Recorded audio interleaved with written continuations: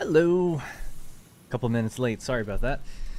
We're back. Satisfactory, continuing where we left off yesterday. We're going to be building the rest of the AI limiters, circuit boards, and all of the rest. Just need to open up the Milano document so we can see what's going on. And I'm going to put on that Shape Z soundtrack again. I quite enjoyed it yesterday. And I think it's okay. All right. Right, Mealy note.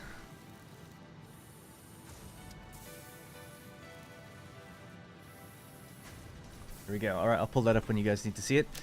Pop back in. Genome Cop and Jerry. Good to see you guys. And Sahil. And Chris. Good afternoon, good morning, good evening. Aiden and Justin as well.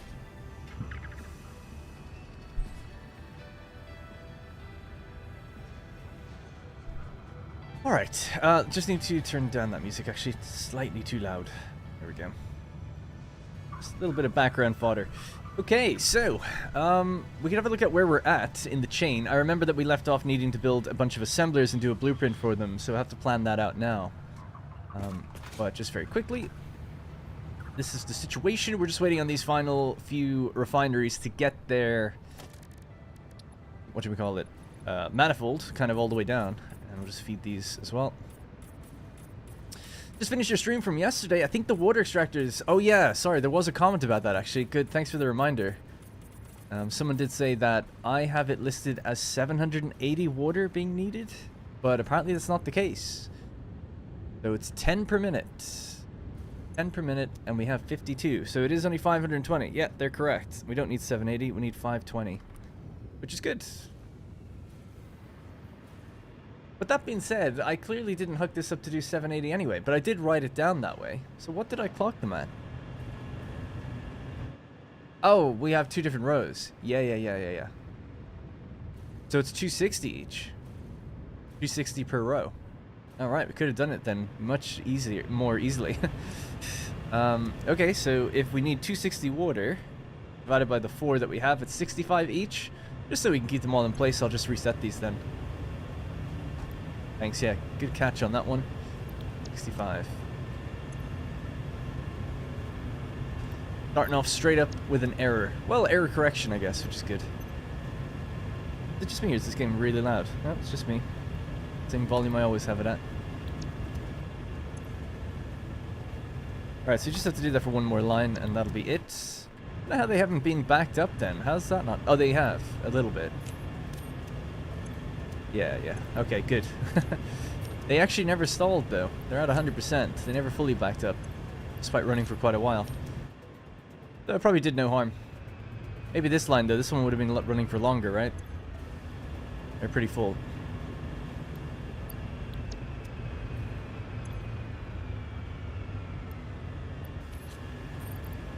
Really, you only need a Mark 1 pipe then, but we'll leave it. Hopefully it won't cause any issues.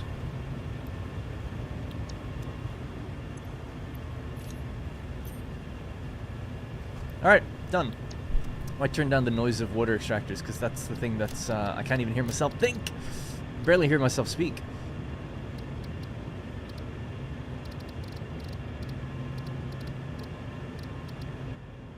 Ooh, better. Alright, good. Thanks for the catch-up on that. Hey, BA and May. Good to see you. So far behind, but I love being on the streams anyway. Hey, I appreciate that. That's what I like to hear. You know, I like it when people are catching up as well, but it is nice that people are just like, well, it's nice to be in the moment. Trino, thanks very much for the channel membership. Appreciate that a lot. We're one away from 600 again. Battling for that 600 position. And hello, BatTech and SS Farming. So, let's catch people up on what the deal is, where we're at. So, obviously, on our right is the Caterium. Caterium refineries, Caterium ingot refineries, pure Caterium ingot. Then we've got the pure copper ingot on this side.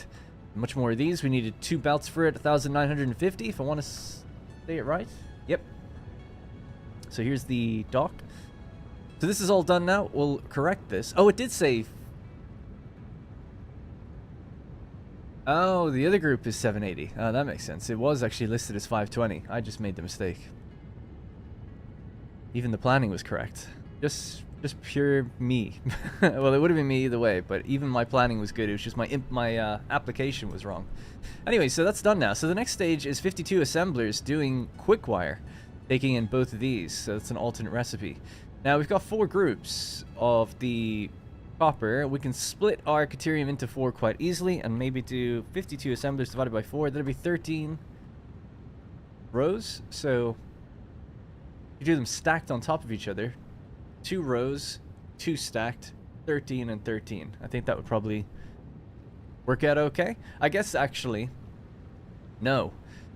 Best way to probably do this is to consider the outputs. Be very awkward for outputs trying to divide that then. So we should really output it so that we can make sure each machine line is doing 780 per minute, because we will get 6 of them. I think that's what I'll try and do instead. So that should make life a little easier, I think, from a logistics perspective. I'm still going strong, just about, hanging in there. But no, yeah, I haven't missed any, I don't think, so feeling good. Or we did miss one a few weeks ago, but I added another one to catch up. But that was a while back. Hey, Jamichael. And thanks again, Killer D600. Killer D600 with the 600th channel membership there. Big respect. And tier 2'd out of their mind. I gave up watching all the streams a while ago. I would love to, but it's just, yeah, no, it's too much. It is, I mean, it's literally too much. So I really don't think... Oh, it's great if people just realize or think for them it's too much. You know, obviously it's not too much for everybody, but if it is too much, maybe just skip ahead. You know, I catch people up on what's going on. You do see it, for the most part. Just don't leave. That's all that matters. Just don't give up completely. Alright, yeah, so let's have a look at the recipes for these machines then, and that will kind of tell me what our output situation is. So I know that I can do 6 belts of 780 for quick wire. And we have 5 belts in total that we can hook this all up with, but we can divide that up however we want. So let's have a look. Quick wire. We're doing this recipe here, fused quick wire, so it's 90 per minute. So 780 divided by 90. An awkward number, but it's, let's say it's going to be 9 machines, which is actually okay because you can do stacks of 3. And if we do 3 on 3, that'll be our 6 lines. Alright, so yeah, that's how we'll do it. Might make it a little tricky for feeding them, but it'll make it much easier for getting their output. The only problem is getting these 4 belts to split equally into 6 lines.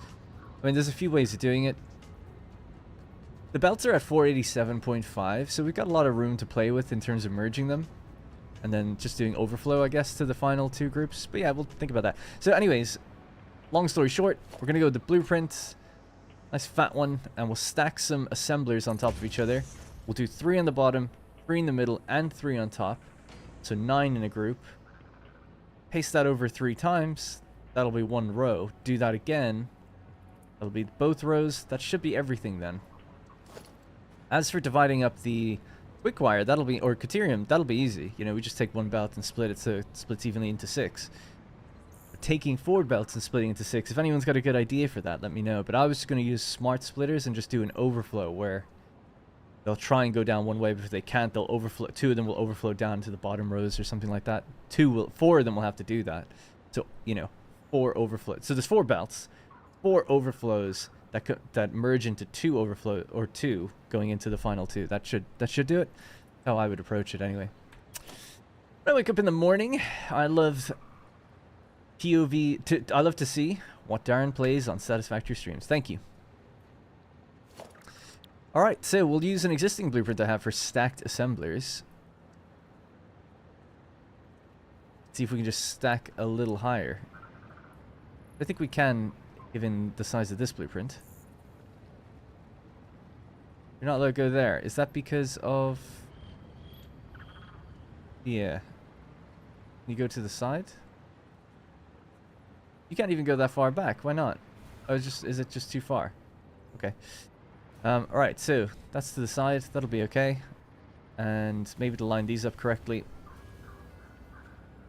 Excuse me. Alright, something like that. That's 3 and 3, and then we need another 3 on top. So that should be easy enough. Those are the inputs. Oh yeah, do I need to change? No, the inputs don't need to change either. The outputs. Well, I can do that now, but consider where they're going over there. They're going to be going over here somewhere.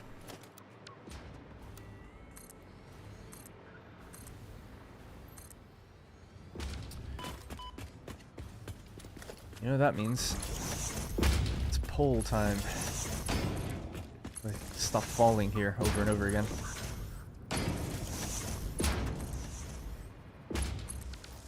Alright, better.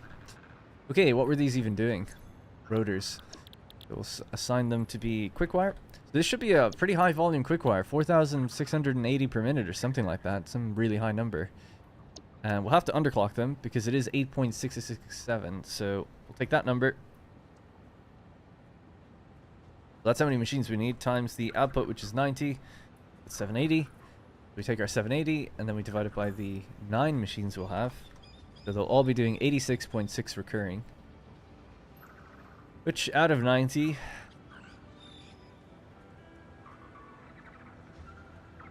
times 100 is that percentage. It's 96.2 blah blah blah.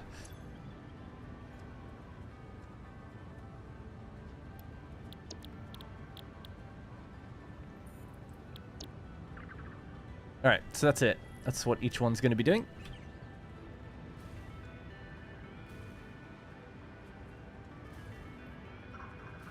Alright, nice and copied. And then the 3 rows will just have their own belt together, and there will be a Mark V. Nice, that should work out nicely. 4 to 6 splitter. Each line splits to 3, which gives you 12 lines, then merge each 2 together. Caesar's going to do another poll. Let me scroll back up. What did I miss? Why'd you mention that? Caesar's going to do another poll. Oh, for how best to do that. Yeah, maybe. That would be a difficult poll, I feel like. But BA actually has a pretty good answer there. You know, 4 to 6 splitter. Just take our 4 lines. Well, 4 to 6 splitter. Each line is split into 3. You take one line, split it to 3. 3, 6, 9, 12. And then merge 2 together. Oh, yeah. Yeah, it's great. That would work. And that'd be nice and clean. So we'll do that. Thank you, Damcar. Again, 10 gifted subs this time. Because almost every stream is gifting 5. So appreciate that. Thank you, Damcar. That's gone to Bat Tech, Matt Clark, Mark, Capistron, Neo, Vadim, Preston, CJ, Richard, and Captain Crunch. Richard English. And he said he just wanted to say thanks for his own, and he just subscribed as well. 6 months as well. Appreciate that a lot, Damcar. Thank you. Really do appreciate it. That's a lot, and you do give very consistently and give it quite a lot, so thank you. No, you said you were going to do a poll yesterday, and then Caesar did. Oh, right. As in, like, yeah, I did a poll, and then I just overruled it. Yeah. Who knows? Yeah, maybe. I think I've done that twice now in the streams where I've just overruled it because I didn't like the result.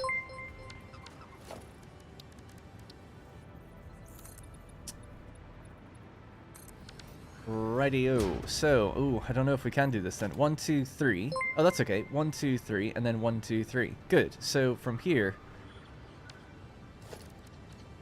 we should be able to do the same thing. Yeah, that pole will be kind of in the way. We could redo that, though, maybe. It might not be too in the way, because I'll be using these. That was just to get the initial anchor. That's just going to go out to 2, right? Yep.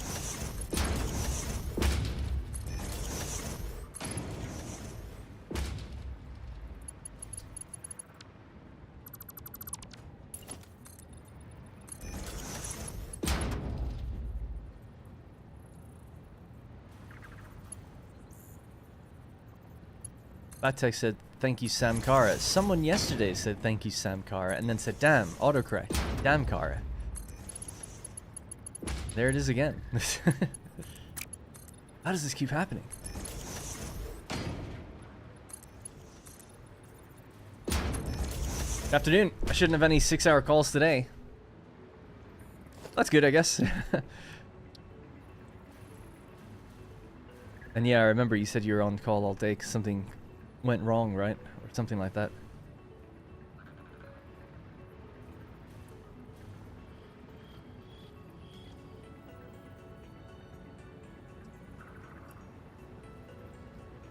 Weird. Not a...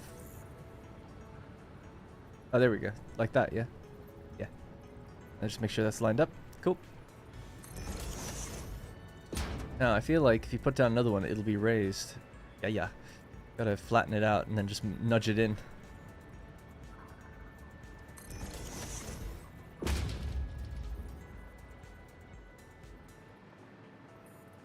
Though I was gonna say, I also feel like they're not actually on top of each other. They almost are.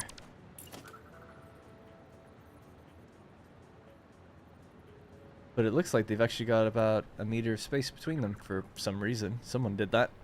Don't know who. Don't know why.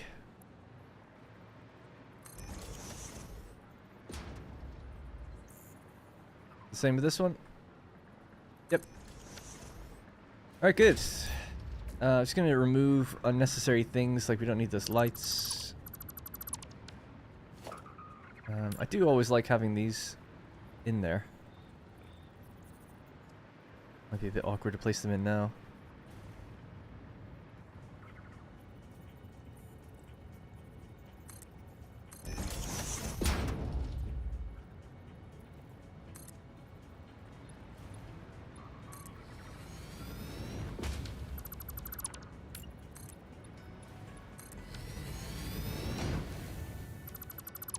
Alright, that's good enough.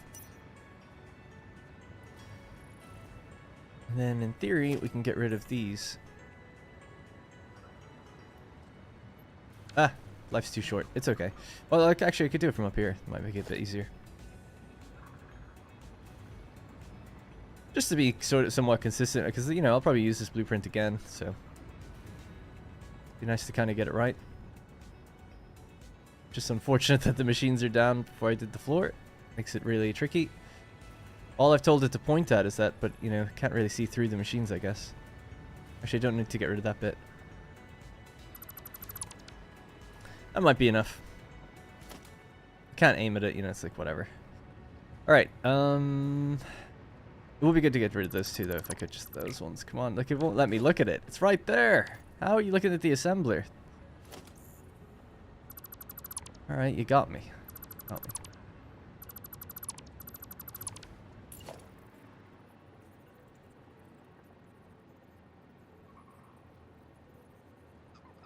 Oh my god, you're killing me.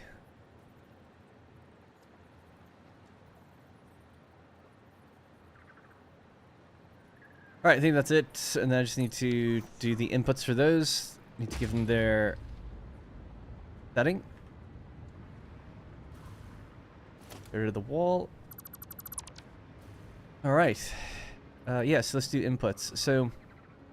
I need to... They might be going a different direction. I need to think about where they... Well, actually, we'll have two versions, won't we? There's going to be reversed directions. They're going to be somewhere just out in a line out here.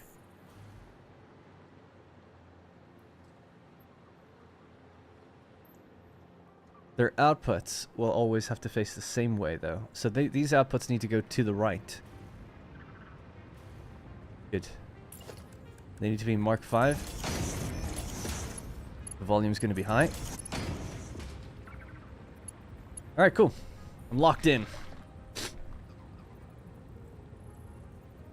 5K is a big number, yeah. We're doing just about 5,000 quick-wire. The exact number will be 4,680. Then we're doing 546 circuit boards and 156 AI limiters. Although people in the comments were saying that maybe we could do less circuit boards. Because I was proposing that maybe we do less. And instead do high-speed connectors. That would require... The way I wanted to do that was... Well, initially it was a different way, but now thinking about it, it would be like probably bringing in quartz. So, a bit awkward. It's either that or finding another copper node and making cable. It requires either silica or cable, basically. Figure out how you want to do it. Alright, one there. There. And then we'll have to do a version of this where we reverse these.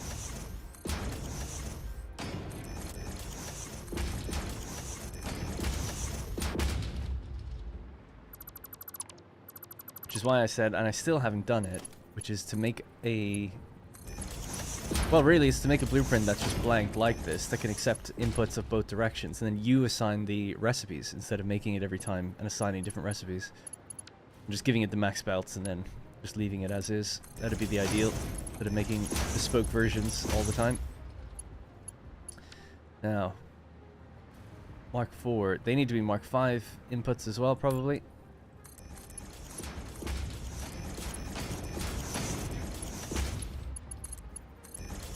Actually, the Caterium ones don't. They're going to be quite divided. Because the Caterium that's coming in is 390 into all of these machines, so it's so low. 390 divided by 6.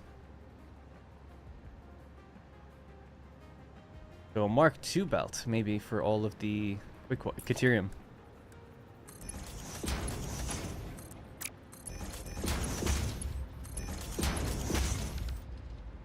As for the copper, it'll be 1950 divided by 6.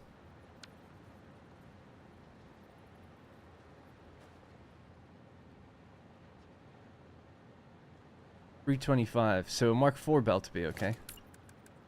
I'm kind of low on Alclad. I mean, we do make it a little bit in the background, but not much. So I feel like, if I can save a little bit of the construction material, I might as well. Because it'll allow me to I'm going to be putting down a lot of these, so, you know, it might save some time. We have something like 150 assemblers to do today, so 'tis a lot. Alright, let's get our beam. And I just need to create the top layer beam for this, which has to go up to just over the... So that's kind of in line with the light. That's 1 over, so... Kind of in line with the light. And that's 1 over, right? Yep, 36, that makes sense. Divisible of 4. Cross. 32. Alright, almost done. Slam these MFs down. Although I have to do the reverse, I guess. And then we have to do that 4 to 6 splitter.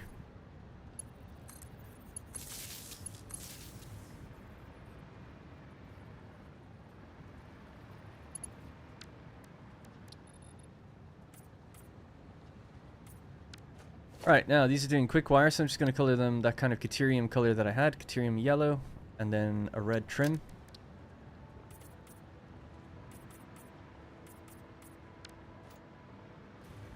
The rest can stay the same, I don't really care. Split one of the 4 lines into 3 and merge into each one of the 3 remaining lines, then split to 6. Yeah, that's what, can't remember who it was, actually. BA said it very eloquently above, so we're going to go with that, which is, use his words, 4 to 6 splitter. Each line, so each individual line of the 4 splits into 3, which is super easy, right? It's just 1 splitter. And that gives you then 12 lines in total, and then you merge 2 of the 12 together to be left with 6. So I really like that. That sounds like a good way of doing it.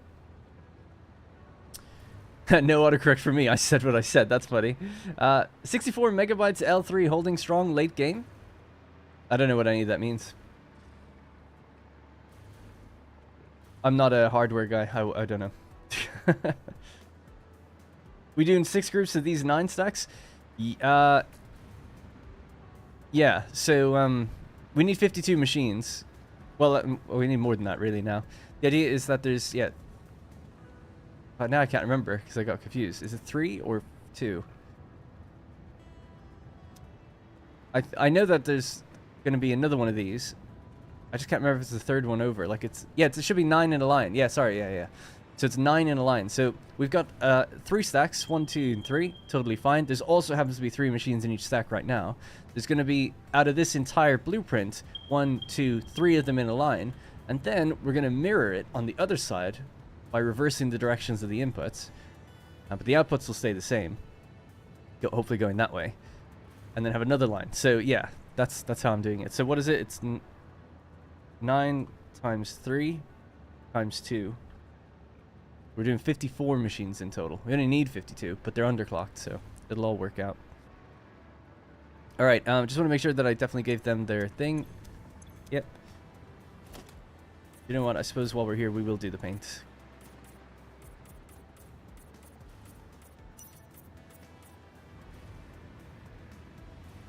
These ones I wanted to be inverted. Actually, we'll just keep this for a second. We can do the belts this color as well.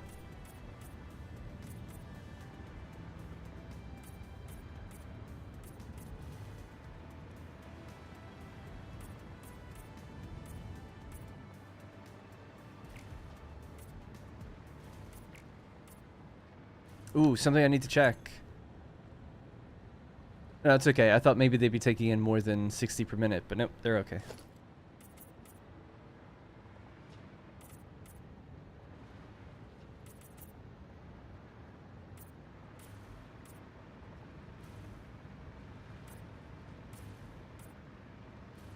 I remember which ones I've done. Oh no, don't crash. Okay, good.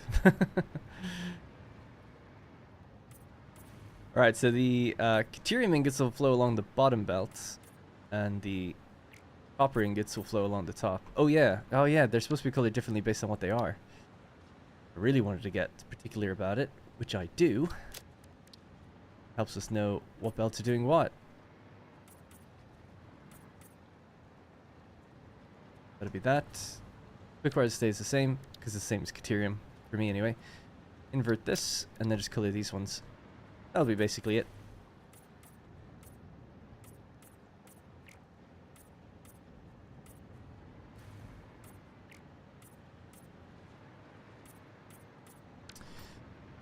All right, so then it's just the red for the final mergers on the way out.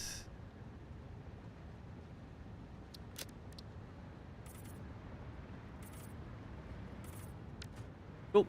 All right, there we go. So that'll be it. Hopefully I didn't make any mistakes there.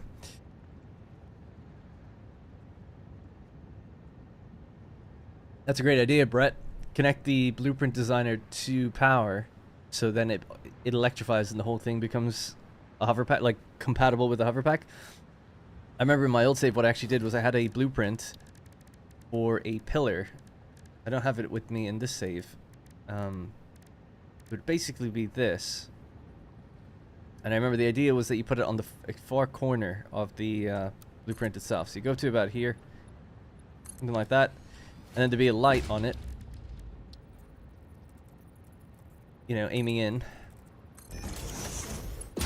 The light would be configured, and then you just like copy that, put one there, put one there, put one there, and then you just link the 4 poles together, and they would all just like make it bright, and you could fly around. That was the idea. So it's a little bit of hassle, but I suppose, you know, blueprinting it would make it a little quicker as well. So that you just go, okay, putting down a blueprint designer, and now that would actually work even better now that you can have varied sizes. So it's like, okay, just pillar, pillar, pillar, pillar, set it up, but a bit lazy to do it. Should really do it, but oh well. But oh well, I'm not going to, I guess. Maybe later. Right, so these are, we'll just call them quick wire. And they're just going to go into the stacked assemblers. I'll say fused quick wire because it is specific. Fused quick wire. Color. Might do the red actually that we've been using.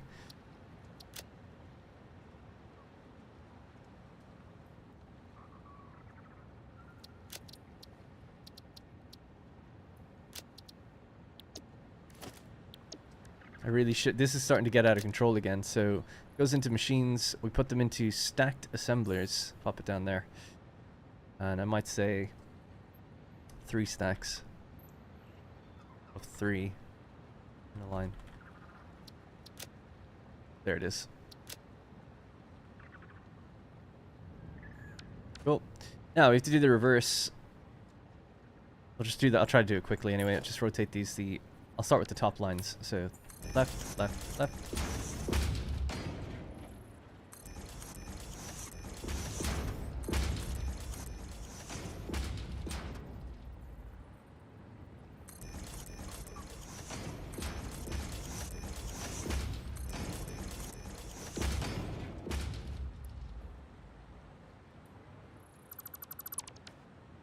Let's do those ones.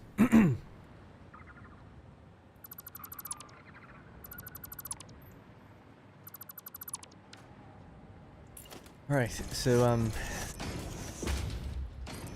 well, it's not much to talk about, really. It's just pretty basic what I gotta do. Just reverse each one of these. And then just remove them. And then rehook up their belts. Ah, you bitch. Got that one wrong.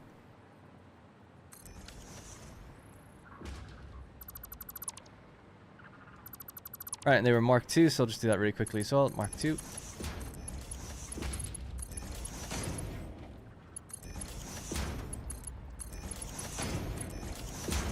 I'll hook up the machine ones last, so just get rid of this now.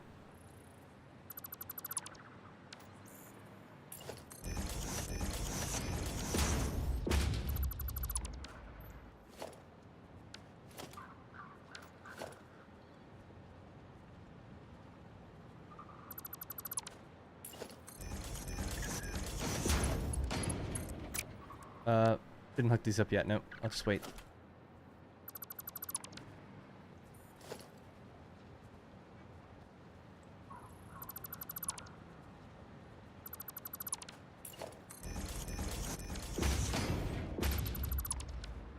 Alright, and then it's Mark IV to connect all of these.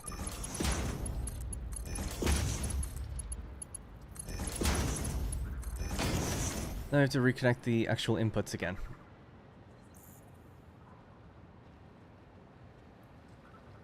That was me. He's using a new name today.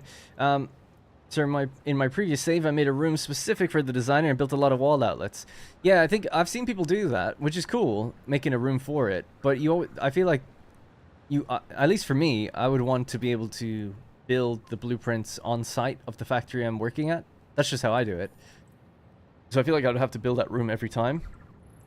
So it seemed to me just like often, at least me, often I'm randomly in some spot and I'm like, okay, just clear out a bit of terrain, put the designer down and make something quickly. So that's why I always thought like just having the pillars be quickly put down around it is a quicker solution. But I do like the idea where people actually make like a specific home base. In that home base is like the kind of their central storage, their space elevator, their blueprint designing room, their MAM and equipment room. You know, that's kind of cool. And then maybe a lot of people will combine that and have stuff like where they make their biofuel or where they get their DNA points. That sort of thing as well. All the kind of manual stuff is like all in one place then. The stuff where you have to be there. Right, so you just need to hook these back up. Those can go, and those can go.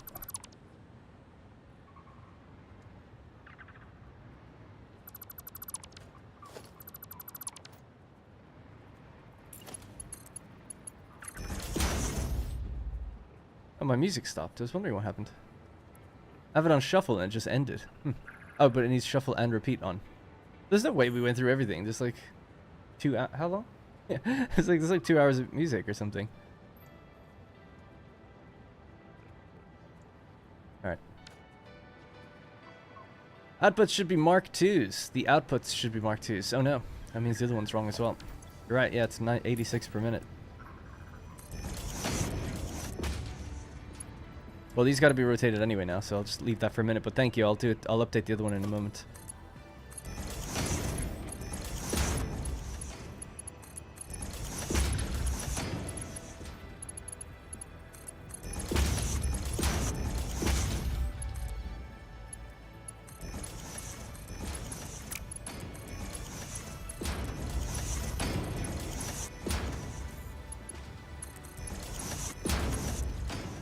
Right, so these need to be reversed, correct? Because they're going to aim the opposite direction. Yep, so...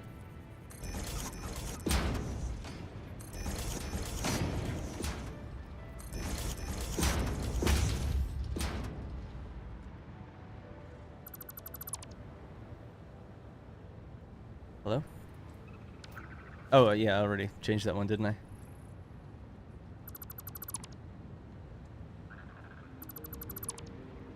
You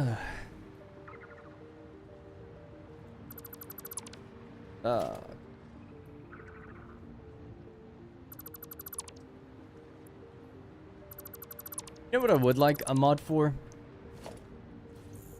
Like cutting in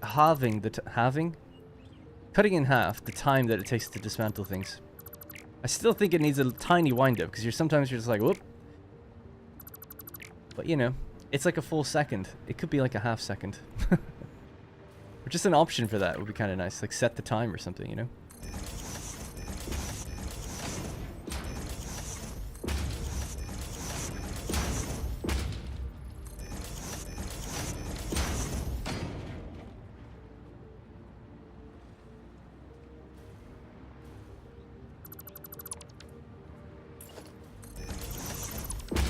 Right, so Mark 5, these are all the outputs. They'll all be 780 per minute. Let's connect those.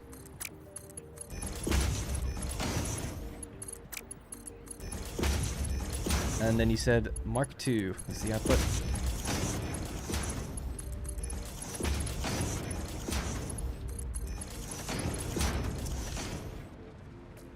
Alright, I reckon that's it. Although we did make a slight mistake with the other one. So fuse quick wire, that's going to be R for reversed. Now I'm going to load up the regular version.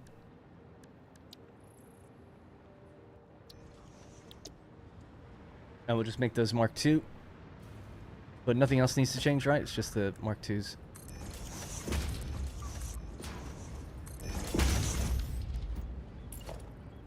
And screw the paint. I can't be bothered.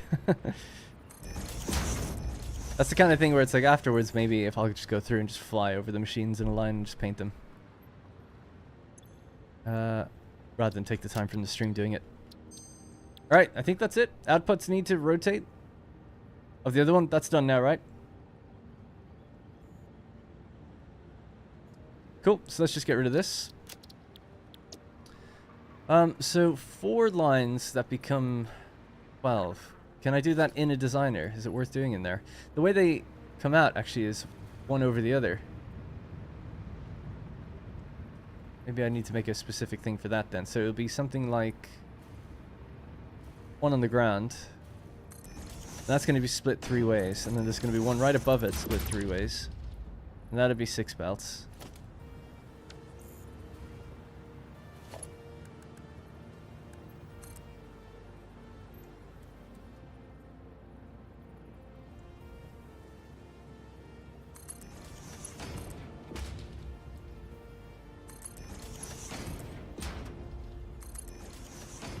And then 2 of them need to merge. So 2 here, 2 up there, and then 1 that's up high and 1 that's down low. To get the configuration for that, I guess. Alright, let's do that then.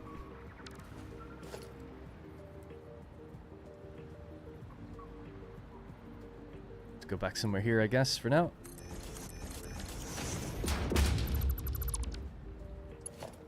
And I'll give it some space. We're not hurting for space, so something like that.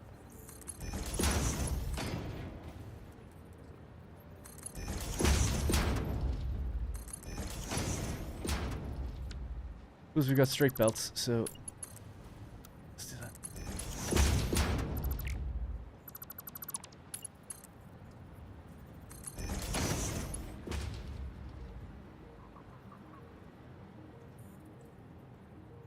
What quantity is on the 4 lines? 487.5. Hello, Darn. Hope you're doing well today. Hey, Sal Romano. I am. Yeah, thanks. You ever spend 2 days on a gigantic factory only to realize you need even more than you planned for and now have no space to expand? Never. I never make mistakes.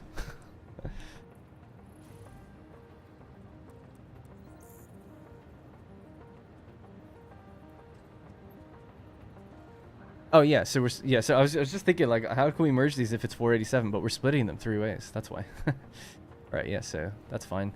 So I'm just ballparking this really quickly. So this will be somewhere actually. Building can't be nudged. I don't think so. That'd be something like that one. Those 2 will combine. I'm doing this so awfully. I shouldn't be putting these things down at all. And really, we could go closer, so let's do it.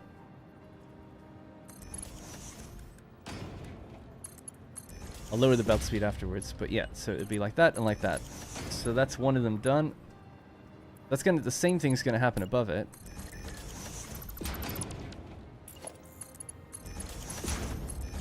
And then over here, we need to get this one to go down and meet up with its little buddy. Any bit of awkwardness, I guess. Is there a way I can get a merger to line these 2 up nicely?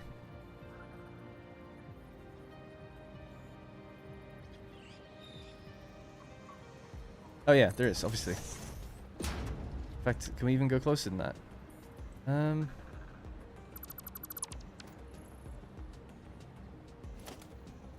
don't want to go that close, I guess. Might be weird. So I'll go to the next middle point of the foundation and stay there. But yeah, so this will go in there, and then get this guy.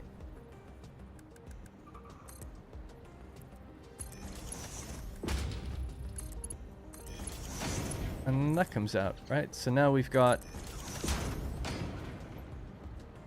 3 lines. Now, if I want to make it so that it actually fits my blueprint, it could go up much higher than that.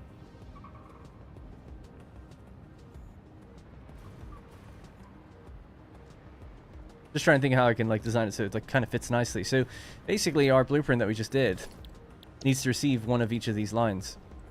It's quite tall.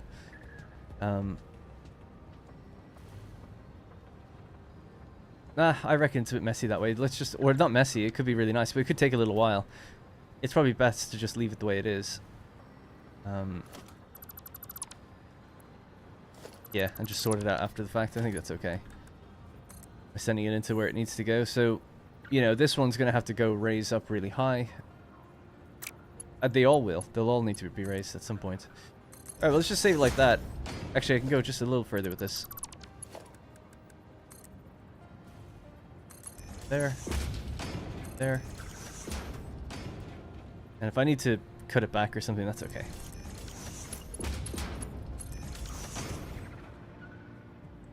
Alright, so that works. So that is a 6 to 3. No, sorry, a 4 to 3. Yeah. Merge the top and bottom. Or, sorry, it's a 2 to 3. And the other one will be 2 to 3. Or 4 to 6. Yeah. Now, it'll be 780 going in here. No, sorry, it's 487. And then we're splitting it 3 ways. What's 487.5 divided by 3? 162. So Mark 3 belts probably are okay then.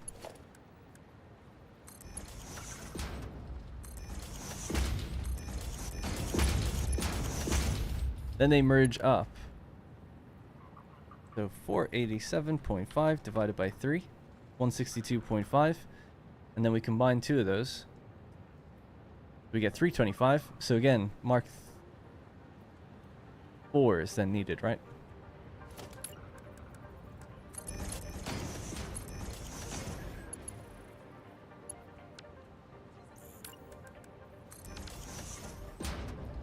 Yeah, I think that's okay. So we're left with 325, 325, and 325. So 325 times 3 is 975. 487.5 times 2, 975. So it works. Great. Alright, so let's call this a 2 to 3. What is it, a splitter or a merger? Like I was going to say splitter. I guess it does split. It is a splitter because it's going into more things. 2 to 3 splitter. And I guess it's stacked.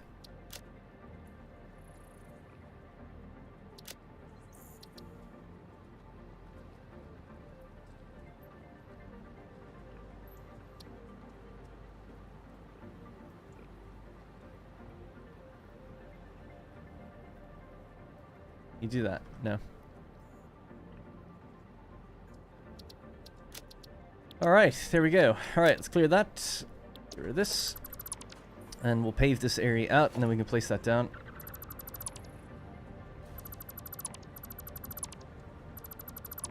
Now, just really quickly, undefined, I want to just put these into the correct things. So this is going to go into logistics.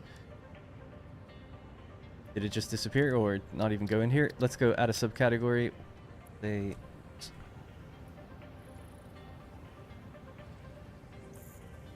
Belt configs. There we go. And then in machines, we want to add that other one, the reversed version. Okay, cool. Alright, good.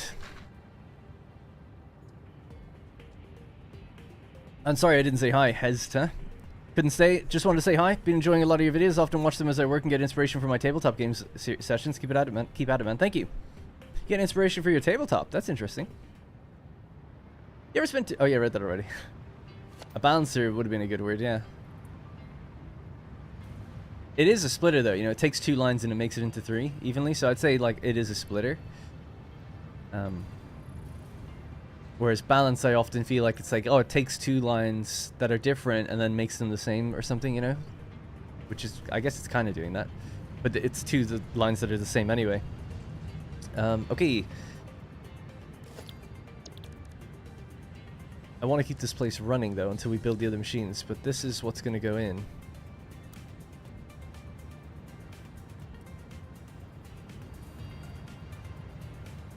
So, yeah. Because I didn't alternate them or anything, I'm not going to. One will go there, and then the other will just have to be moved out a bit further, but that's okay. And then we get our 3 lines, and they're going to go into these really large assembler stacks now.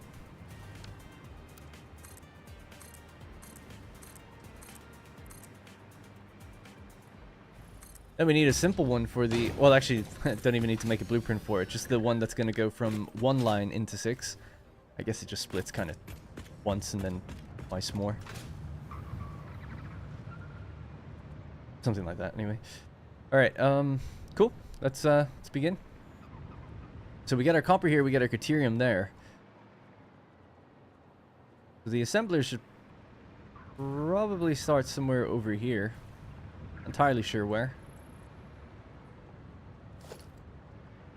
We'll leave some space for those splitters to do their things. This will be our line of demarcation. What goes over there, though? Anything? Big open space? I don't know. The wall's just going to do the 2 lines going straight out this way. Let's do it. I've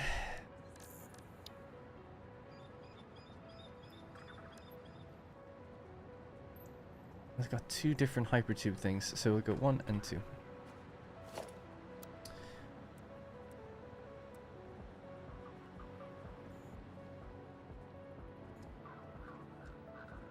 Alright, so their inputs will be on this side. That should be okay. I think they can reach down here. Although, yeah, we could probably move up just a bit further. It doesn't need to be that far down, I don't think. Maybe somewhere here? Maybe split the difference?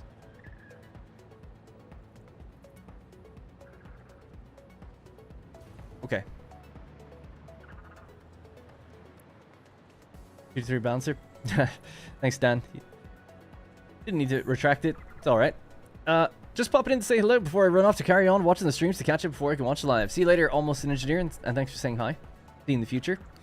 Alright, is that it? So there's one. I think we're okay. Just making doubly sure before I click it. Go blueprint mode. I'm gonna lose my power, but that's alright. And we'll just make sure this is facing the same direction. So that's number 2. And then number 3. So that's one side completely done. And then we need to do the other one. And then just make sure these are connected. This should give us 6 lines of 780, I think.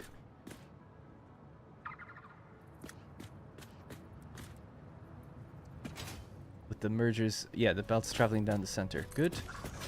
We're out of reinforced iron plates just for a little while, so I can't put another one down, so we'll just wait. Get these ready. I'll just start powering them so I can float. Alright, let's just connect all the power lines across first. That's what I like to do, and then we'll connect the other stuff. Hey, Brunswick. Thank you, Matt. Thank you very much, man. Channel membership, Tribune Dead of the Mind, another month in the books. Keep up the great work, they say. Thank you very much. Thank you. That's just interesting. Your thing came up, but it didn't show the message. I wonder why. Or maybe it only shows the message for super chats. I can't remember. I thought it does it for... Maybe it's if you're only a sub for more than 1 month. Because it says member for 1 month, but you said another month in the books. And I believe you. Wonder what's going on with that. But either way, thank you. Did I do these ones? Of course not. Alright, so we're all hooked up there. No problems. Let's just connect these up the line. I guess this would be the start of month 2. Yeah. It lets out a low chortle-like growl before spinning off into the distance. Explosive rebar for dealing with... Your party leaves the tavern only to discover a large bean-like creature on long spindly legs, whose whose underside resembles a whale. It stares at you blankly. I've never done D&D. I don't have any friends, but it would be pretty cool to do it. Or friends who are into it. And don't really have any friends now that would do it. In terms of quantity. But yeah, I've always been interested in that kind of thing. I think it'd be cool. I love writing. I would need to play lots of games before I'd even consider it, but I'd love to do that kind of thing as a somewhat of a dungeon master. But I'm not a very stats and numbers orientated gamer, so it probably isn't for me, but I just like the idea of being with friends, creating like stories and going through them together and stuff like that. I think that's pretty cool. I wouldn't want to play it online.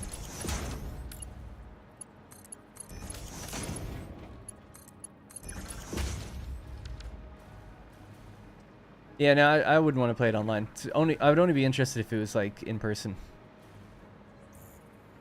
But thanks.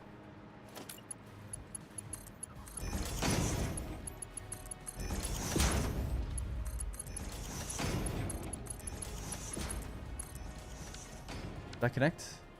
Yeah, I guess so. Alright, I think that's all hooked up now. Belts should be all aligned. And... inputs as well, right?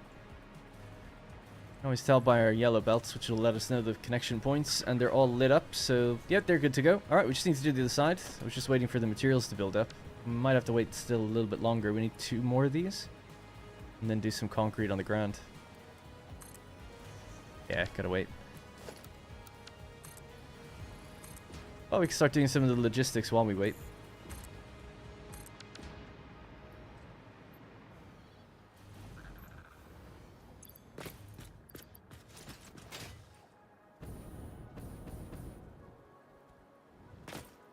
For my friends, it's mostly about storytelling. Nice, yeah.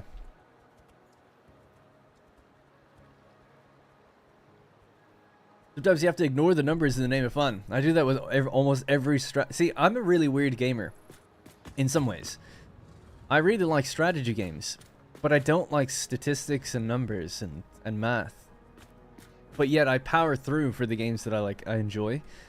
So, as time has gone on, you know, I've really liked Total War for a long time. It's kind of my first entry into PC gaming. I really like Age of Empires, but that was also one of the first games I played. But I like the idea of commanding armies and, you know, scale of battle and resource management and stuff.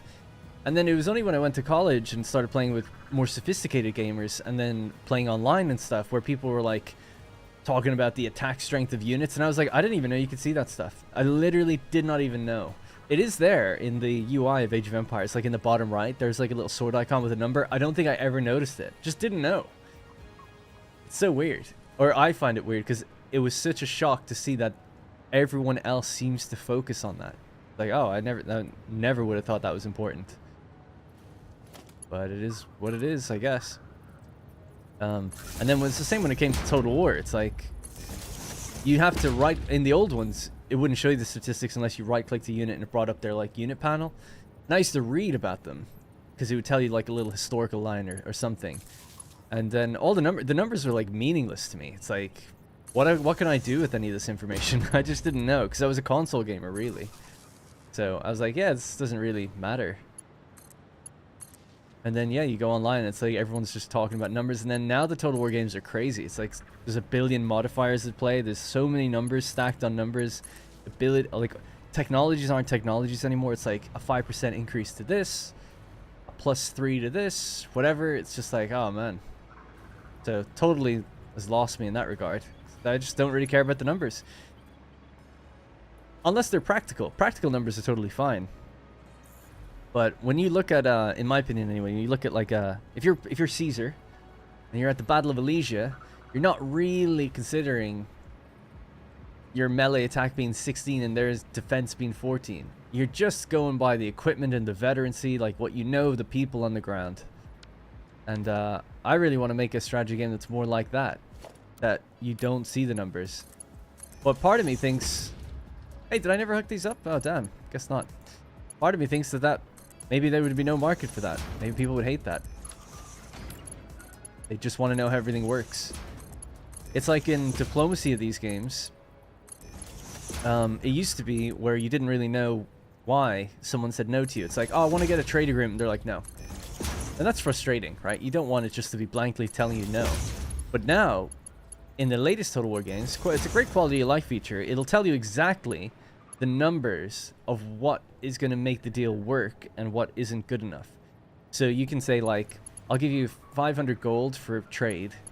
And they'll say, no, negative 3.6 because of base relative power, whatever. It's like just totally telling you like what's going on in the code almost, you know? It's like, we're weighing this up, and based on what we've added up together, this deal isn't good for us. But see, for me, what I would do in an immersive setting of that, I'd hide all those numbers, but I would have like a million different like lines of dialogue, or just a lot of lines of dialogue for every circumstance that you can find yourself in.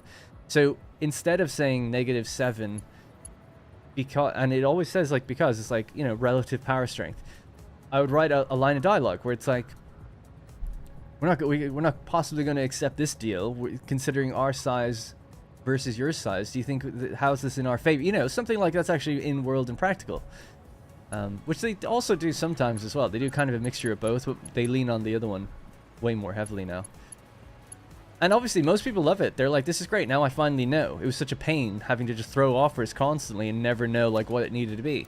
But for me, if I was designing a diplomacy system, first off, I would try to hide the numbers and try to give immersive, realistic answers to things.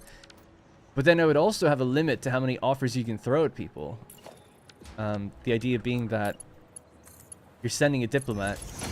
The diplomat that you send, you sort of preload them with the offer. So it's like, okay, I want you to go down to Egypt, and here's like the maximum we're willing to deal. Here's the minimum we're willing to deal. And you know, maybe based on their oratory skill or something, they might be able to get that better deal. You'll still be presented with the screen, you'd still see it, but that could be an influence on the deal going your way because like they have a higher skill. So, but if you don't get it on the third try, then it's like, okay, negotiations are broken down. You're gonna have to wait a while before you can really start this up again.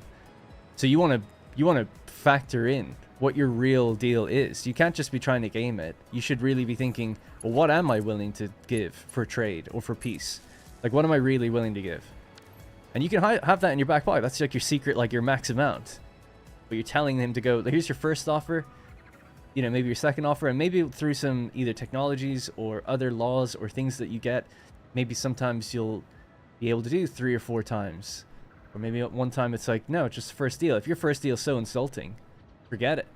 You're out for another year or something, you know. That's how I would do it anyway. But thanks for just listening to me vocalize something that's probably never going to happen anyway. But right, these are all connected. Why aren't... Oh, they haven't had their power lines drawn across. That's maxed out. Let's do it from the top then. So just the ones on the end. Oop. Anyways, pretty funny when Satisfactory is like at 90% numbers. Yeah, so just really quickly, the difference with that would be, you know, I don't mind practical numbers. It's like, oh, you need this to make this. So Stellaris is a great example of practical numbers. Although there are modifiers in that game, but it's more like, hey, like you need minerals to make ships. You refine minerals into alloys. You spend energy as your form of currency. The game has numbers in it. Like real life has numbers in it. But I'm saying like the gamification of numbers is what I don't really like, where it's like, oh, here's a unit. There's 200 men in the unit. That's a fine number. Practical number. But then when you start saying like, here's their charge bonus, it's +4. Here's their attack strength, it's 17. Here's their defense, it's 4. It's like, no. This is not... No one would know these numbers. How could you? The only way you could is if you tested out a unit over and over again and saw them getting... But no one's copy and pasted themselves. So it's just, to me, it's just like a total abstraction and gamification of it, which is fine. It works for so many games. And strategy, people want to be informed of that stuff. I get it. But I would be like, well, if I was really Caesar, or any general of the time, you have to just rely on what you know about the unit. What kind of equipment do they have? How long have they been in the field? How many are there? Is it their first time in the campaign? So you have an experience number. It's like they've been serving for, 8 years. They fought 3 battles. They've never lost. Morale could be a nice... That's a kind of a generalized abstract number, but I'm okay with that one. It's like, yeah, the morale... Well, I wouldn't even display it as a number. I would display morale as good, or high, or low. It's like, yeah, the men's morale is high. They're all equipped with their best equipment. They've had a couple of battles, but that's their unit on the on my left. My right flank has a complete noob unit. Right, it's their first battle. They're green. They've got no experience. They're carrying the same weapons, right? So you don't have to worry about that, but it's most likely that they'll break easier given a certain situation. So you got to factor that in, as like in some sort of practical sense, rather than crunching numbers for it to tell you the exact, like, what the outcome is going to be. And then the real unpopular thing I would like to try is I would randomize it just a little bit, so that 2 units facing off against each other, the outcome's not the same every single time. Just a little deviation. Anyway, but you never know. Never thought of it that way? Yeah, my big thing, I've talked to a few designers and people that are, who make these games about these types of things. And they're like, always interested in it, which is nice. It's refreshing that nobody's really ever just said, no, this will never work. At least not to my face. But they do say, like, it would be, like, really risky, though, It's like, it just seems like it could be really risky. Like, that could just not work. Players might not respond to that well. You need to get, like, a big sample size of people and see how they feel about it. No one ever likes to hear you get less information when it comes to a strategy game. I like to think, though, if you had higher immersion, it just wouldn't matter. And if you really think of yourself as a commander, put the game aside and get fully engrossed in the world. Like, what would you do in this situation? Here's the information that they had at the time. You've got that now. You got to figure it out. Anyway, an output's not connected. Let me just run through this again. Final inspection. The hoverpack's too slow. I can fly through much quicker this way, it feels like. Yeah, good call. You got it.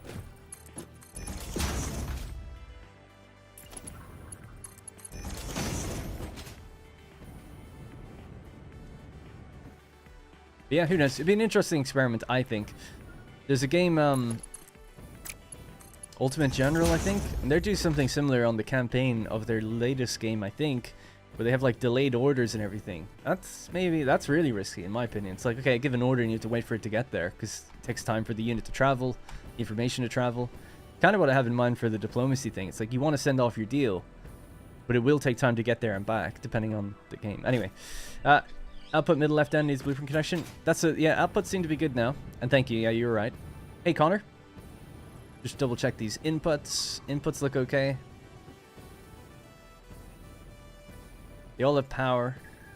We're basically all ready to go. I have to make a... Oh, no, I don't have to make a merger. We need to make 6 awesome sinks to take in all this stuff for when we redirect this. So that's the next thing I'm going to do. Just make 6 awesome sinks. A bit temporary,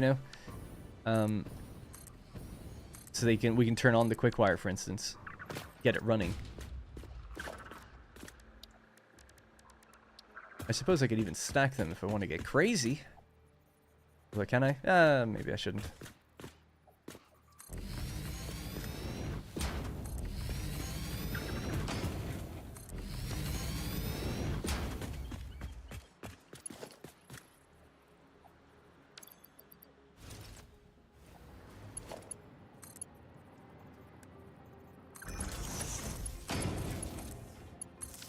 Right. So... But anyway, just the last thing about that idea, I would just like to see someone do it. No one's done it. No one's done it that way. And maybe no one's done it because it wouldn't work. But I don't know. I need to know. Someone just make like a sim-like game almost like that,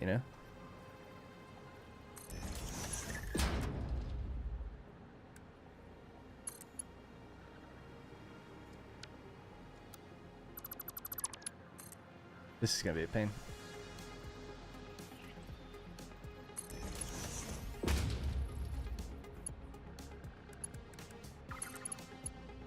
Okay.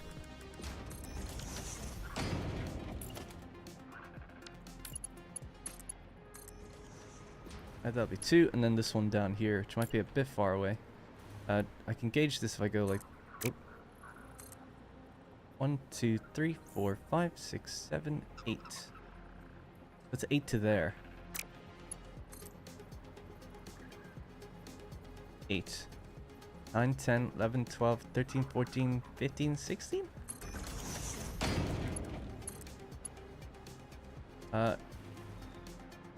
Low by 2. I guess I didn't factor in the bottom.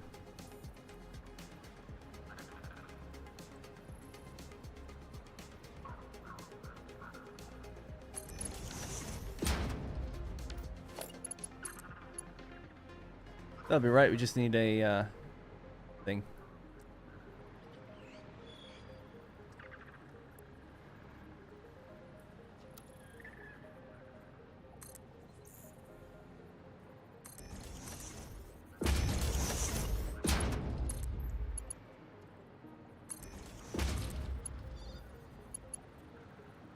Still low. Wow.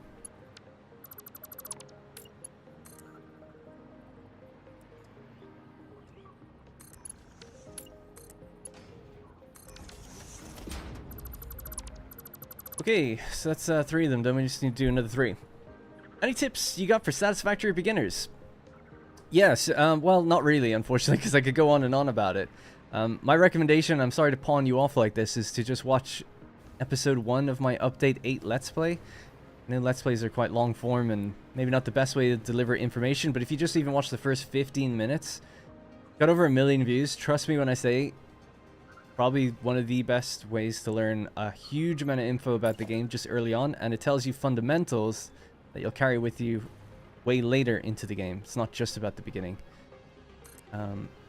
So yeah, it talks about, you know, how to balance belts, how you plan factories, how you decide what you need, that kind of stuff. But I'm sorry that I don't have any like tips. Just, I'm not trying to put you onto another video. I want more people to be here, but it's my honest answer for the way you could probably get the most info. Yeah, it's like, you can ask me a question, I can answer it though. It's like, but for just asking for a generalized tip for beginners, I wouldn't even know where to begin anymore, you know? There's so much. It'd be easier just to, if you had a question, then I could answer it, I guess. Hey, Yusuf.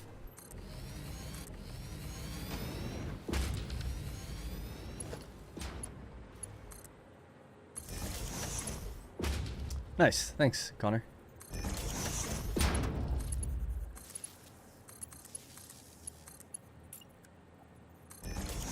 One tip that I've been thinking about recently, that I haven't got in that video, and that I've been mentioning a lot lately, is that I think a good rule of thumb for building factories and deciding how big they should be is if you build to the belt speed ahead of the one that you currently have. So in the game, there's, you know, all these different speeds of belts, and you don't know the next one until you get it. But if you look it up online, it would tell you, you know, you could just do a quick, even a little AI search or something. It just says, tell me all the belt speeds in Satisfactory. So it's, you know, 60, 120, 270, 480, 780, and then 1200. General rule of thumb I would have is build all your factories with the next one in mind. So that basically means that if you're ever thinking like, I can only do 60 per minute because I only have a belt of 60 per minute or whatever, just try to assume, well, let me back up. You've got a miner getting ore out of the ground and it's bringing out 60 per minute because you have a Mark 1 belt. Just assume it's going to be 120 per minute because you'll get that belt soon enough. Like, it doesn't take too long. When you're at that belt speed, then the next factories you build, assume you'll have the one above. And the great thing is then, once you do unlock it, you can go back to the factory and just upgrade the belts. And if you've already built with that speed in mind, the upgrade is so much quicker. So it's a little bit of extra time investment up front, but you do get much quicker payoff then, I think. So I would recommend, that's just a thing I've been thinking of lately, and I'll be doing a new series soon. That's kind of what I plan on telling people, which is, and doing, and seeing if this is really going to work. But I think it will.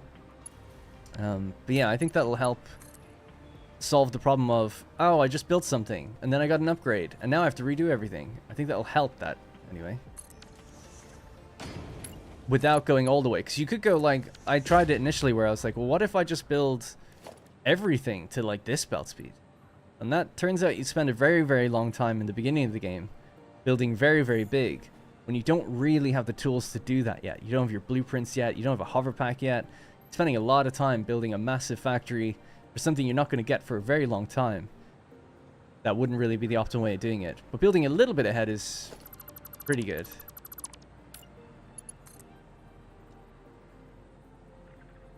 But, yep, kind of an untested experiment. I'll be doing it in this playthrough somewhat. Alright, there we go. And these are hooked up as well, right? Cool, we should be able to turn this on now. Oh, we just have to hook up the initial inputs. The model of thinking you show when you start start the build for coal power. This model of thinking you show when you start building coal power. Yeah, that's like the third video. But arguably, see, that was probably a bit too much for people. And unnecessary, right? It's like, oh, I'm going to build a coal power plant with this belt speed in mind. And people, I'd known this, but I still thought it was the right thing to do. But people mentioned, it's like, but by the time you get Mark 5 belts to upgrade this coal power plant, coal is like irrelevant for power. And it's a good point. And I genuinely knew that going into it, but I was like, no, but like at least it'll just stay there forever, you know, and it'll always do that one thing it was built to do. That was the idea. So you never have to go back to that spot and rebuild anything, ever. But it's not really feasible to have to build so big so early, because you're waiting on rotors and you're waiting on anything you might need for all that build to come together. So, you know, lesson learned.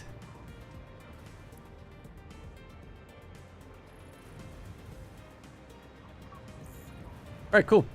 So, yeah, we need to get this and split it into 6. And then we need to get these and use my new little splitter system. We could do it on a certain row of them really quickly, actually. So, let's go in logistics now.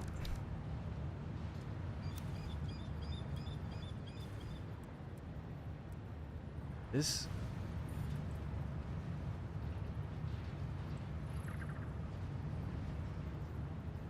Yes, this will be a little bit messy, but that's all right. And can we push this back? About there.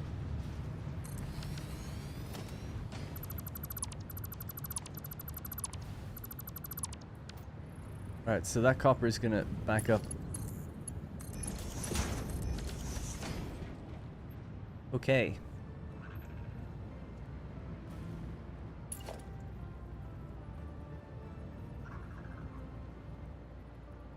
Yep, let's just go this way. I suppose... I'm just trying to think what the best way to get it in over there is. No, that's okay. Yeah, let's just do this. Get the first line hooked up. The copper has to go up.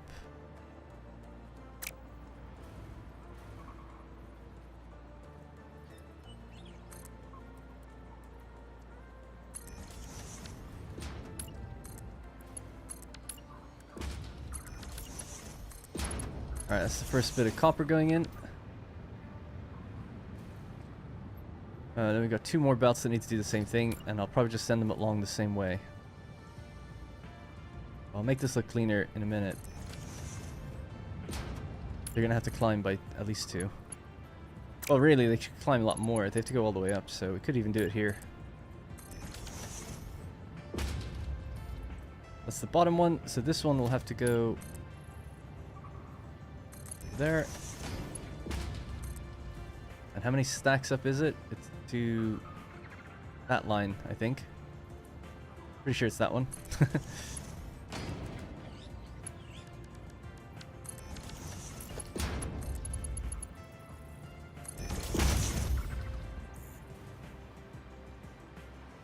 Just realized I'm kind of blocking. Well, no, I'm not blocking myself. Actually, it'll be okay. Might be too far for the belts. We'll see. Can you reach? Yes, you can. Alright, second line of copper going in. And then the final third line of copper just over here.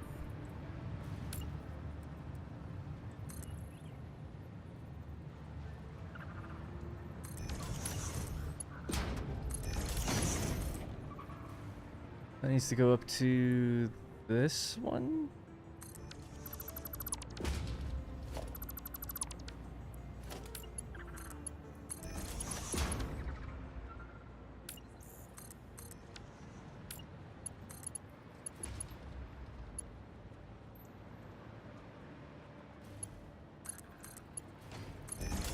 Alright, that's the third one. So now we have to do 3 more on the other side.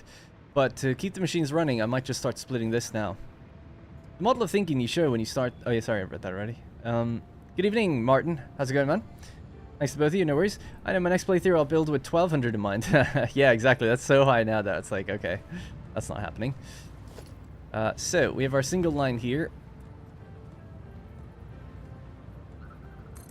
So we split it 2 ways, and then we split again here 3 ways, I think. To give us 3 belts. So it's 390 divided by 2, so it's 195.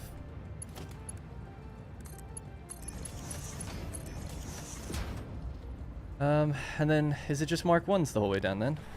195 divided by 3, 65, so it's Mark 2s.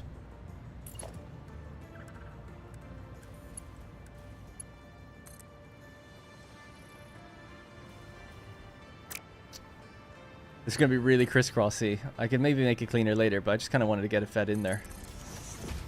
Just right now.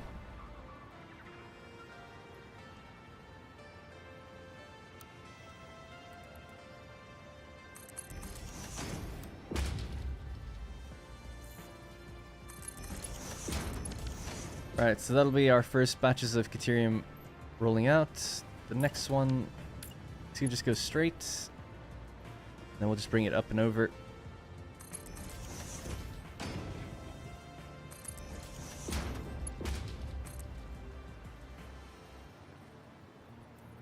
So it would be here, but then 1, 2, 3, 4.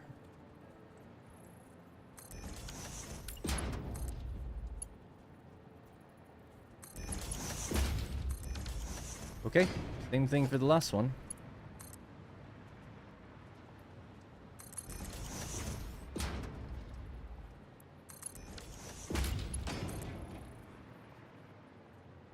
So it would be there. 1, 2, 3, and 4.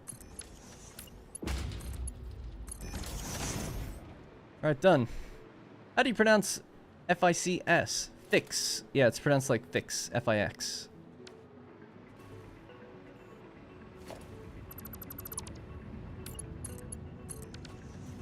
Alright. That'll allow our right side to do its thing.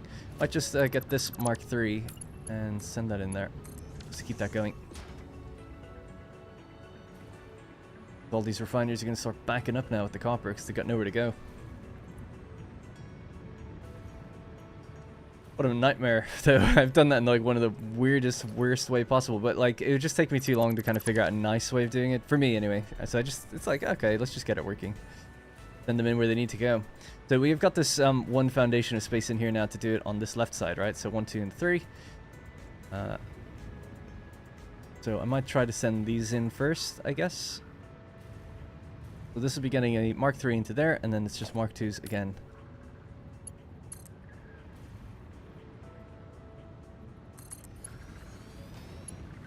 Yeah, normally I would do something like stacked belts for this kind of thing, because it seems a little weird taking up so much floor space with just belts rolling along.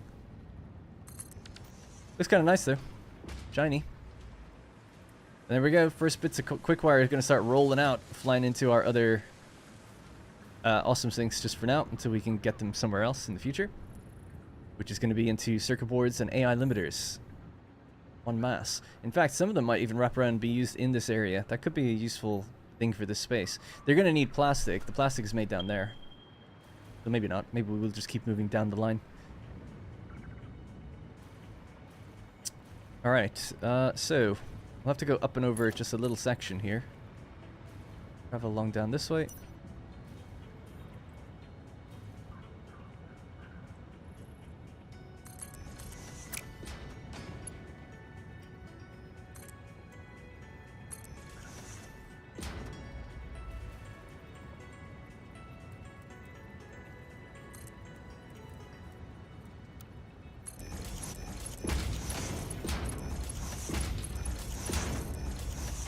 Alright, that'll be that one. Then we need to go up into the one above. Ooh, might not have planned that well. Got that then.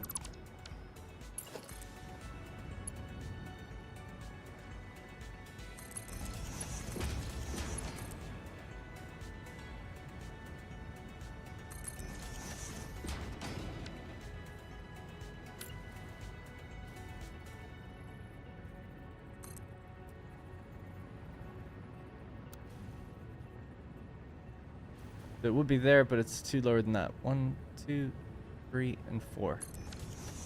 I think. Yep. Alright, in you go. And then this final one, same thing.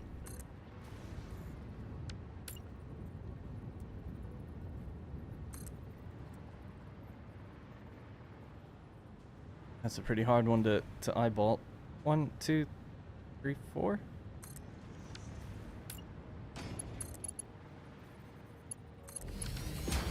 Got it.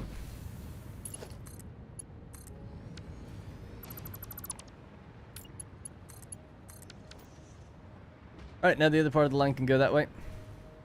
Sweet. Background music is fire. Yeah, it's from the game Shape Z 2. Just tuning in. But are all these going into computers, or some of them? I can show you the chain. Sorry to be just... I know I'm like laser focused on that. Just don't want to make any mistakes. It's hard to kind of read the chat and do that at the same time. But this is basically what we're doing. So, this is the overall build so far. So we started off with... We've got 780 copper ore. We have 780 Caterium ore refined in a series of refineries behind me, right? So there's the Caterium ones there and the copper ones here. Some of them are backed up right now because too much ore was in there before they've gotten out yet. It'll be okay soon. Excuse me. Anyways, so we're going to be making 1,950 copper ingots and 390 Caterium ingots. Combined with an alternate recipe, we can make quickwire. We can make 4,680 quickwire out of the 2 components in 52 assemblers or the equivalent, right? So we've got 54, I think, but they're slightly underclocked. We're just feeding them now. So that's going to give us 6 belts of 780 per minute. Half of which we're going to send into AI limiters. The other half into circuit boards. As for what we do with that, I don't know.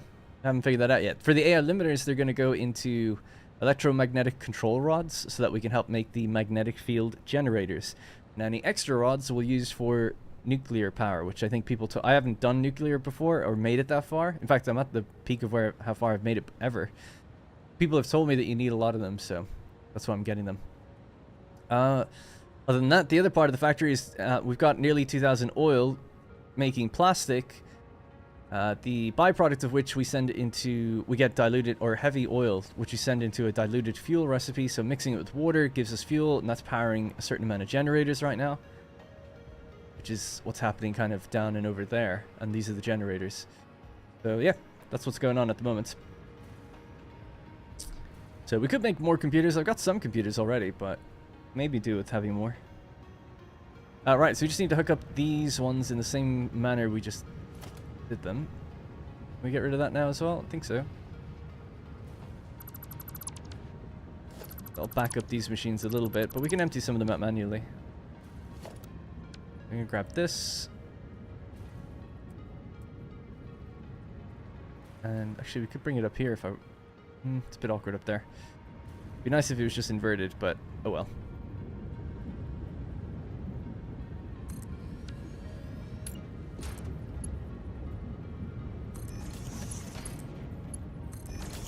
Right, so that's plugged in right now. So same situation as before, but we just have to get it into a place that's a bit closer. I don't know, just travel along down the center line here.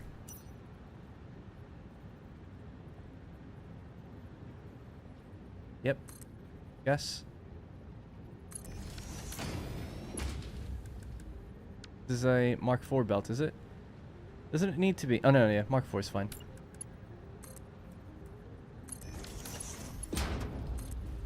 That goes in. All good there. Next one.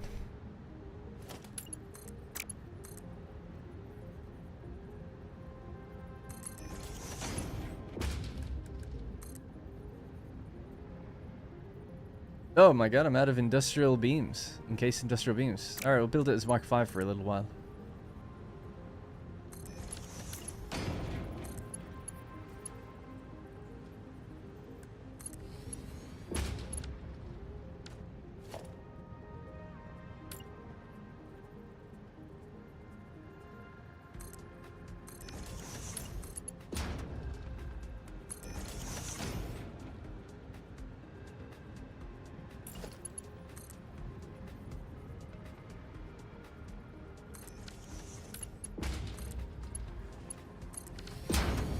That's it.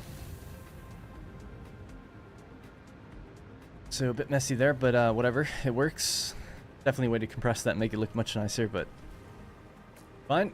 Anyways, what I'd like to do is just any of these guys that are yellow at the moment just means that their ingots couldn't get out. Now, there's a knock-on effect to all of this, so I'm just going to clear it and just help them, because I stalled them. That's my bad. The best way to do it is if you're adding on like that, just create an overflow, you know? So it's like as you're dragging out the belt, it can at least overflow somewhere. But I didn't.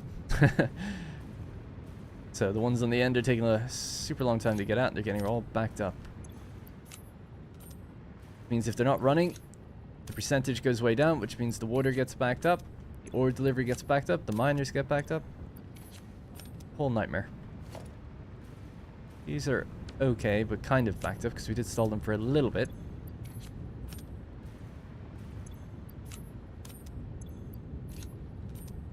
For the most part, though, the belt speed is traveling faster than what they're putting out, so they will actually flush out eventually. Although they're somewhat gated by what they're taking in on the other side, I guess. Alright, well anyways, that's that. Which YouTuber inspires me the most? Would you ever record a stream you making those plans on Milanote? And the thought process would probably help all those asking. I do it on stream. I just didn't do this one on stream. But I've done the other ones. Let's see. When I made the aluminum setup, Baby Alu, we did that on stream.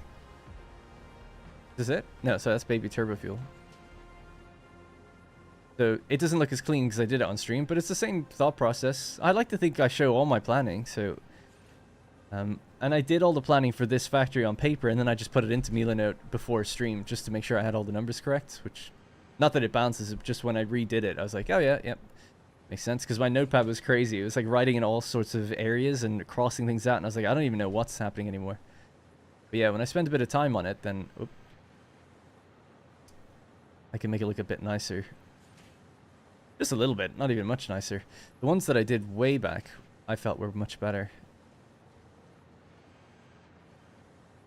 That's the parts factory. Modular frames. Like, I feel like they were more structured back then when I did them.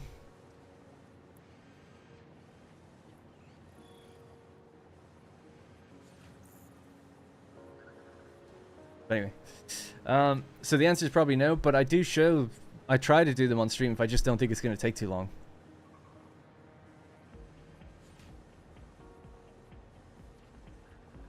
So yeah, what's my answer for that? So I've been on YouTube full time since 2017. Quite a long time. Doing content creation full time, YouTube full time, and I used to do Twitch a bit as well. Before that, I kind of I started YouTube way back in like 2010, I think, something like that, about 2010. Just, you know, playing games and having fun with friends and stuff like that. And then in 2013, I kind of took it more seriously because I actually found some success. Not that I was like looking for success, it just I happened to start getting good viewership. And I stopped playing with my friends. I started just kind of doing a channel on my own. Anyways, so that was in 2013. So around 2013, when I was kind of going more off my own, and I think I turned on monetization in 2014, but I started getting good views in 2013. Like, yeah, I started getting like 10,000 views on videos, and I was like, this seems... Now I've actually got like a little mini audience, which is pretty cool. And especially back then...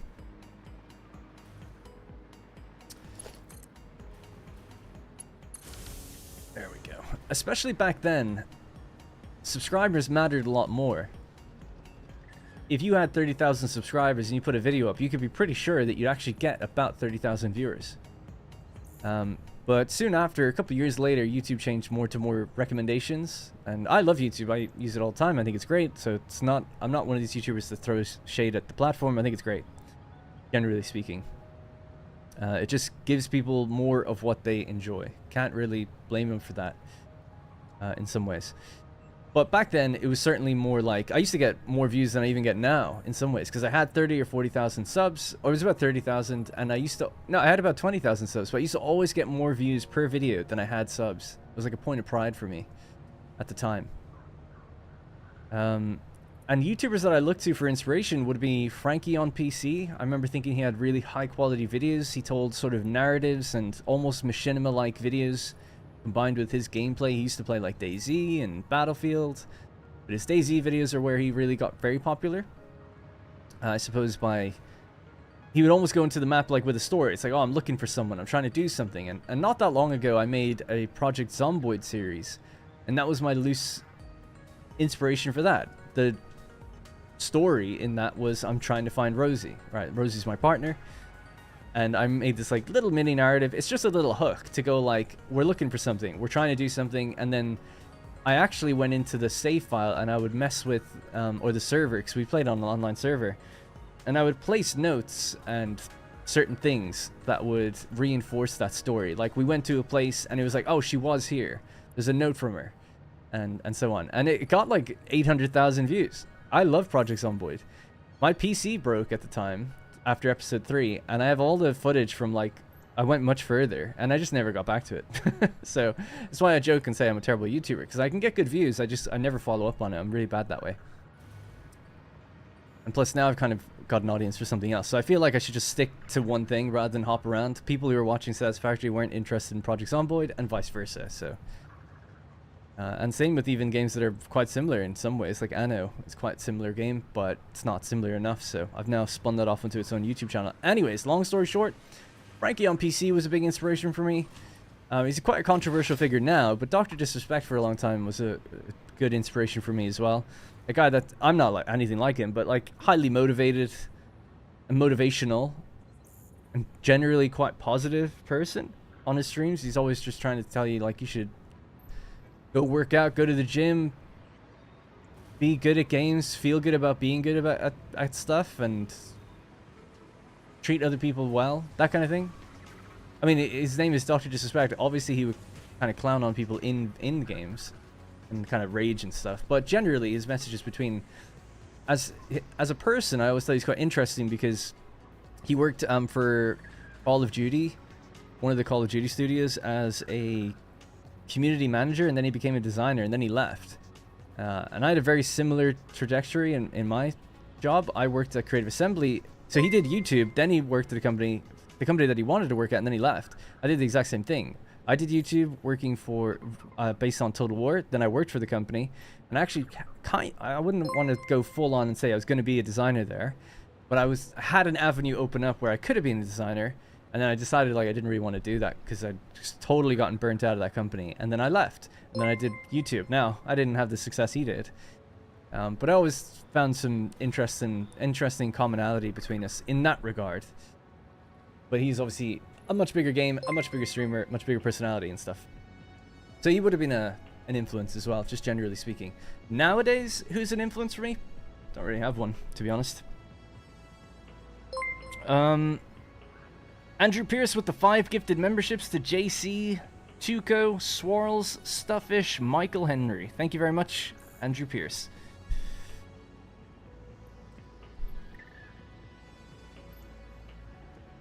Alright, so that's Quickwire done. That was easy. It just took a while, but it was easy. Next up, we'll be doing the actual circuit boards. And then we need to do AI limiters. We have the plastic now, and now we have the quick wire. So it's just a matter of bringing them both together. Make AI limiters and circuit boards. Oh.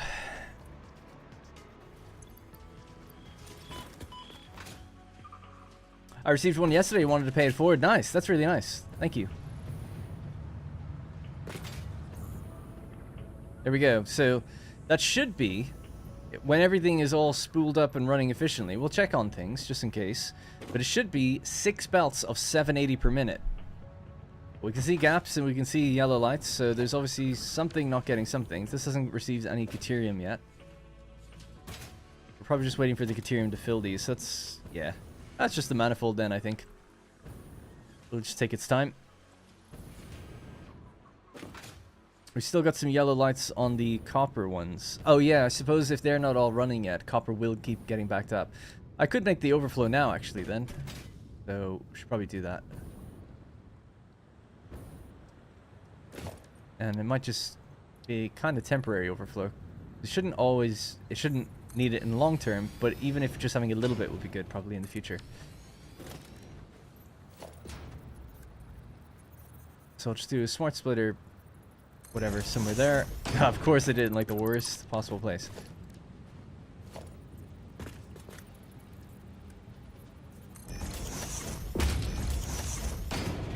Alright, let's set this overflow out the left.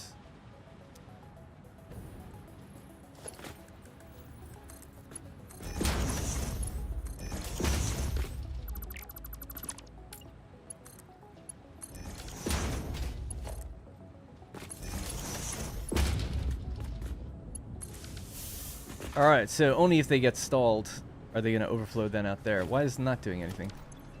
Oh. Thought I copy and pasted it. There we go. So that should allow our machines to run a little bit better. Although, I guess ideally the overflow would have been back here, actually, thinking about it before the splitters. Let's just do them there instead. Just copy and paste that and then bring these belts over again.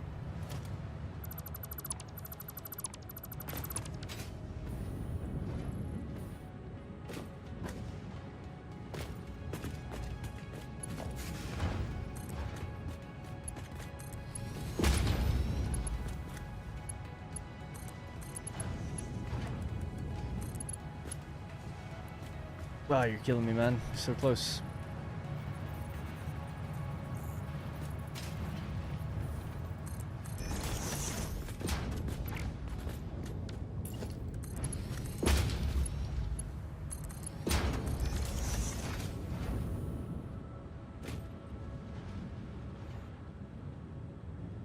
Alright, cool. Better. Yeah, let's just fix that. Alright, so if they get stalled, they can get out. We need to do the same on this side. Just until everything runs at 100%, then I can just get rid of them. It won't happen again. Or it shouldn't. Just bear with me, I'll catch my chat in just one sec. Put 2 of these down. Somewhere here. There.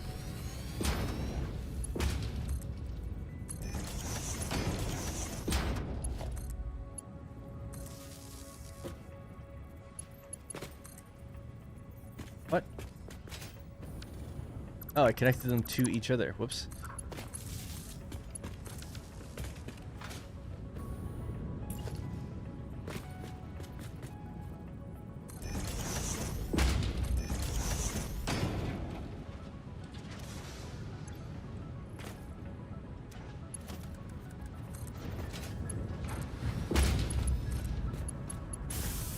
Alright, there we go. So I'll just send any of the excess copper that's been building up into awesome sinks just to keep these from backing up, hopefully. And it'll take a while, but they should drain out now. Without me having to go to them. Anyways, if your name was Aiden Pierce, it would have been so much better. Like, from Watch Dogs, right? I've actually never played Watch Dogs. Funny, last night, I woke up during the night and went out to the PlayStation, sat down, and I was looking through PlayStation Plus Extra, what games I could play, and Watch Dogs came up, and I actually started to download it, and then I looked online to see like how easy is it to get the platinum, like how long does it take, not how easy, how long does it take, and it said 60 hours, and it said there's an online trophy, and I was like, oh, forget this, and just deleted it. So I've never played it. I remember when it first was like revealed, I was like, this is the sickest looking game I've ever seen, so cool. And Aiden Pierce there in his jacket and everything, hacking things, and then explosions are going off, and he's like diving, rolling, and he's like messing with the traffic, and the cars are crashing. And I was like, this is so unbelievably next gen. And it turns out it was unbelievable. And then when it all kind of came out, I was like, oh, I'm not getting it then. Burned too many times from Ubisoft back then, so never bought it. And then Watch Dogs 2, I was like, what are you doing? Why are you making it like this? All like happy-go-lucky, silly Gen Z or whatever gen. I don't know what that was. It seemed like a cool world and everything, but then I don't know why they made it all this like weird motif. It was much cooler when it was like grungy and stuff, like and gritty, and realistic. But it was really like, oh, we're all like influencers in San Francisco, hacking the big corporations. Like, oh, okay. And then Legion, it's like you just took it even further, in a way. It's like, no. You had such a good idea with that IP. Squandered. Anyway. No offense, I'm Australian, but depends on country what my name means, I suppose. I played Watch Dogs 1. Yeah, I've heard it's actually alright. That's why I was considering playing it. I didn't end up playing anything. I downloaded Wolfenstein and I was like, maybe. I'm trying to stop playing games just for a little while. I've been playing too many. In my free time. Alright, we'll start building the next thing, because these will just take a while to fill up, unless I've done something wrong. I really hope that's not the case. I just want to check one thing, actually. These are all running okay, right? Yeah. It is just 390 per minute, so it is a lot to ramp up, but it looks like it is doing it. Because we got 100 there, 11111. So here is where we're at.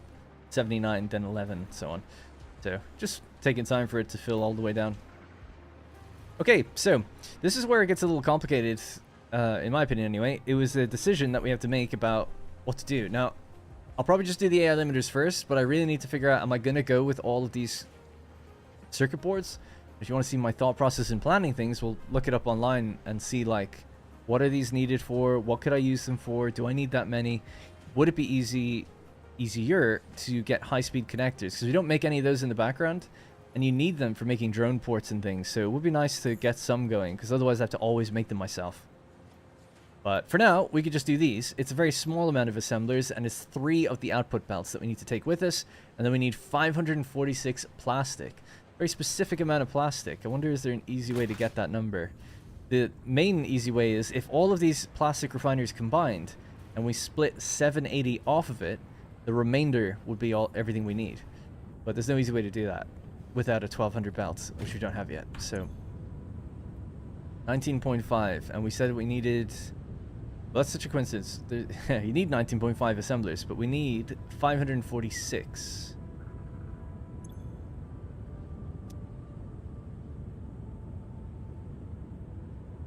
Well, there you go. We need 28 of these refineries. And that'll be what we need. How many is 28? Oh, there's a yellow light on that one. Don't like seeing that. If these don't run correctly, this is 17 by the way. If these don't run correctly, then it means we don't make enough heavy oil. You're not getting enough oil. I don't really know how that could possibly be. That line is okay.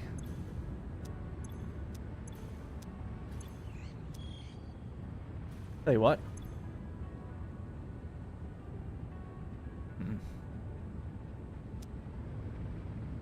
I'm going to cut off your output, and your output. We'll let you guys fill with oil completely. It'll take a little while. When you're totally full and the pipes are full, we'll turn it back on, and I think it won't have an issue, but we'll see. Maybe. Getting late here. Better go to sleep. See you later, Connor, and thanks for hanging out. 500 CB is wild. Circuit boards? Yeah, I don't think we'll need it. Well, maybe we will. Alright, well anyway, I know what I need. From here, we need 28 of these. So it's 17. 17? 34. So the first 14 maybe.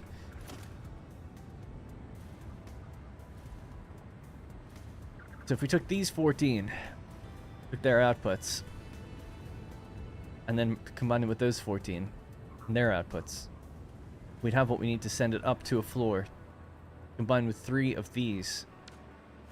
And that would make all of the AI limiters that we need. Let's do it.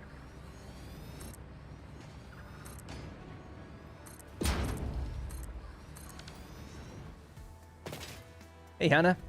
Or Hanano.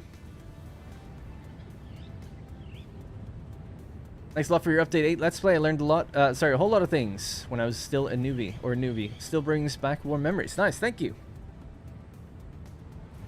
Yeah, I put a lot of effort and time into that first video. But I'm glad it seems to have helped people. And just the series overall. What it's all about. Just trying to make it a bit more approachable for people. Hopefully entertained. So, I think an interesting way of doing this would be I could raise the belts. And I'm not going to raise them on 28 machines. Instead, I could just raise the ones that are the ones I don't need. That might make things a little easier.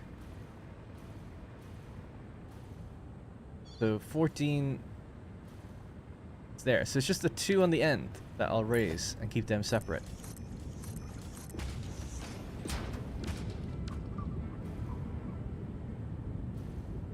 Gotta be careful with this because I really need it all to stay on because the power is super important.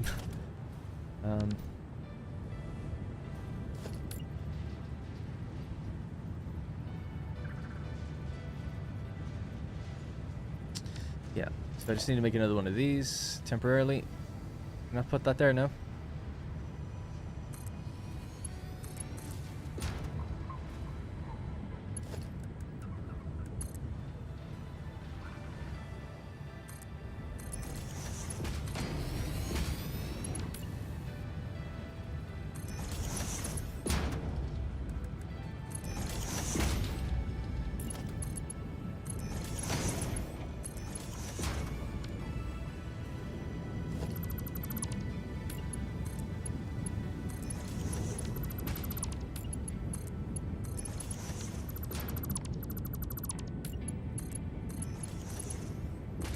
Right, so try that instead. I'm gonna color these different so I know they're not active right now.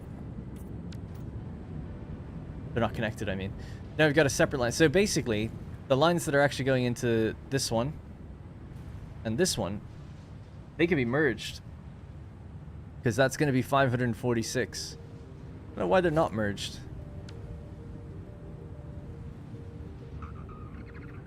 I don't know. 19.5. 19.5 times 28. 546. That's what we need. Yeah, so they could just be merged onto one belt. One Mark V belt, anyway. Even just right now, do that. And that off. Bring that in there.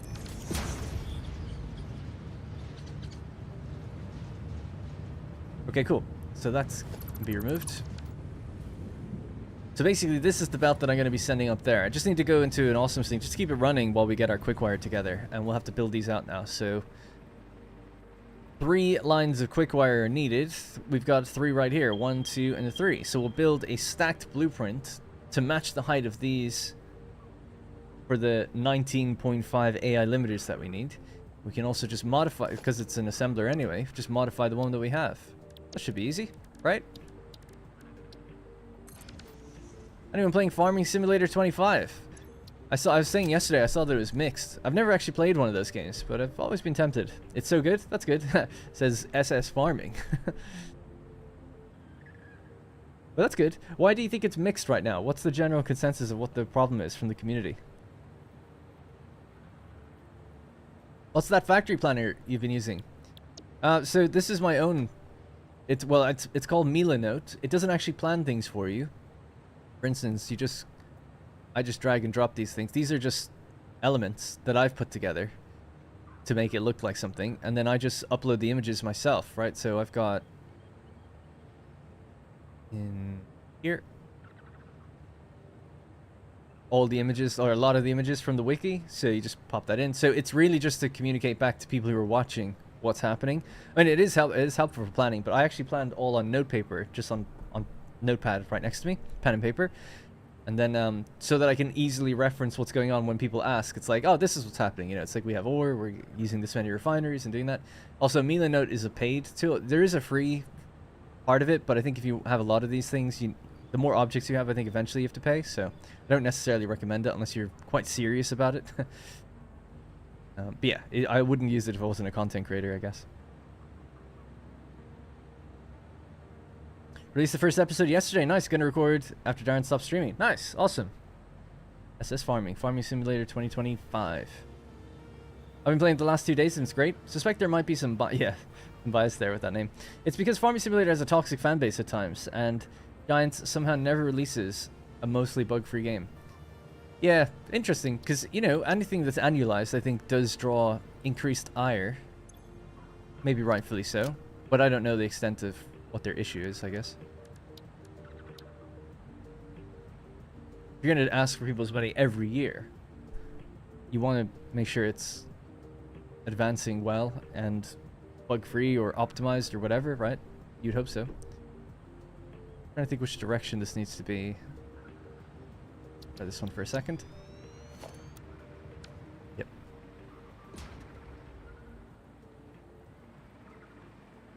So for this, I'll actually reverse one of the inputs, most likely. But this can be the quick wire belt. I'll make that a Mark V.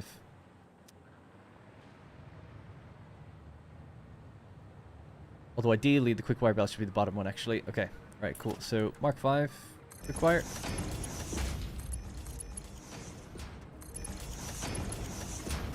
And then for the top one, we're going to rotate the top one.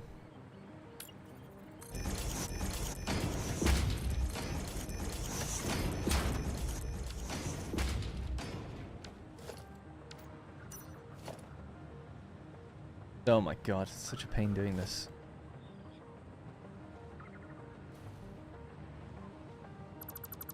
Bigger pain if I didn't have the blueprint though, I guess. Alright, so that should be the right direction now. I'll work out the belt speed in a minute. Do that again here.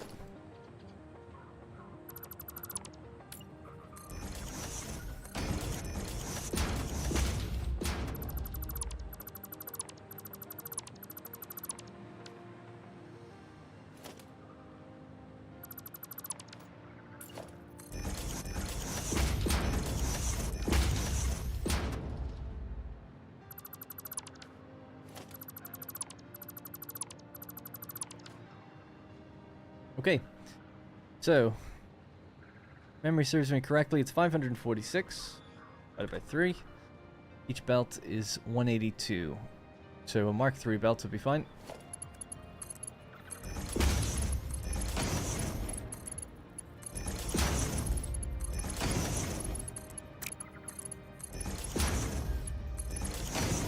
And let's just assign this to be AI limbs. Oh yeah, we have to work out how many of them actually.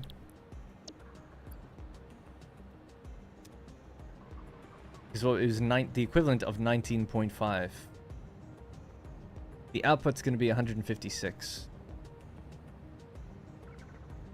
So 21 machines might be the way to go.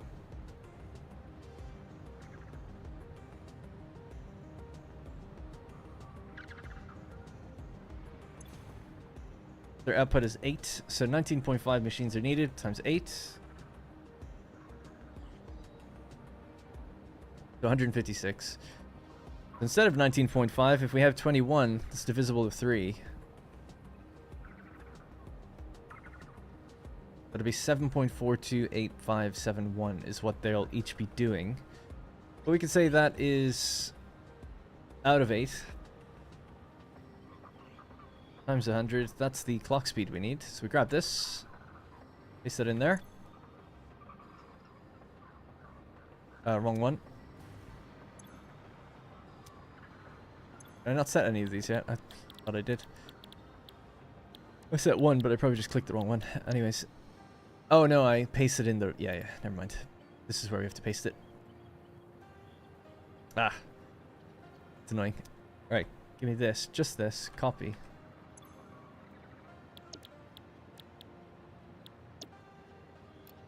Just trying to put the number in there. There we go. Alright, now we can copy that. I think that should work out with 3 lines. 7, 14, 21. So there'll be 7 machines on each line.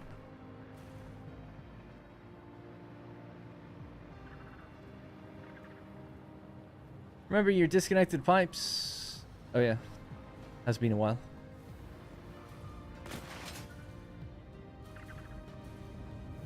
Should give them all plenty of time to be totally full of oil.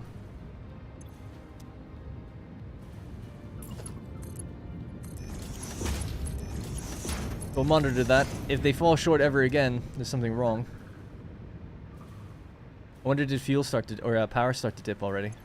It actually didn't. Wow. One of these must be low somewhere. It'd have to be on the right side. Ah, it doesn't matter. All right. Good evening, Fiber. How's it going, man? I like Satisfactory Modeler. Use it very often to figure out how many machines I need for raw materials I have coming in. Yeah, I just do it on... I don't know why. I just always like doing it myself. It's like, I know... I don't know. I just like doing it. But, yeah, people use Satisfactory Calculator. The modeler is the one on Steam, right? That's supposed to be a very good one. Highly rated, and it's free.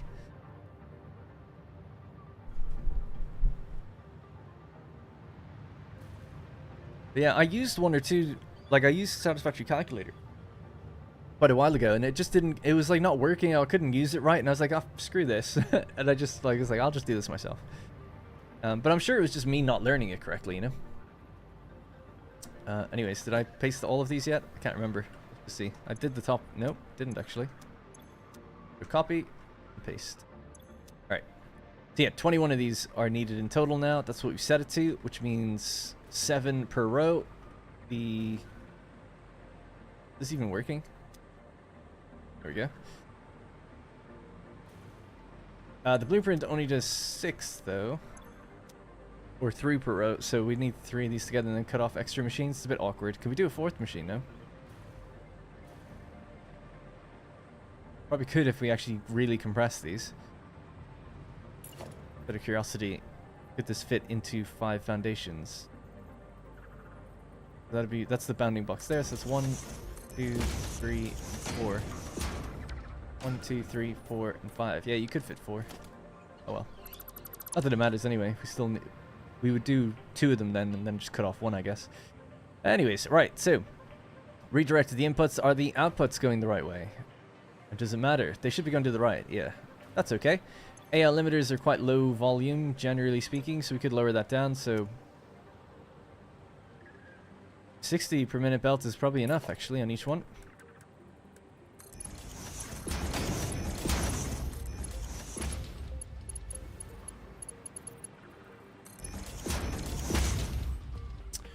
Alright, let's save that.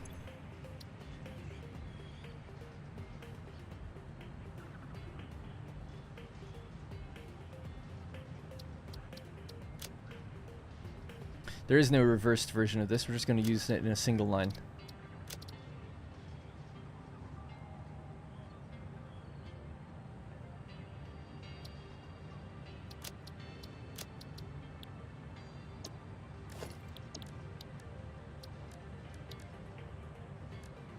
Nice. Okay, cool.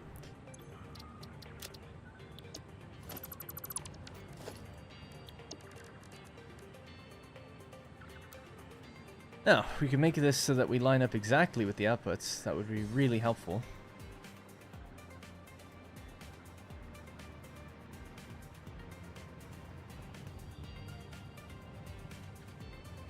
Yep, that'll do it.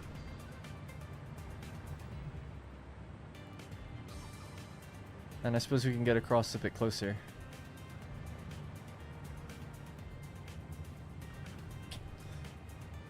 Just while those things are there, I suppose we'll have to have a gap, whatever.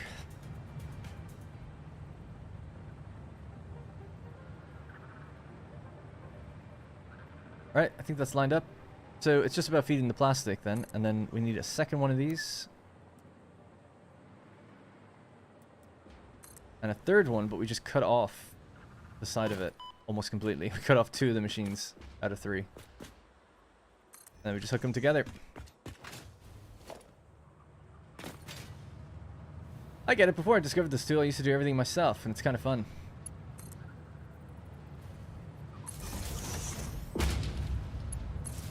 Yeah, I guess at this point it's just habit. I feel like I'm quick enough at doing it as well. But I suppose for making videos and trying to communicate what I'm doing back, it probably helps to go like, here's why and here's how it's doing it, rather than just going like, oh, the calculator told me that this is how much we need. Maybe. Alright, let's connect these across.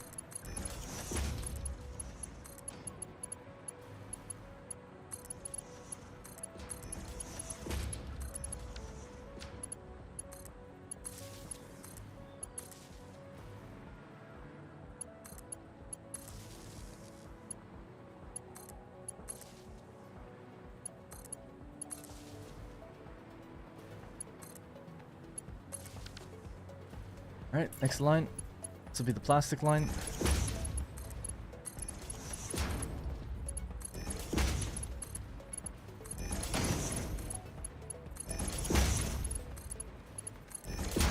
Alright, now the outputs.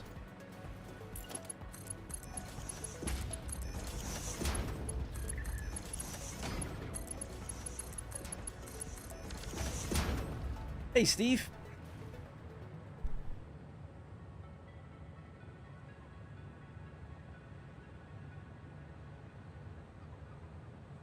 I'm gonna try and really pay attention to chat. So every time it nudges up, I'm gonna look over. I'll try. See if I can do that. I never actually do that.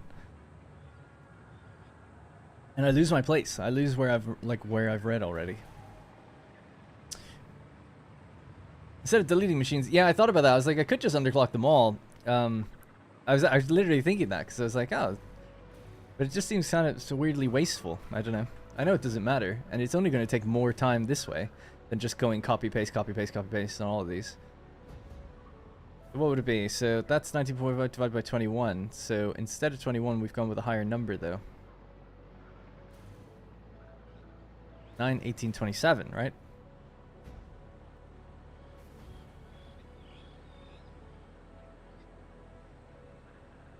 Do they need to be clocked to 72.222%? We just do that then? Make it lazy?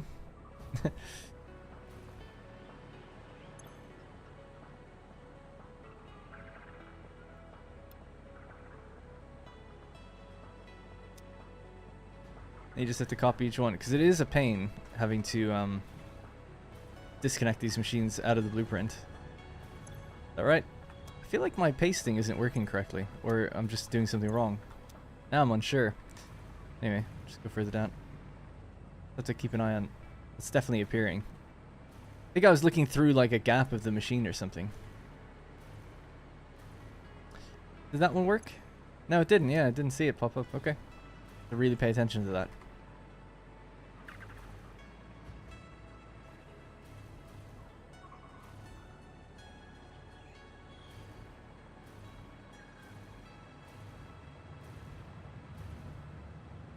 Yeah, it's like I'm pressing it and it's definitely not doing it. Don't know why.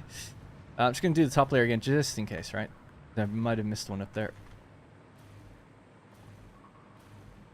That one. Like, yeah, it's some finicky thing with the ones near the middle. Alright, good. There you go. There's the new rates. Signed.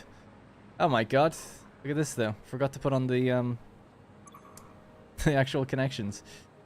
So, in some ways, it might be actually somewhat fortuitous. Oh no, these need to be Mark II, first of all, so that's wrong. This is 86. And the plastic's only Mark 1. So let's just do this first then.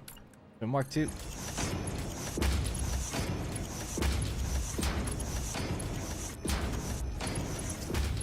That'll be alright. These ones then, Mark II.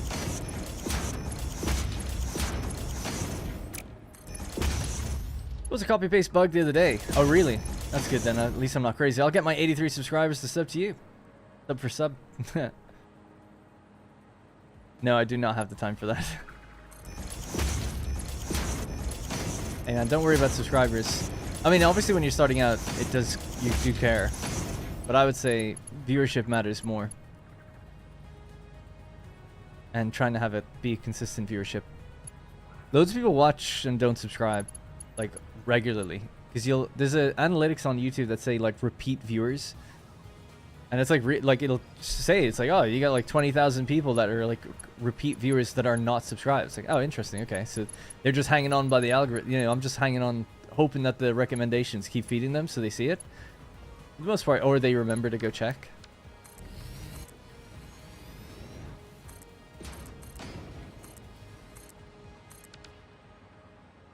Okay, so that was Mark II'd out of our minds, right, everyone? Yep, now it's just the lifts.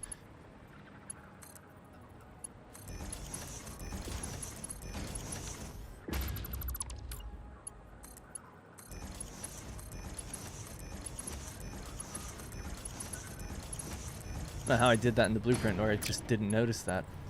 Weird. Didn't hook up the input. Both inputs, really.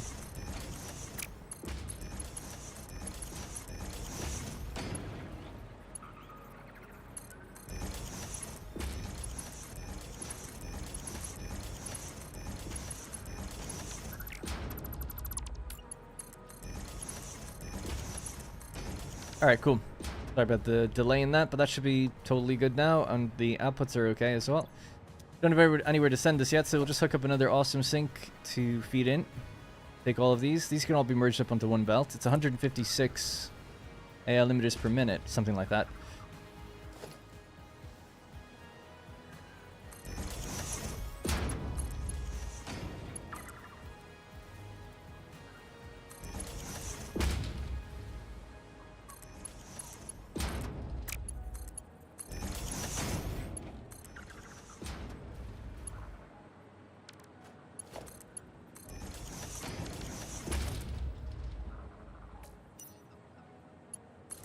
Alright, let's start feeding them. We just have to get the plastic up here next as well. So we're feeding in the plastic from the right. We'll just do a splitter like that, I think would be okay. It'll have to be raised. So about there. And Mark 3's the whole way.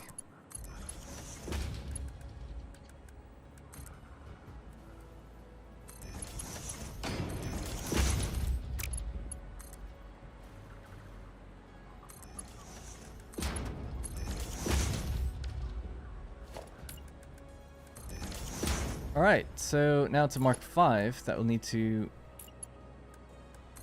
down to the ground, I guess, or whatever, doesn't really matter, and then find its way over. If it gets in the way of something later, we'll just move it.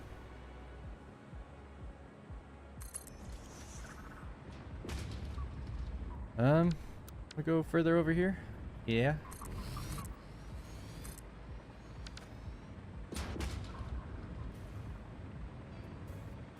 Right, so we'll just make some sort of floor hole here.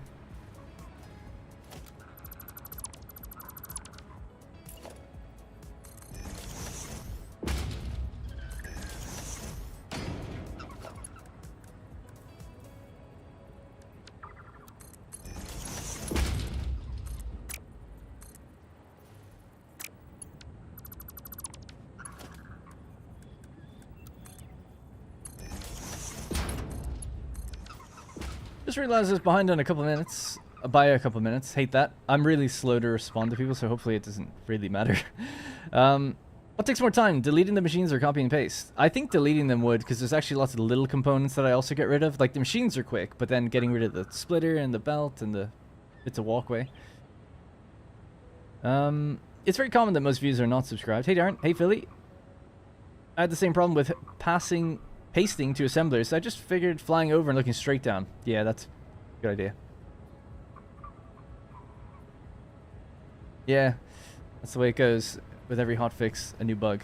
I really got a little pet peeve of people calling it even a hotfix at this point. Hotfixes, you shouldn't be allowed to call things a hotfix unless it's within a week of whatever the patch is. Otherwise, it's just a patch. Hotfix means it's hot. You know, we just did it really quickly. When you're 2 months out, I think you kind of forego calling it a hotfix. No? Alright, this is going to merge and maybe go along here. And go this way.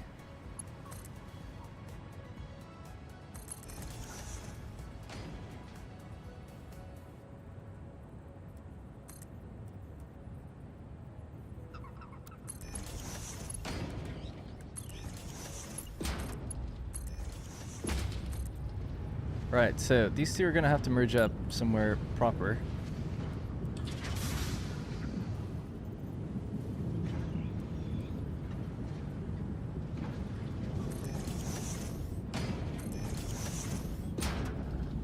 Somewhere more like that.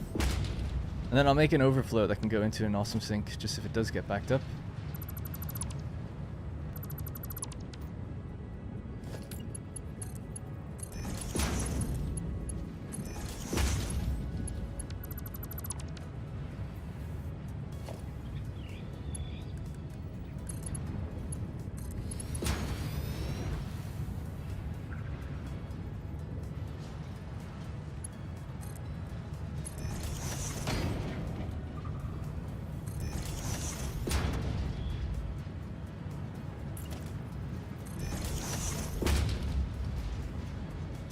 Alright, this should keep it running if there's any problems. Alright, there we go. Plastic is on the way. Plastic up towards our AI limiters. Now we just connect over the 3 belts of quick wire. And in theory, it'll just work.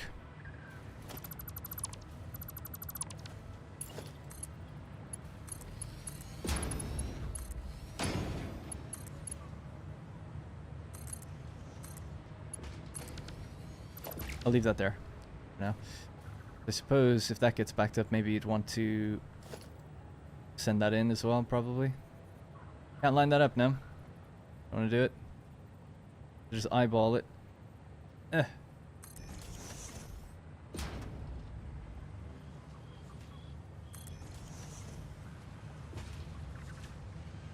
Holding control doesn't do anything.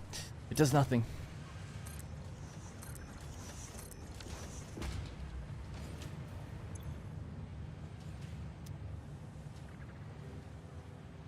Yeah, copy and paste, it's even with these, like, I don't know, it's almost like the act of just pressing the key doesn't seem to do it. It might be to do with holding control or something. Alright, there we go, so that's it. They'll be making their limbs now, the AI limbs. There we go, the first batch is rolling out. Feels good, man. I don't know if we automate this at all anywhere, do we? I don't think I make these. Like, we have made them, and I've stored some, but I don't think I do at the moment. Nope. So, a nice little, dimensional depot, I guess, would be good here. A dim for our limb. I said it. I won't do a full container. I'll just do that. For now.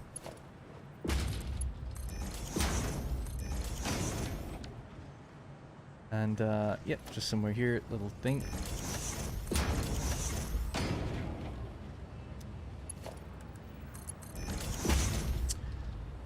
Nice. Okay, cool. There we go. That's the AI limiters hooked up.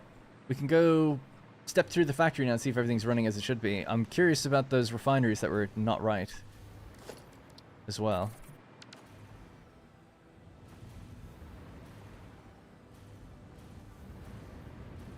Have you tried pushing the button down extra hard? Kind of. My little baby finger can only do so much. It's weak. It's at 100% now, so is this one, and it's pretty full. As long as it resets to 50, or thereabouts, it'll be okay. Could have been the case that it just never fully filled. Might need more time though as well, so don't want to completely write it off as being fixed. Alright, so let's go through the chain as to where we're at right now. Next will be, that's AI limiters done, by the way. We'll give it a quick run through. Hotfix is mostly a priority patch that can't wait until next regular release. Really? Isn't that just a patch though? Like a patch, and then you've got an update. Like an update brings content. A patch brings fixes. A hotfix is something to fix something really quickly. Like, it's like a literal 1 or 2 changes.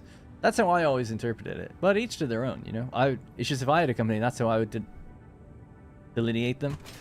It's like, yeah, we do patches. Patches fix things, maybe little adjustments here or there, whatever, balance, that's a patch. An update is a content drop of some sort, new content, things you didn't have before that you have access to.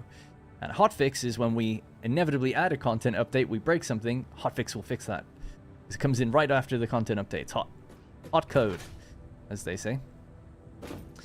Right, so here are our plastic refineries. So we've got a bunch of oil coming in from just over there. Bunch of plastic refineries, can't remember exactly how many. Oh my god, we've got another yellow light over there. Not liking that. Don't like it at all. Again with the low oil. Where's it going, you know? Again, I'll just temporarily try this with these then. Cut this off. Shouldn't ever have to do that. It means something more fundamental is probably wrong, but I'm just hoping against all hopes that I didn't let it fill entirely. The reality is that the number might be a bit weak, or maybe the valves are doing something. Well, actually, what would really, just really quickly, what would tell me if I'm right or wrong is if the oil is getting accumulated in the extractors. Because then there's a problem with the pipes. If that's not the case, then it is just a case of it didn't actually fill the whole thing. That's okay then. Or there's an error in my number somewhere, which is also possible.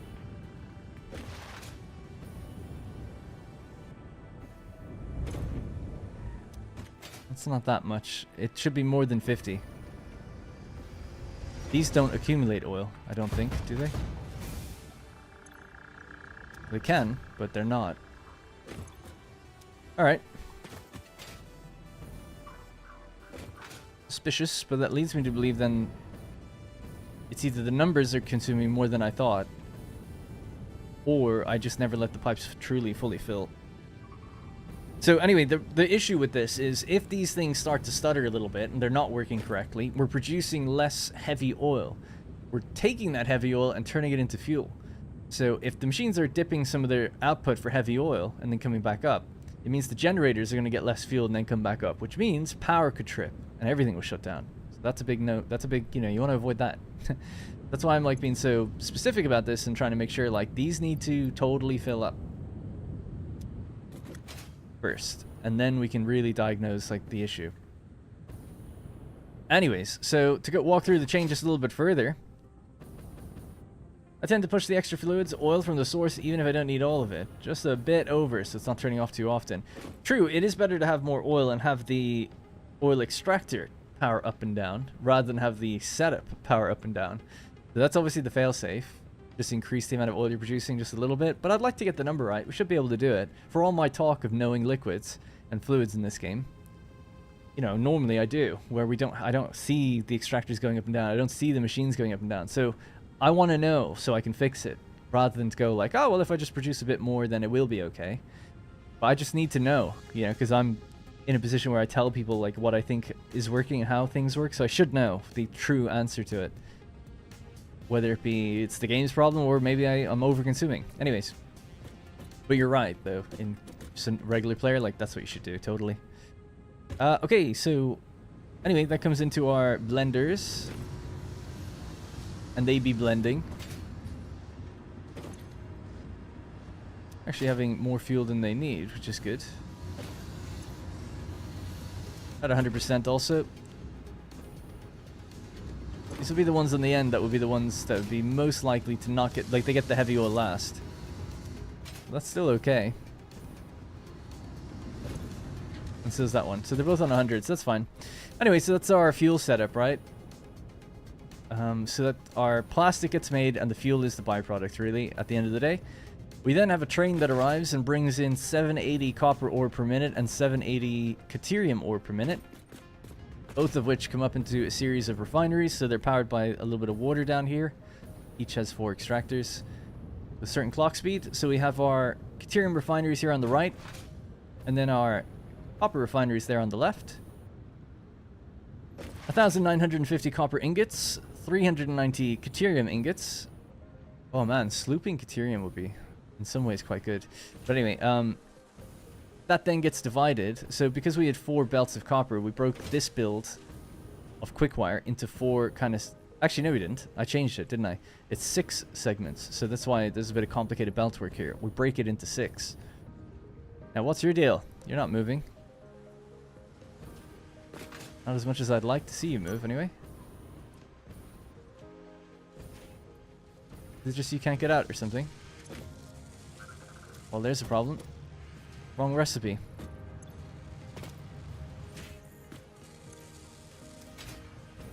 Anyone else have a little problem like that?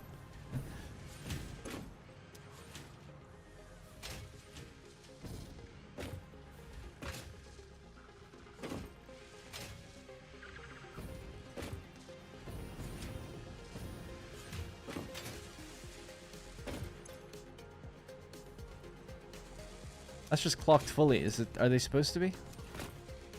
Can't remember if they're supposed to be full clock speed or not.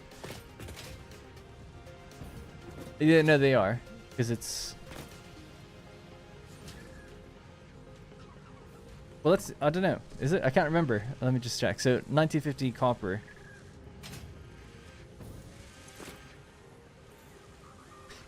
Yeah, they are, because it's... Not, yeah. The 780 belt divided by 990.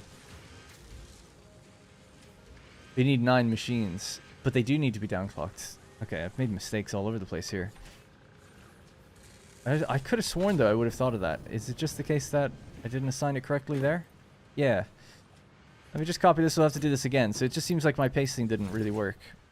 The annoying thing is, as you paste things, it's going to take the input out of the machine. So I'm going to be annoying and just copy this and paste that in manually, because otherwise it removes everything, all the inputs, and I don't want to just put them back in.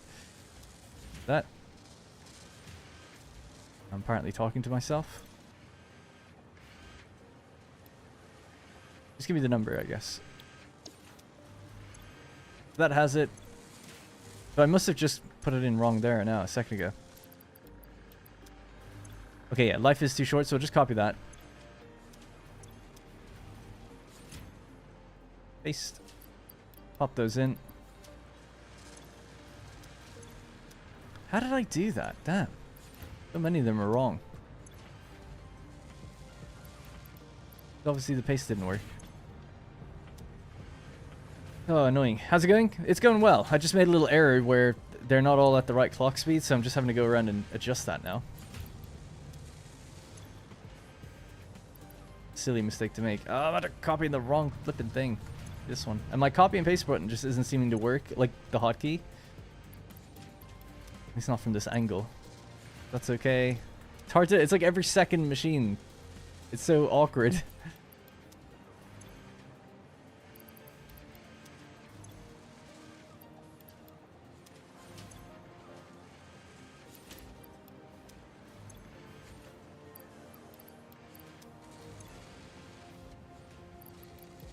Alright, that's the bottom row done. You can only hope that maybe some of these are better. That one's okay. Okay, maybe it was just the bottom row. That'd be nice.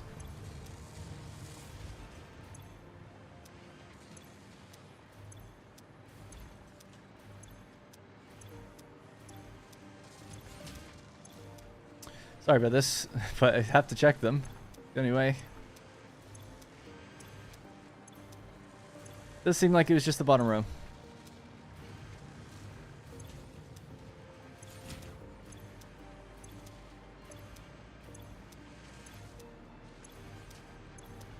Alright, good. Like a billion flashbangs. Gotta go. I'll be back later. See you later, Mock. Sorry. And can you turn off a couple of plastic refiners to ensure you're not over-consuming? That's kind of what I've done, in some way. But I'll just run the numbers again, if I'm still unsure. And then, yeah, I'll just figure it out. I don't think I need to...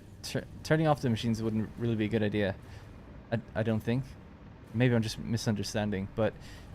I just disconnected these so that they fill up with oil. They've done that now. They filled up with heavy oil and everything. Reconnect those. Give it some time. If we start noticing these ones that are on the end are emptying out again, I'll have to reconfigure the numbers. Just see what's going on. They're not bringing 600 on a pipe or anything. It's not even like that high. It's like 450 or something. But it's messy how he delivered the oil. So it's just more likely to me that I made a mistake with the numbers somewhere. Because this line is fine. It's only this one and that one that's had an issue. It's kind of coincidence, right? Because I probably... No, they're all the same blueprint, actually. I didn't... Oh, yeah. It's the ones that aren't reversed. So I wonder, did I do something, you know? Because the reversed one seems to be working fine. So I don't know. I'll have to check that. Why do you underclock every single machine? Is it better for the manifold? Or what is the benefit? Well, I don't normally do it that way. I made a mistake where they weren't clocked the way they needed to be. But it's a long-winded reason, I suppose. Let's see if I can explain it nicely. Well, there's a couple reasons. It's kind of for logistics, right? So, let's say that you have a machine that takes in 45 per minute. And I have something else that puts out 100 per minute, right? So let's say we've got 500 something ingots coming out on a belt. And then I've got machines that take in 42 per minute, right? An awkward number, whatever number we can think of that's awkward. 42. So you go 500 divided by 42. It's like, oh, I need 11.9 machines.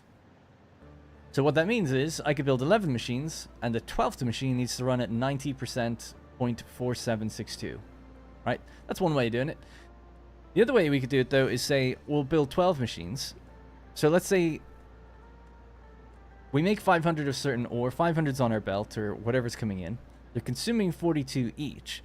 But then we have to look at what they put out, right? So let's assume we need 11.9 machines, but let's assume their output is 60. They put out 60. So we're getting out in total 714.285 whatever.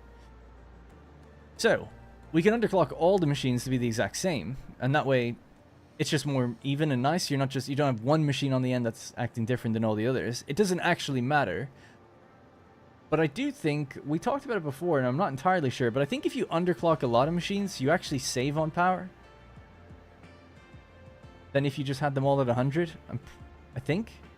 I need to double, that might be a maybe. I'll have to check that. I never quite remember. I always bring that up, and I'm like, is that true? It always seems like it shouldn't be true, but people tell me it is.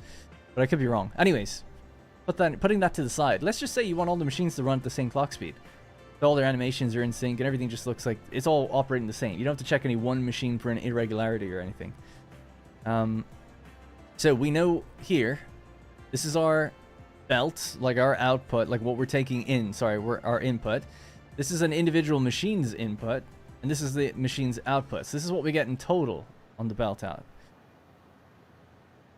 So we said that it goes into how many machines? 11, but we'll do 12, right? And their output was 60. So if that's the output, we then say, okay, let's just grab the output in brackets on its own. Now divide that by 12. Our target machines are 12. We want to put them into 12 machines. We could do it in 14 machines. We could do it in 15 machines. It doesn't matter. But let's say we're doing 12, right? One more than was needed.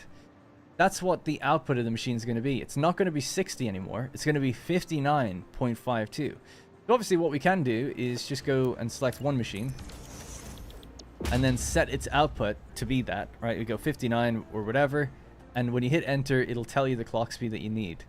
So I'll try to choose something that's higher volume than this. Let's say we needed 59 here, bonk. So you grab that, you know, and you don't have to even grab it. You just copy this and you can paste it to your machines in the blueprint designer and then blueprint them all out. The mistake I made was I did a mistake after I'd already pasted them, put them down. That's why I was just going around them just there. But that way, that's how we know what all the machines would need to do. There's one extra thing to do with this that I was going to say. Oh yeah, if it turns out, like we had a situation here where I'm trying to build off of that, right? So these are feeding directly now into another group. And to get them to all line up correctly, it's like, well, now I'm designing this layout here based on what's going on over there. So I was like, okay, I'm going to have 3 rows of machines, right? I didn't need that for these assemblers. They could have been all in a big line. They don't need separate belts. They could all be on one belt. But I decided, well, I'm taking in quickwire on 3 belts, so I'll split this into 3 groups. And then I made a blueprint where 3 go across. I can't remember what the number was, but I actually only needed 7 machines. So it's 3 and then another 3, so that'd be 7. And then another 3 would be 9. So my alternative was, okay, I could chop off these 2 or whatever, or I could just clock them all, assuming that we've got this many instead, right? We've got 9 machines on a line instead of 7. So just like with this formula here, instead of having 7 machines, I just popped in 9. And then I set them all to that rate. To literally save time in deconstructing things and building things. And it doesn't take any extra power. So I'd like to just do a little quick test here to run my power theory. And see how does this really work.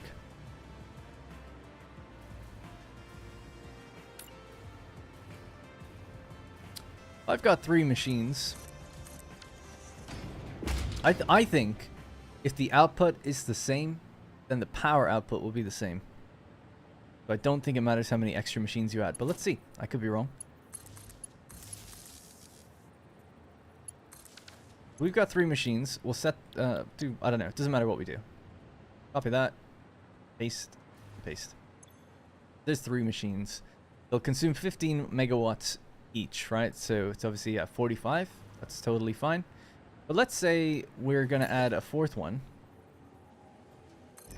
Now their output would be 112.5. It had to be an awkward one, didn't it? Their output's 337.5. So now we'll say, well, what would that be if I want that output, but between 4 machines? Well, they need to be at 84.375. Okay. So 84.375. Copy that. Paste that. Paste that. Paste it onto that one. Hook that up to power.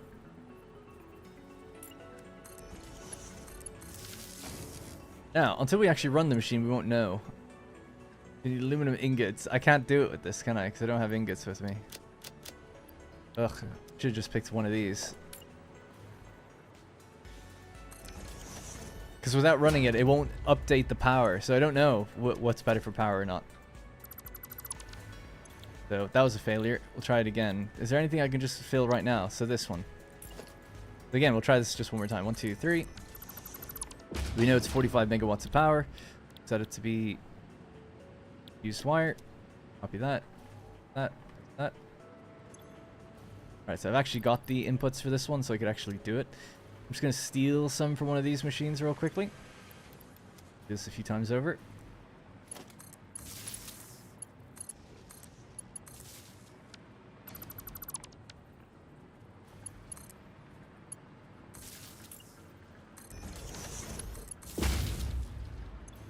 Copy, paste, paste, paste. Copy, copy, and paste. Alright, sorry, because it hasn't been working very well. Okay, so 9, 18, 27. So the target now is 27. Or 270, I should say.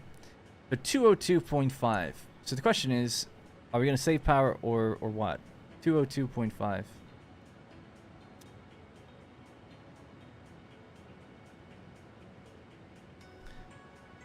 270 times... I'm such an idiot. It's 270 divided by 3 divided by 4 machines. They're going to be running at 67.5. Okay, got it. 67.5. So 75%. Nice, easy one. So now we're going to see, is this less than 45 megawatts of power? Any way to test it would be to throw in just a little bit here. And let's start. It's 10.3. The 10.3 times 4 machines is 41.2. So it saves power. It actually saves power. The output is the same. If we had 3 that are at 100%, it's the same as having 4 at 75%. Yet we save 4 megawatts of power, a tiny little bit. We could actually add up how much you save.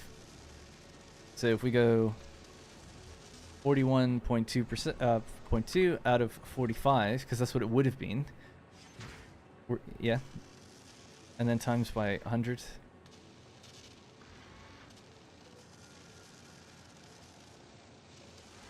Minus 100, we're saving 8.4% power. So I guess it's actually a net benefit to even add more machines and just underclock them, even if the output's the same. There you go. Experiment done. I'll have to try and remember that. It's kind of crazy. I always knew, like, underclocking obviously saves you power, but it just felt... Yeah, I guess that is that is it. So I shouldn't have even had to question it, but it just feels weird to go, huh, adding more machines, and all the machines are putting out the same stuff. Same amount in total. And yet... What's wrong with these? These are all backed up or something. Not getting any of your plastic.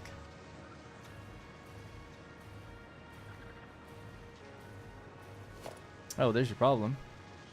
Mark 1.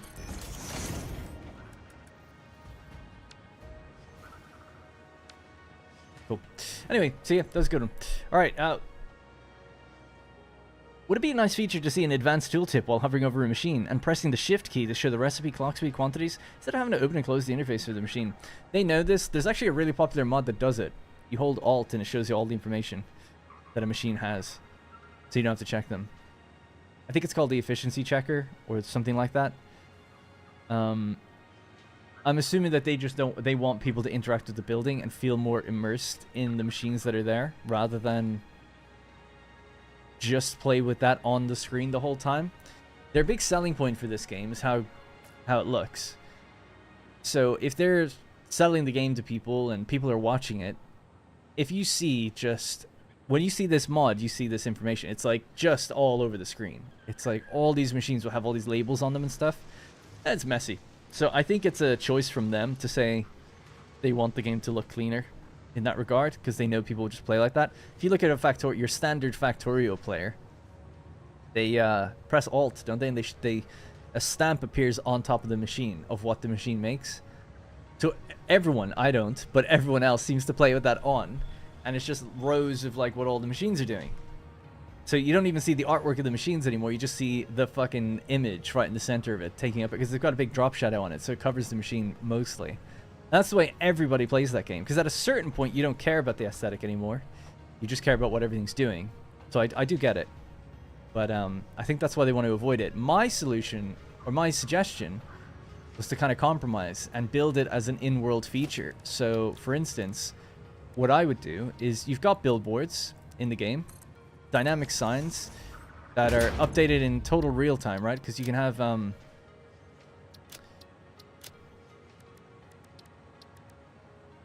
you know, I just wanted to make the point that it's refreshing in real time, so it wouldn't be a problem. But my whole idea is, why can't we hook this up to a pole and then hook that up to like a machine or whatever, a series of machines, a block of machines, and then get the information presented on the screens? I think that'd be great. You know, you'd have a layout for machines or whatever, and maybe on the left it would detect how many machines are connected, what's the overall average efficiency, etc. How much is the per minute? So that's what I would love. That way, it's like their own way of incorporating it into the game. USB cable mod? I haven't even heard of that, but if that's in there, some sort of different cable, it would have to be a kind of different cable, because it's not quite power. It's like, you want it to be a cable that's detecting what's on the line. So you need some, yeah, that would be the awkward bit, right? It's like some sort of secondary cable, and it could be maybe even hidden. Maybe. Where it's like a red cable, you know, and you just connect it to the TVs. But then when you're out of the mode, it goes away. Sort of like the waypoints for vehicles, right? A blue hologram, like a hologram cable. You connect it up, and then when you're not interacting with the TV anymore, or the billboard, like, it goes away, so you don't see it. But you can then click the TV and you see which of the machines are getting its information from. Something like that, you know, I don't know. Just, this is back of the whiteboard kind of idea stuff. I like your idea. Yeah, I like my idea for this game. I wouldn't suggest they do that in, like, Factorio, for instance, but this game, I think that would work quite nicely.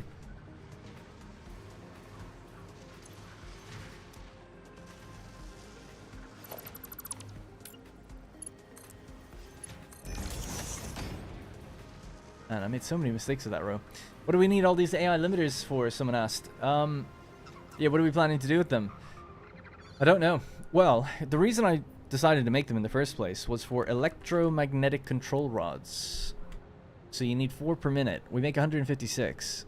Now, I need 8 per minute or something to make the magnetic field generator, the next thing here. So we need, I've got 10 versatile framework right now. It needs 2.5. So I could build 4 of these. So that's 4 electromagnetic control rods, and that'll be 4 magnetic field generators per minute. That's fine. That would do its thing. And then I guess to make fuel rods, we need more electromagnetic control rods. So this is why I needed AI limiters. I don't know how many of these we need or what we need them for. I just thought, let's just get the job done. We'll tap these nodes completely. Now, the other bits of quickwire that we have, the other half of the quickwire build. I just realized something. I should have maybe... Yeah, oh well.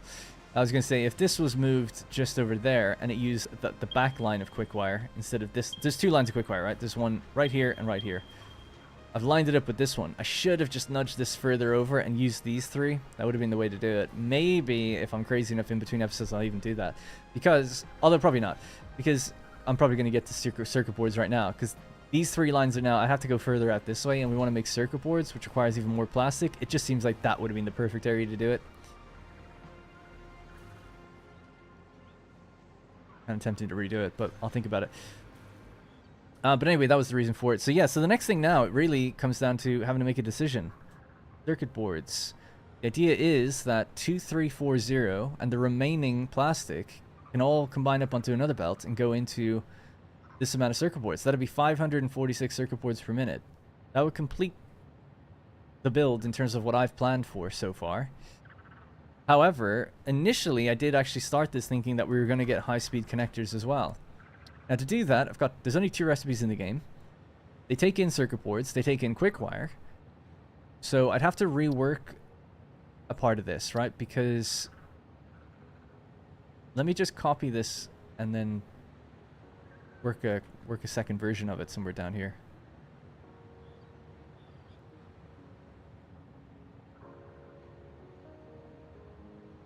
Things would have to change here.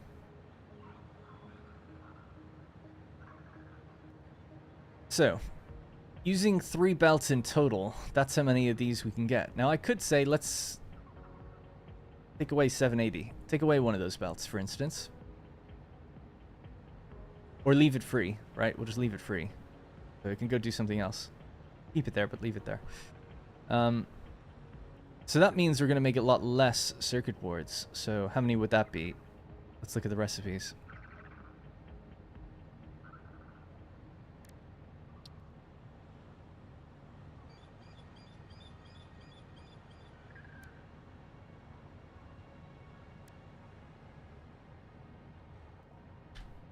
It'd be 41.6. 37.5. 8.75 is what we get out.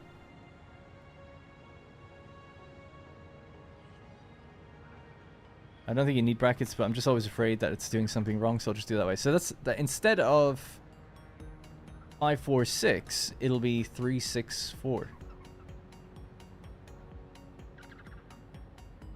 And it'll be in 41.6 machines.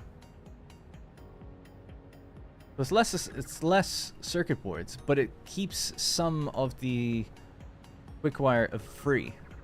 Now, the quickwire then we can use for our high-speed connectors. And we'd need to use the silica recipe or try to make some cable and bring it here. But let's just try this one first. I think this one uses less quickwire overall, so this would be the one to kind of go for. This one's 210 quickwire, this one's 90, so more bang for our buck with this one. Also, it works into 780 better, right? So 780 divided by 90 actually doesn't work that well, but you get more out of it. So 8.666 machines. So yeah, I think we'll do this. It seems to make sense to get some high-speed connectors going. The output is 3.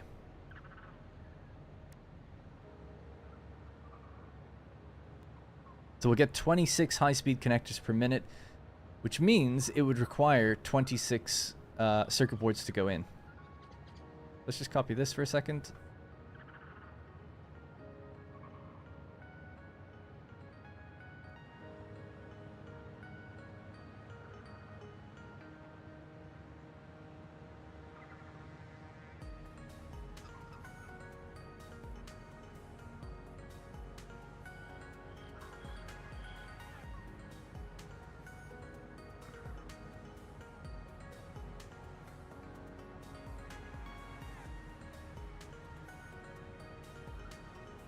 Manufacturer, right? Pretty sure. And it puts 3 out per minute, so it's 26 out.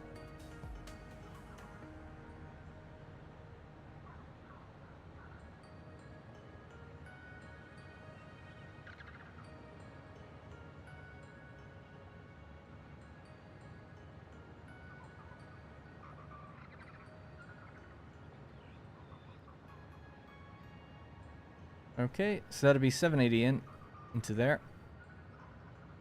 That won't be 240, that'd be 1560. Then it would need 26 of these. So I'll have to actually bring this down here, because in theory this would be breaking off a little bit and going up there. 26.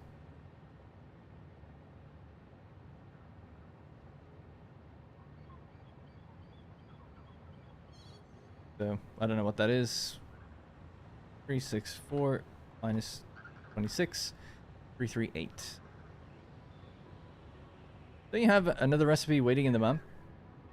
I thought so, but it shows me. Yeah, I thought we had something like that. Maybe I actually just clicked it, because these are the only two. There would be a question mark underneath it if there was one we didn't have, like these. These are what they're used in, so I guess not. But I could just have a quick look anyway and see what's in there.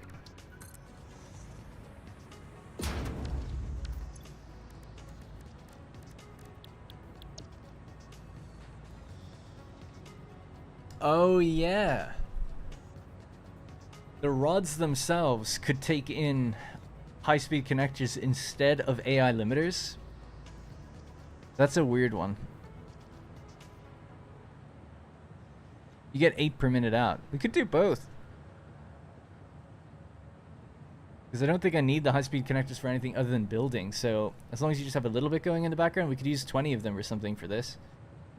Get even more rods if I need them, but it's more stators, I guess. Just like that anyway.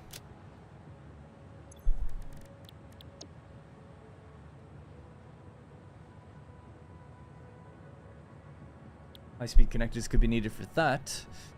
And they're also possibly needed for supercomputers. So there are reasons to use them. So, wanted to get even crazier, you could break off another 780. Make even more of these at the expense of some more circuit boards. What do you think? Is that the quick-wire stator recipe? I'll check it later. I don't know. We'll have a look at them in just a moment again. It might have been, actually, which again could be good, but I wouldn't use that here. The quick-wire needs to go as a base ingredient into these instead. And hey, Fabian. Thank you for the awesome playthrough. Thank you, Crazy Taco. Just do it. I'm just wondering, because I don't, you know, it's the question of, like, do I need the circuit boards for anything later? Let's look it up, I guess. Like, what's more important to have? Circuit boards or high-speed connectors?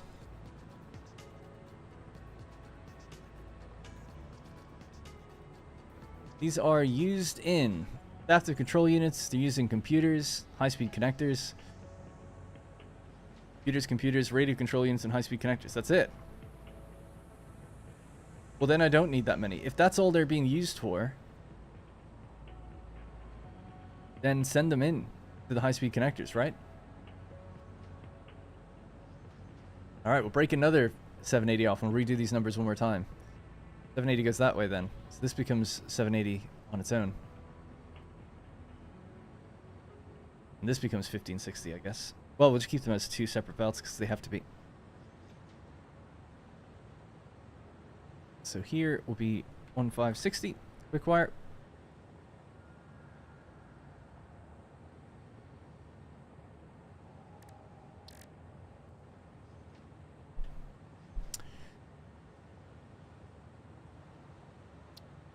I always need to write these down. It doesn't matter. 90 in, 3 out. That's all that matters.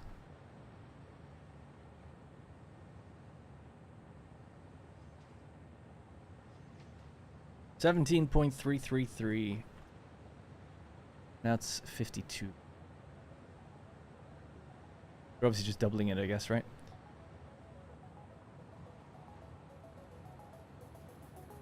$17.333.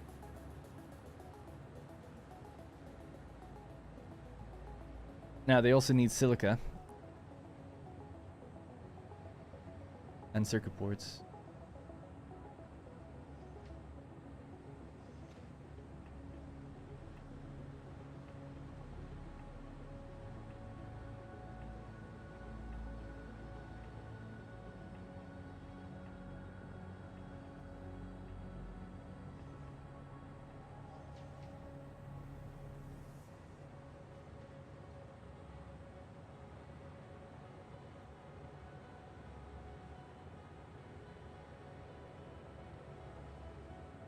Alright, something like that's probably fine. Over a little bit. Alright, cool. So, actually, I'll do the label here. It's just a bit more clear. 52. Now, I have to fix this. So, circuit boards. It's 37.5 in. 7.5. We'll need a lot less plastic as well then. 780 divided by 37.5. That's 20 machines, and they're doing 8.75, I think. It's 182. Half of this. 182 minus 52 is 130. And it was 20 machines.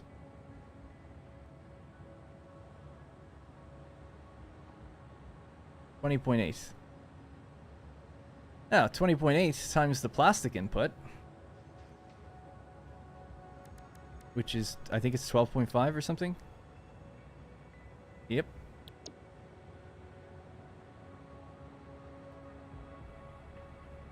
You need 260 plastic. Only 260 is needed now.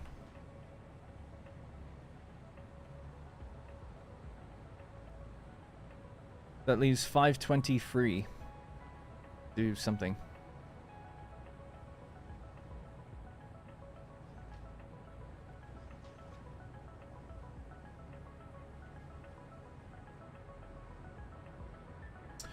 Alright, so 520 plastic, 156 AI limiters, 130 circuit boards, and 52 high-speed connectors. The only missing component out of this whole thing is the silica.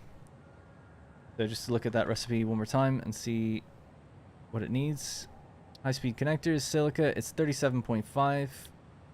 37.5 into 17. Alright, 37.5 times 17.33333. Looking at about 650 silica.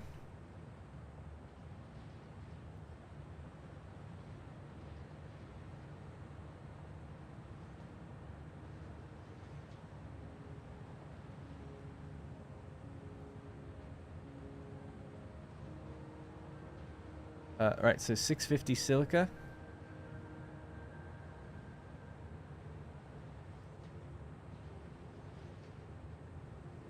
I'll fix those in a minute, but we'll just drag them over here for a sec. Right, so silica. That'll be the next thing to do then. So to make 650 silica, we can mix it with limestone.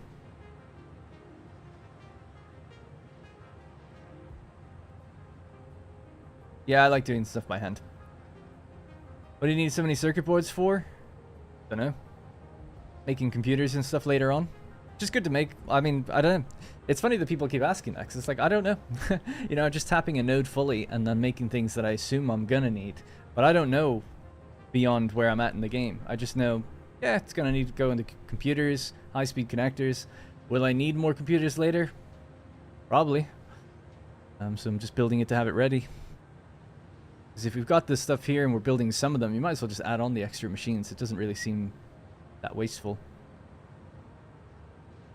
I'm just trying to think what recipe to use. Don't really want to use just the standard. I think getting some limestone and mixing it would be good. I'm not going to bring in the bauxite into it. That's too messy and all that stuff. Luminous solution as a byproduct. Although we will be making an aluminum factory actually quite soon. But this feeds back in to aluminum later down the chain, so we can leave it. So raw quartz and limestone. So we needed 650. That gives us 52.5. So 650 divided by 52.5. So it's 12. 12 machines. Just get that number again, actually. 1238. Such an awkward number.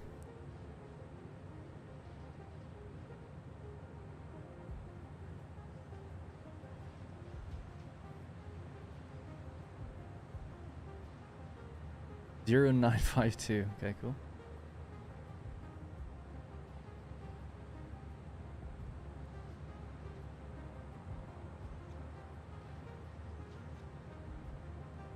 Okay, so that's what we'll need there. And then we can look at the inputs that are needed then for that.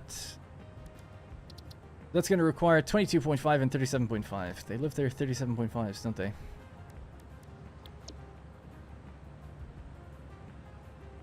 That's how much quartz we need. I'm going to write that down.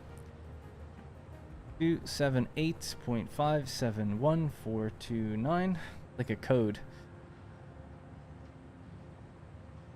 And the amount of limestone we need is 464.285714. That's if we want to get it completely exact.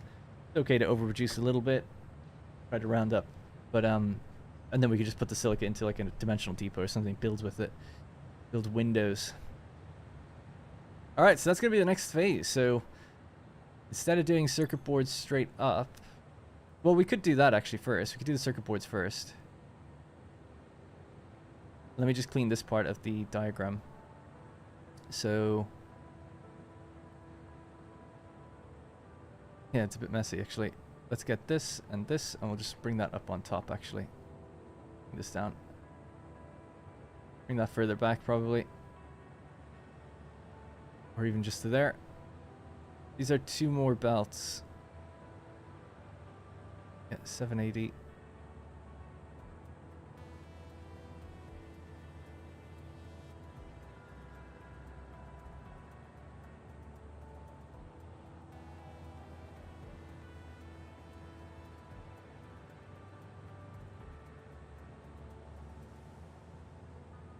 Right, so they obviously merged there. That's fine.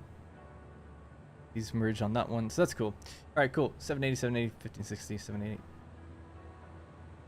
Right, and then, yeah, just the limestone stuff would need to be found back here. So limestone could just come in through a miner. Grab this for a second. Or actually, just any ore marker would be fine.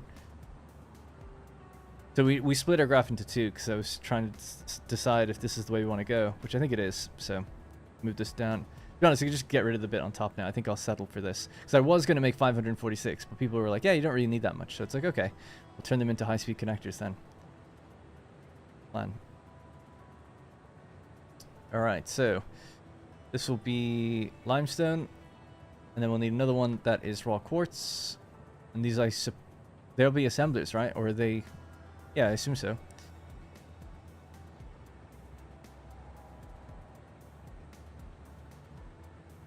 Like I don't have those saved. We'll just go into the wiki real quick.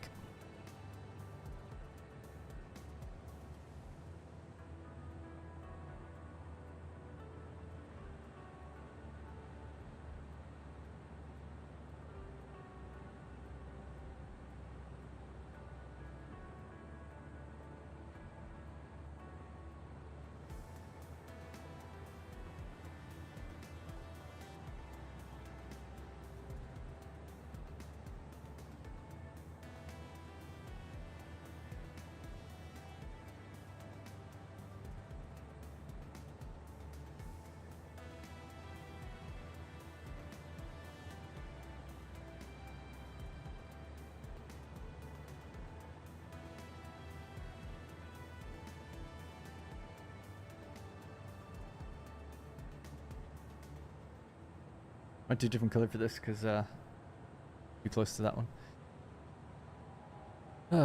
Alright, almost done. Bear with me. This was 278.571426. Super nice clean number. And this one.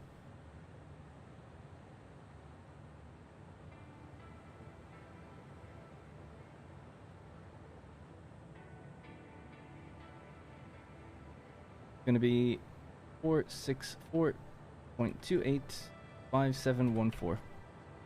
Alright, so we got to search for where there's quartz nearby and where there's limestone. But we could do just these quick assemblers here, the 20.8 circuit board assemblers, just to get that up and running. And then we'll, when we've got, if we've got any time, find the other bits for this.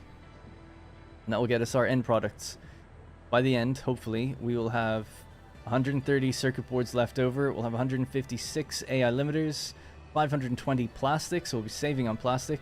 Can't move this any further to the left, even though there is stuff to the left, weirdly. Never had that issue before.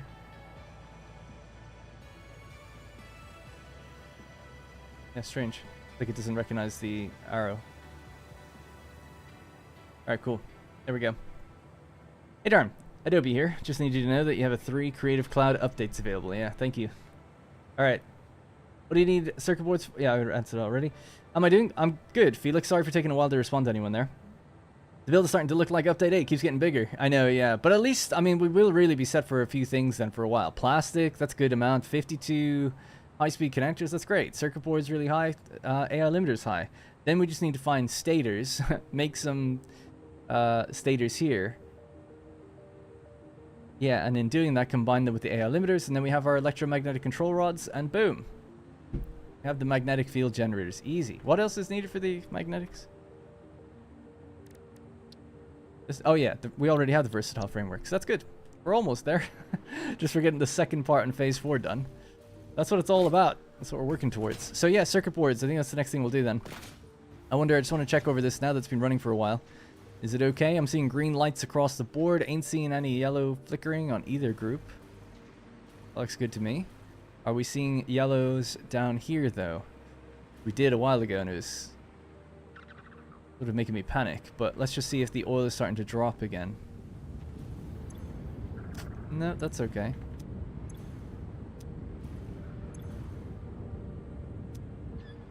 Chalk it up to a fluke.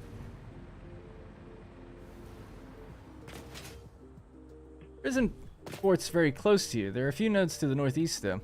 Yeah, I can remember that there's some in the cave that's over here, and we could drive it via a truck out here. It's a bit awkward, though. And there's limestone nearby, too. So maybe we just grab both, because that's what we need. We need both.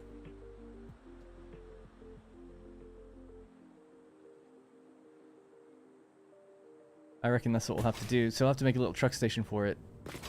But for now, we'll just focus on the circuit boards first. So let's just build a blueprint designer.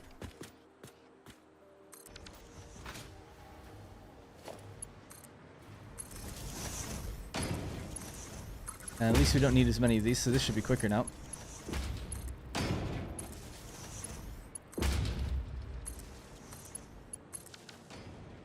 So for the circuit boards, we need 780 quick wire, so just one of the belt lines now. And 20.8 assemblers. They don't have to be stacked. We'll just keep them all down on the bottom. Make life a lot easier. So I'll build a new blueprint for this then. Thing hasn't loaded in.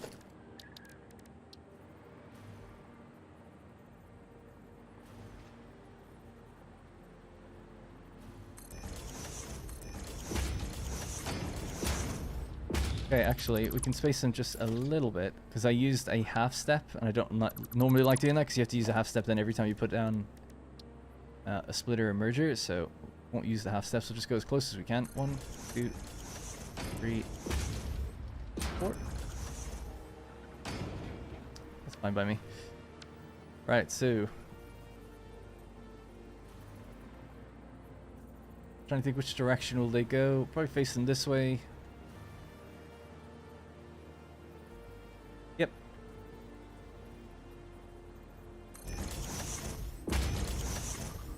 Quick wire will roll along the bottom, and we need 20 of these, so 5 of these blueprints. We need a little bit more than that, but we can just put them in the last machine ourselves.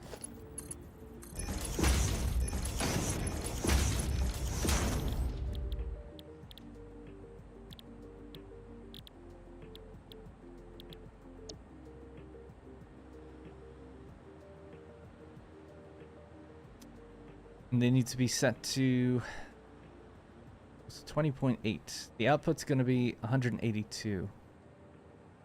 If the output's 182 divided by maybe 22 machines, we do something like that, or 24 machines in a line, and that would require each of them to have their output set to 7.58333.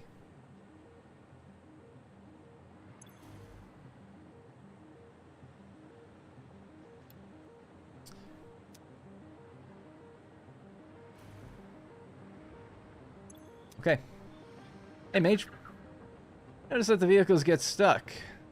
I never notice that the vehicles get stuck. I normally belt things out the cave into a station. Caves plus trucks is dangerous. Don't worry, I've literally... Yeah, so I'll be building... I'm going to do the exact same thing I did before, which is both belts will travel out just to where it gets to the sand, and then I'll build a little platform where the trucks are. Did it in my last playthrough. Never had a problem with it. Right, so...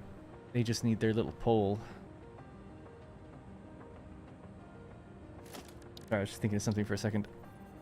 Might be too far over, but we'll see.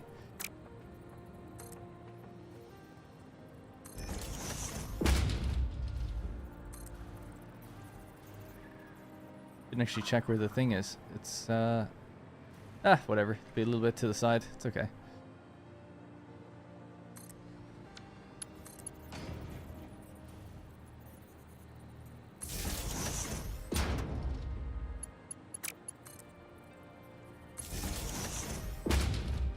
Yeah, the annoying thing is that being right on the edge, I don't think you can actually line up with this. Let's see. You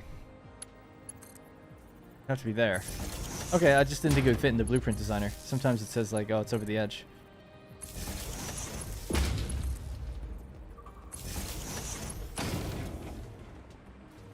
Alright, so this will be the quick wire.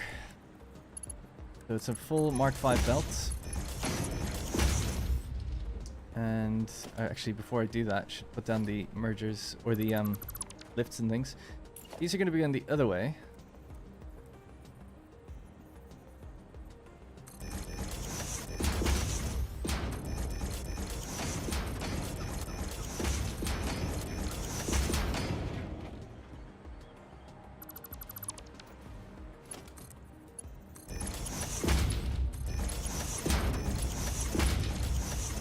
Now you're taking in 32.5, so that's okay. Mark 1 is fine.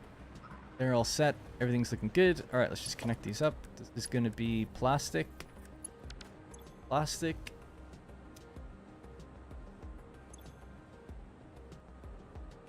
How much plastic is needed? It's 260. Okay, so Mark 3 is actually okay. A little dangerous maybe, but I think it'll be okay.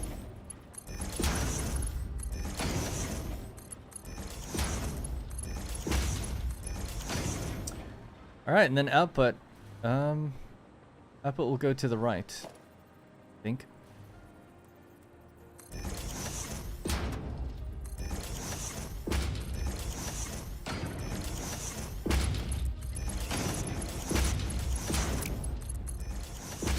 And the output is 182.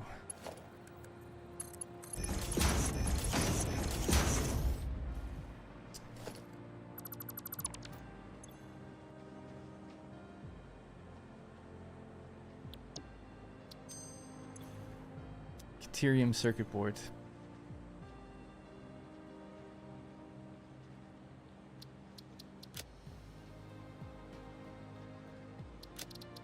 I feel like I'm not talking very much today. I'm just kind of getting on with it, but I feel like actually I'm really productive though all the same. So I'm like, yeah, I'm getting a lot done. But I should probably chat a bit better. Working on fused modular frames right now. Damn. And radio control units myself. Yeah, that's pretty much as far as I made it in my update 7. After I built it anyway. Can't remember how many radio control units I had in that build, but fused modular frames was 16.5, I want to say.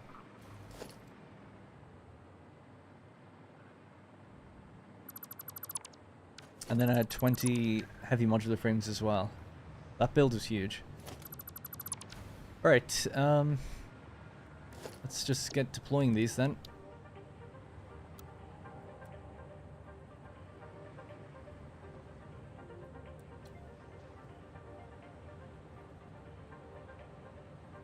Yep, this is actually okay. Okay, cool.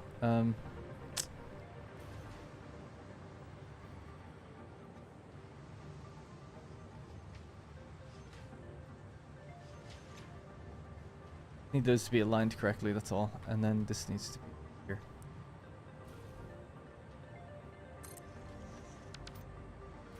Now, I said I was going to do 24 of these. That's 4.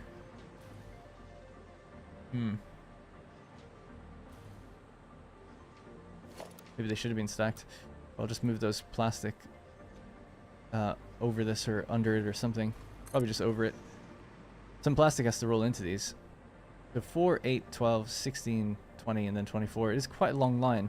The alternative is to then rotate. No, I don't want to do that. Just go out in a long line, whatever.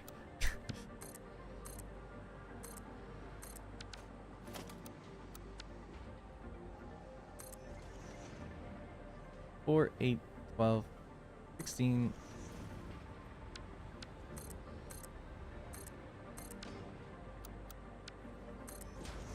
And 24.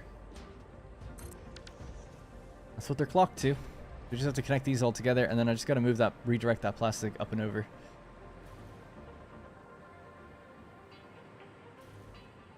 How much is all of them? How much are they making? 182 circuit boards. So we're going to do 500, but I've decided to use instead of that, I'm going to redirect other resources to make 52 high-speed connectors per minute. I could have done 500. That's what the initial goal was. We've changed it now. To get a higher tier good out, I guess. Which should actually net me more electromagnetic control rods if we use them that way. Need to connect these across. And just need to connect these across then. We'll do the bottom lane first.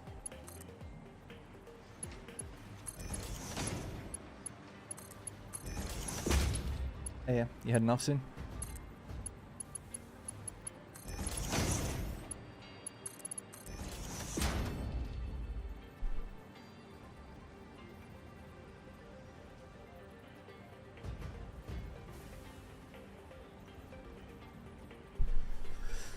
Right. It is approximately far more than 5,000 quickwire. How much quickwire? No, the amount of quickwire I'm doing is 4,680 per minute.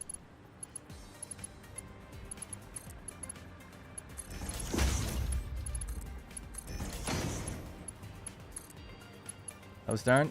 Where's this build located? Just joined. This is here, by the oil on the west coast.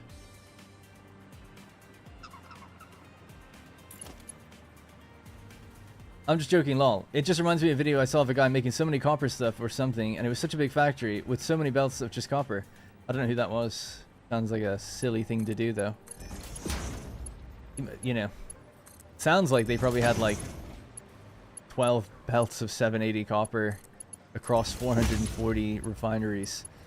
Probably mixed it with deuterium, using something like 50 water extractors, if I was to guess. Probably did it near the waterfall in grassy fields, and probably delivered all his ore through trucks like a madman. Totally unreliable. Probably used all the quick wire and copper ingots in several other factories that we never even really got to see because the series sort of ended. Probably. I don't know who could have been that. Who could have been doing that though. It was kind of like Game It Out effort, but way more organized. Alright, I think these are all hooked up and ready to go then. Oh yeah, let's just fix that. So, come here, you.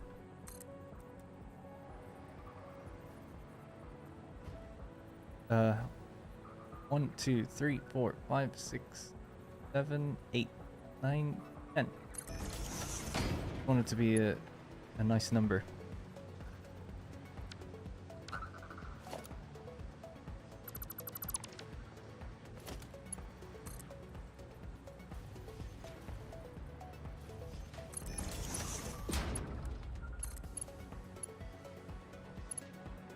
Did I not reverse it? Ugh.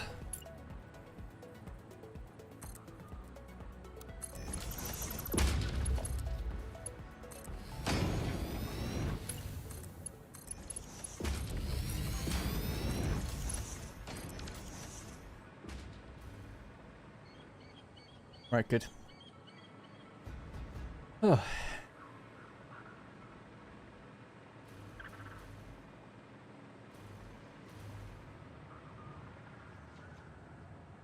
Alright, let's just hook these up to power now. And then we have to send in the quick wire and a new plastic line. So it needs 260 plastic per minute. Plastic comes from down here. We'll just send it over in a similar fashion. Now there's 4 machines that aren't included right now. 19.5. What was it? It's 260. So 260 divided by 19.5, which is what we get out. We need 13.3 machines. So 1, 2, 3, 4, 5, 6, 7, 8, 9, 10, 11, 12, 13. We could try that. 14, then just let overflow go somewhere else.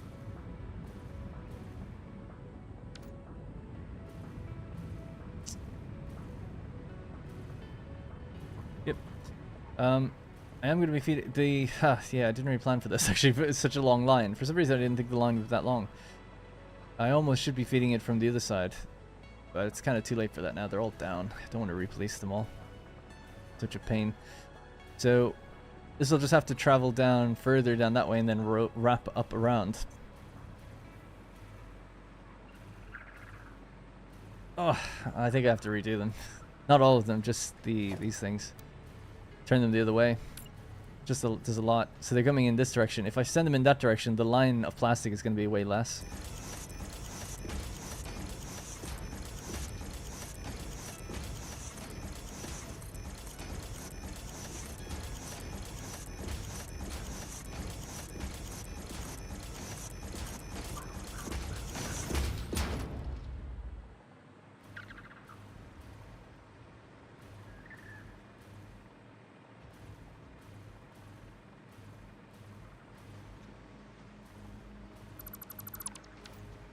I bet it had a power switch room too. I forgot about the power. God, the power.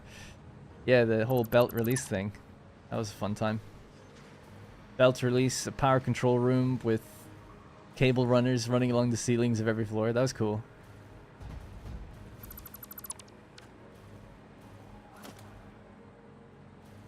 Alright, they'll be Mark III'd out of their minds in a sec. Rosie's just gone off to art class, so we've got some time. Play around a bit. When she gets back, we're going to be making pizzas. Should be fun. We made some a few days ago, actually, and they were pretty good.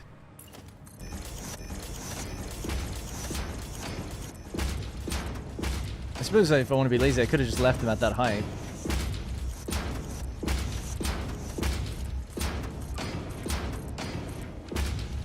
What kind of person would I be doing that? Alright. Almost in place.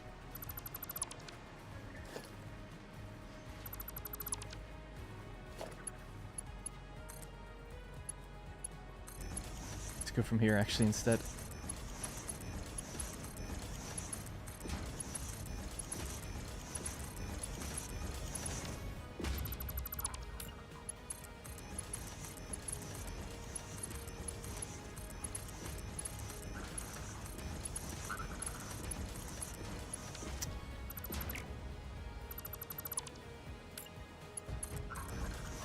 I don't think there's any point in me giving out these blueprints. They're all wrong, at least for how I've built today.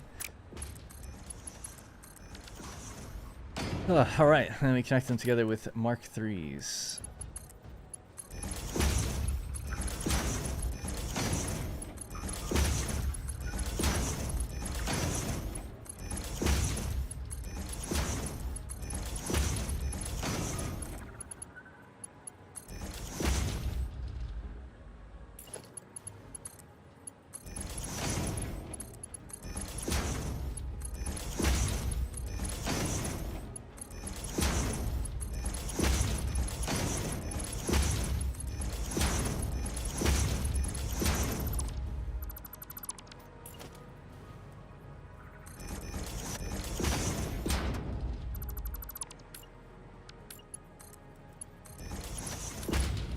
Alright, so that's going to be receiving plastic.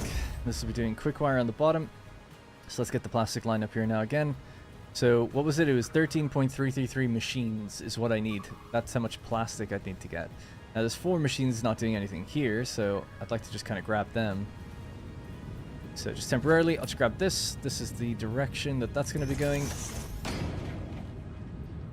Plug in those 2 inputs. Travel straight down along this way, because I don't see why not. I just don't want to back up these machines yet. I can't, because otherwise there'll be problems. Then I'll probably just take 13 from this side. So 1, 2, 3, 4, 5. Well, actually, sorry. I need 13. That's 4. 5, 6, 7, 8, 9, 10, 11, 12, 13, 14. So this one onwards. So, yeah, I'll just take this and we'll raise these ones. I might make it a bit easier.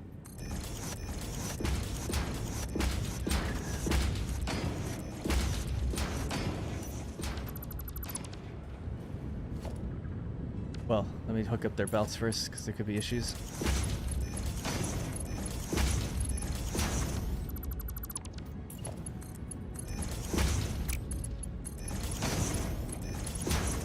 And then they'll need an overflow into an awesome sink, because there will be a tiny little bit left over that we don't actually need.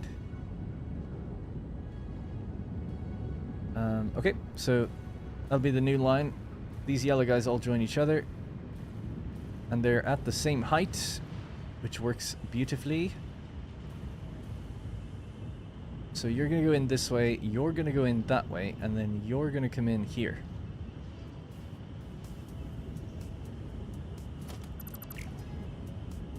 Alright, let's just begin the cut. Get it done quickly.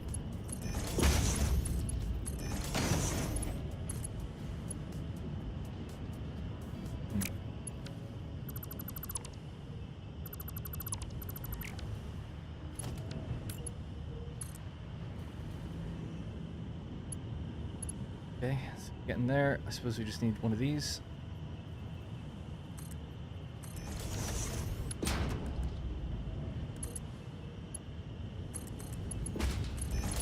Alright, that's that output. Then we need to just send it along and up, but I'll need an overflow as well, so I'll have to just give it that somewhere even here again.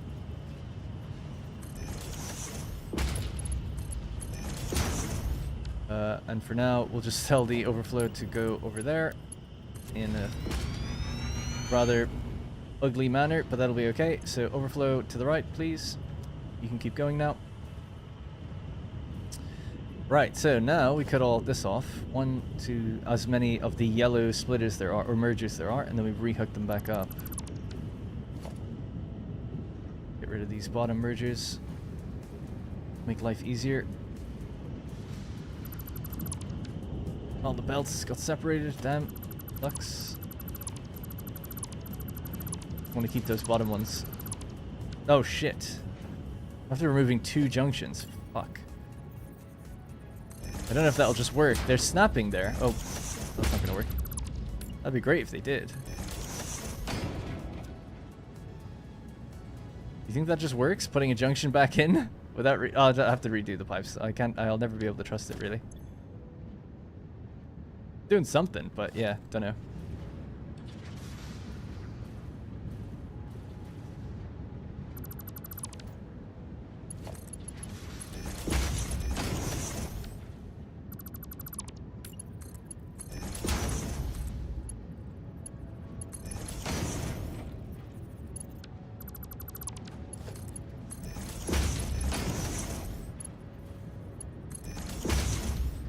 Okay.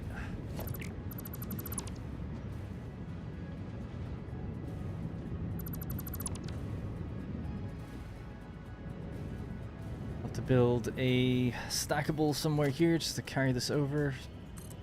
There.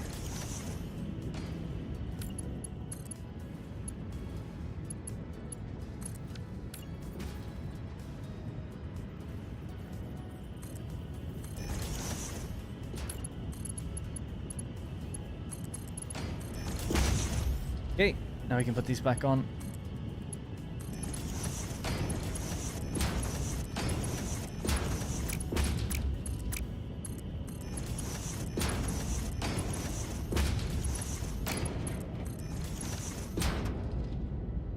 My god. Alright, finally.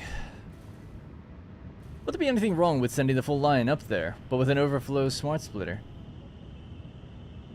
The entire line? No, actually. I've read that a bit late. But yeah, sending the entire line up there would have been okay, and then having a bigger overflow. I guess I was just trying to take the minimum amount I needed, but I did end up taking even a little bit more than I needed, so it probably would have been better to take the whole line, because then at least now I'll have 2 situations where I've got a bit of overflow, right? But didn't think about it. But you're right, that I should do that, or should have done that. I'll just leave it the way it is for now. Yeah, we want a centralized place where the plastic's going to go into, so I'll probably do a little reconfiguration when all is said and done, when everything settles. So out of here now, straight ahead, we need to go up, and ideally we could go maybe up to the left, actually.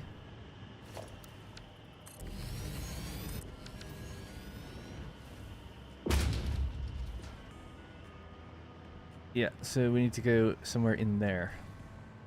We can just flow along here. The output is there, but I can just go up and over or something. It's not a big deal.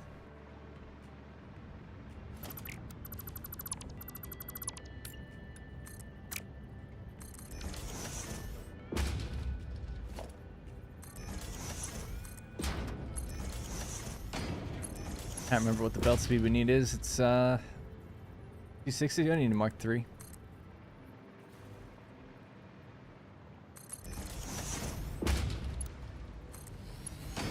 Okay. Oh, no. This has to go up, actually.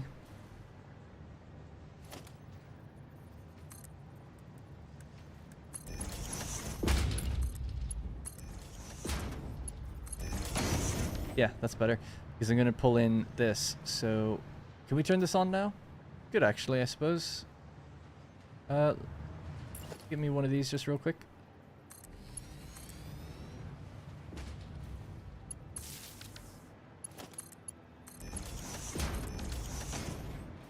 At least that's got somewhere to go.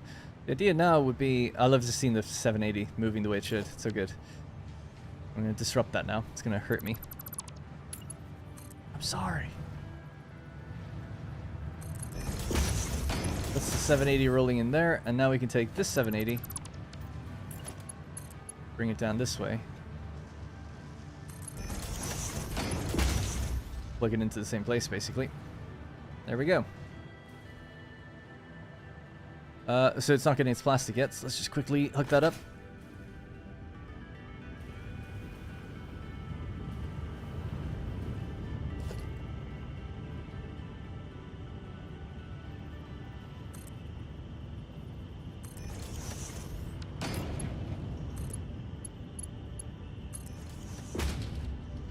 And, need to get into this spot. So how did I do it over there? It's just down on the ground. Okay.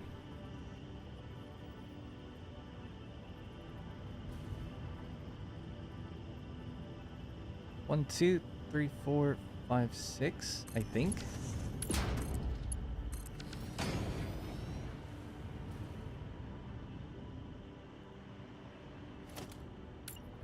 So, it is a Mark III, so we'll just make it a Mark III the whole way there. It'll be alright.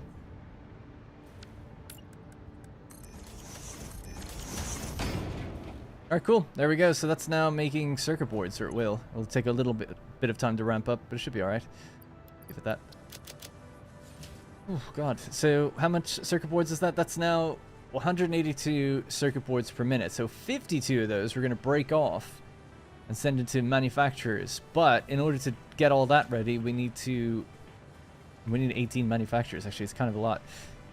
But then we're going to need... we have to make silica first by mixing limestone and raw quartz, which we could do.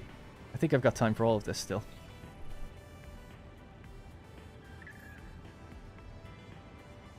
It's a vid by The Only Bear Shark, with the title being All of the Copper in Satisfactory. Oh, really? So it's not actually me?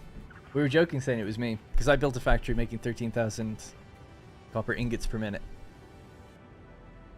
And it was massive, but yeah.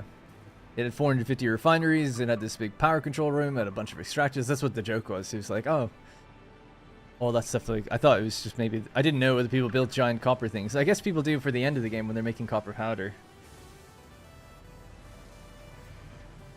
And take a break from that soundtrack now.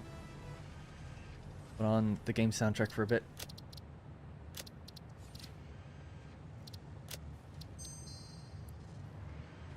Alright, so there we go. Circuit boards. There they are. Cool. Alright, everything does seem to be working, at least. A bit messy. You know, it's getting messier and messier with certain things.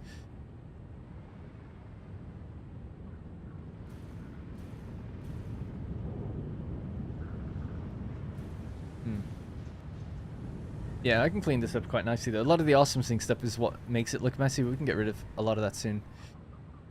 Alright, so that's the circuit boards done. We'll list that off, but now next thing is high-speed connectors, and that's the final thing for this factory, really. Or then we have to think about the electromagnetic control rods.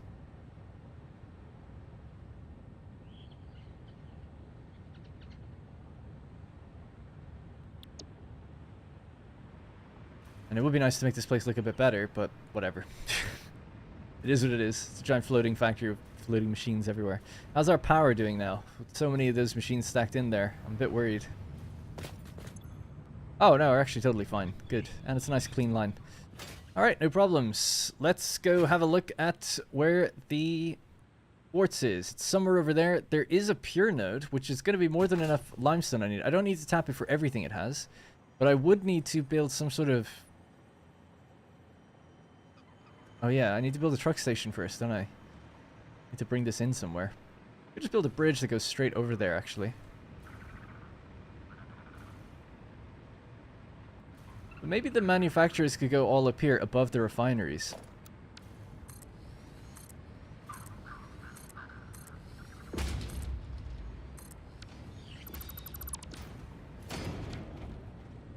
You know, I should really change out these floors.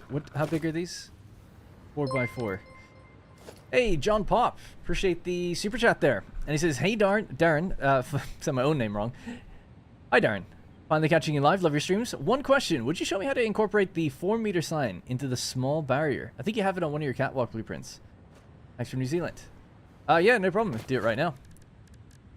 Right, so let's grab our low barrier. We'll just rotate it and just, line it up with the foundation. We get a sign, 4 meters. Doesn't matter if it's on the ground or not. Right, doesn't matter where you put that. Let's say it's even on a wall. Doesn't really matter. So the idea should be that these are aligned with each other, though. At least on this axis, right? That's okay. So in order to line it up where we need it, you see that's just like a bit too high. So I'm pressing H. You can lock things in place so you can look around. Now, if we just look at that and we move up, we can go up a little bit. If we go down, we can go down a little bit. And it's as easy as that. Now, we could lock it in place and nudge it across by using the arrow keys. That's one way. If you, for whatever reason, feel like you can't do that, whatever situation you're building in, let's just put that down as it was. Bring this across until we're happy with where it is. Bring this down.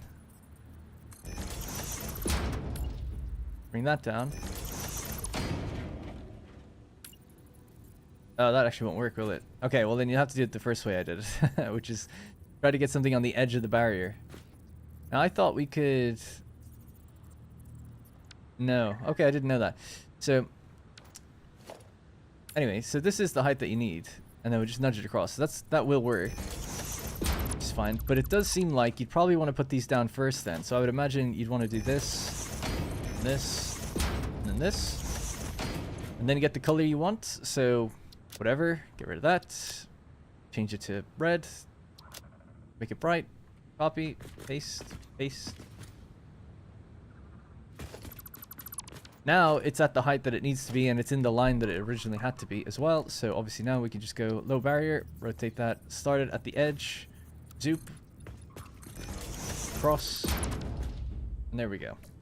Have a lit up barrier, at least on one side. Hopefully that helps. I guess to do the other side we could do it, and you could probably blueprint that actually then, thinking about it. So maybe save that in a blueprint so you don't have to do this every time, but you wouldn't be able to access the color. That's the only problem with this, which is why I said maybe put the signs down first. But yeah, you could do it on the other side as well, so you could have it on both sides, right? So you just, again, do the same thing. So I'll just move it one nudge over, right? So it's 1 meter. And then we go down just by one little bit. We lock it in place, nudge it across, and there we go. Now you get rid of this again, and the same thing, right?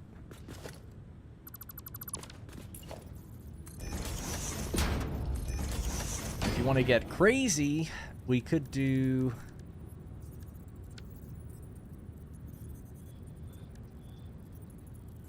Got the 2 meter. The 1 meter would be good. We could bring that down even lower. I don't know if this will work. Let's see.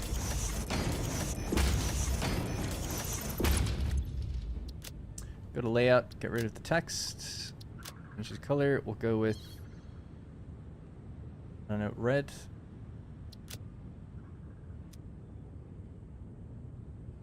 Copy, paste, paste, paste. Now the reason I'm doing this is because you could make a kind of multicolor thing or something. So we could do green.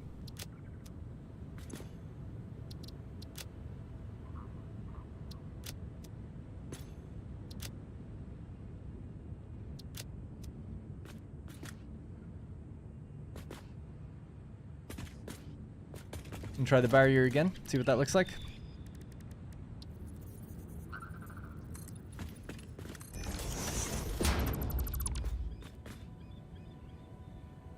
There you go. Multiple colors in one barrier. How do I know so much of a product to make? As in, if I've got a copper factory, how do I divide the resources for wire, cable, and sheets? Love the streams.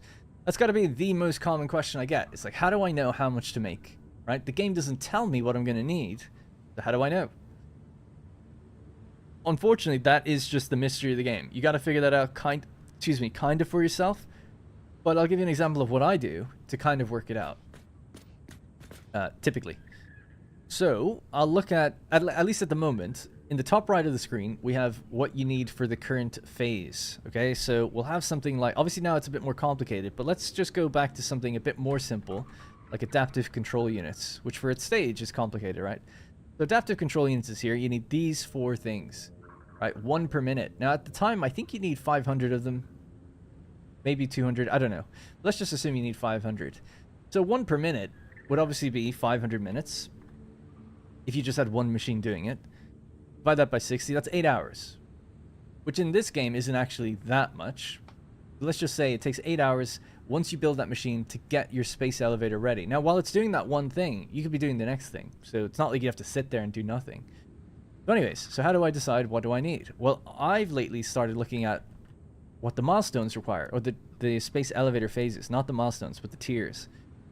Or whatever it's called. Space elevator phase. So I'll say like, okay, let's just do 1 per minute. I think I do 2 per minute. So it's like, okay, let's do 2 per minute. We'll target 2 per minute. That means that I'll get that done in 4 hours once the machine's all hooked up and running. Then you just work backwards from there. You go, okay, what do I need to do that?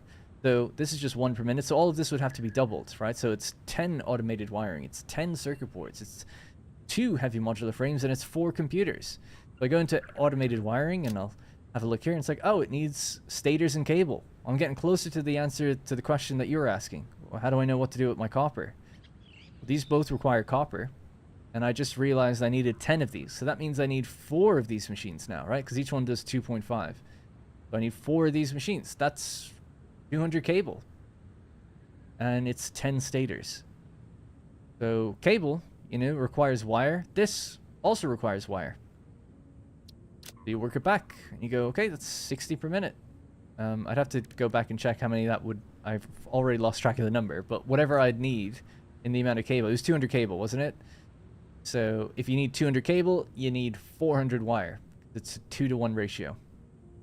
That's 400 wire just for that. But we also said that we needed wire for something else. And I'll just search wire because I've already forgotten. Tells you down here. It was for stators, yes. So we needed 10 stators per minute, I think. This gives us 5, so we need 2 of these. That's 80 wire per minute. So suddenly now we know that we need 480 wire per minute. How do we do that? And you just keep going back. You know, so hopefully that kind of makes sense. That's what you got to do, and you got to figure out for yourself if that makes sense. Now, wire is something you also build with. So I would say if you need 480 per minute to get that component done in the space elevator, maybe worth building a little bit extra just so you have for yourself if you haven't got that already. So it's like, okay, we need 480. Let's see. If we're going to just use a standard recipe here at the beginning, it's 2-to-1, but in the reverse direction, so 1-to-2, I guess. That's 480.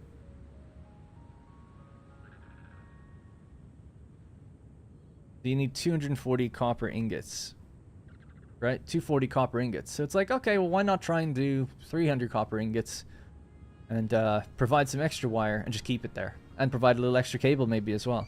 So that's just how I do it.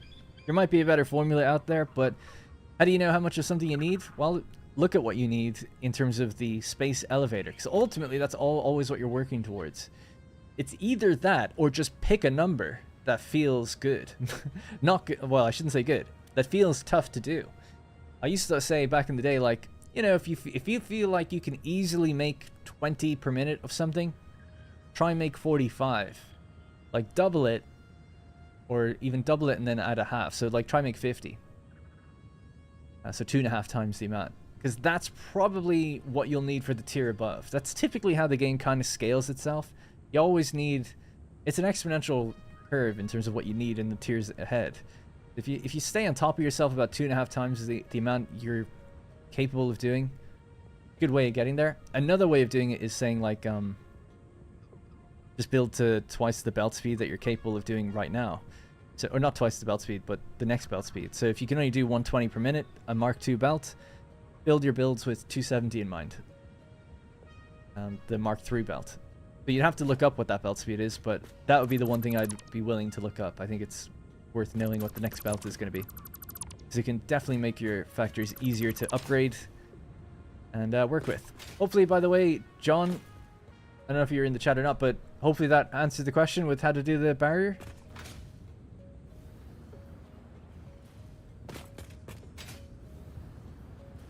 You don't have to respond, by the way. I just hope that worked. Respond if it didn't. Alright, so we need a truck station. Oh yeah, that's what I was doing. Oh yes, and I got distracted. I was going to build a new blueprint, actually, speaking of blueprints. Because I'm just using double concrete for no reason, so I'm just going to get rid of some of it. Do I have a blueprint for this already? No, I need a 2-meter foundation of concrete, not 2 ones. Because normally I do 2 layered, right? This is a 1 sitting on a 1.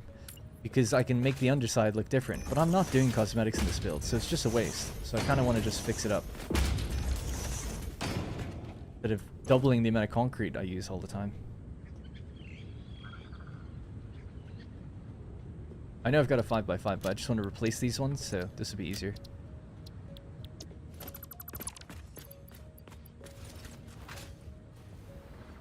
I hope the devs fix Mark 6 belts eventually. What's wrong with them? I've never gotten to them. I wouldn't ever build with Mark 6 in mind anyway. It's just too fast.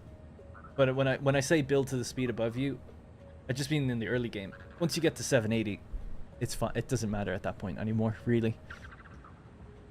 Like getting 1,000 on a belt per minute is probably the number I would just always hit, rather than maxing out at 1,200. Even if you're doing huge projects, I don't know. I just think it's probably. It just seems like a lot, but I haven't gotten to that point, I suppose.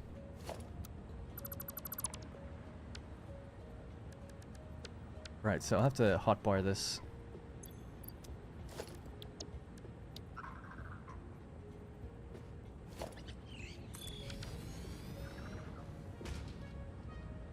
Okay, better.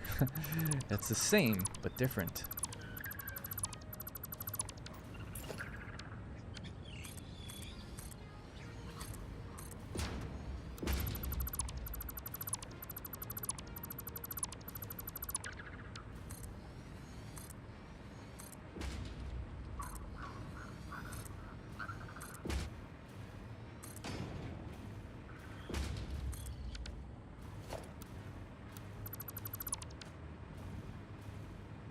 Don't you need Mark 6 belts for the highest output miners anyway? Oh yeah, well apart from that. So yeah, what's wrong with the Mark 6 belts? Obviously, yeah, I just mean in factories. But yeah, no, totally. If you're trying to get the most out of a mine, I would use the most that you can. There's a floating point error then, I'm guessing? It's slightly less and it's tied to your frame rate or something like that. Yeah, I could see that. Yeah. That's annoying. It's weird though. I don't really get why that would be an issue. I still don't really understand why a number going up fast shouldn't change like based on frame rate. It shouldn't be any different. So I don't really understand. But I didn't build their game. For those who don't know, I have a degree in game development. I work on a game at the moment. I have a general understanding of this stuff, and I'm actually working in Unreal. I never understand how they have errors with their belts like that. They're the only factory game I've ever known to have that issue. So maybe there's something in Unreal, or it's just the way they've done it. It was the same when it came to fluids, which turned out not to even really be a thing. So, I don't know.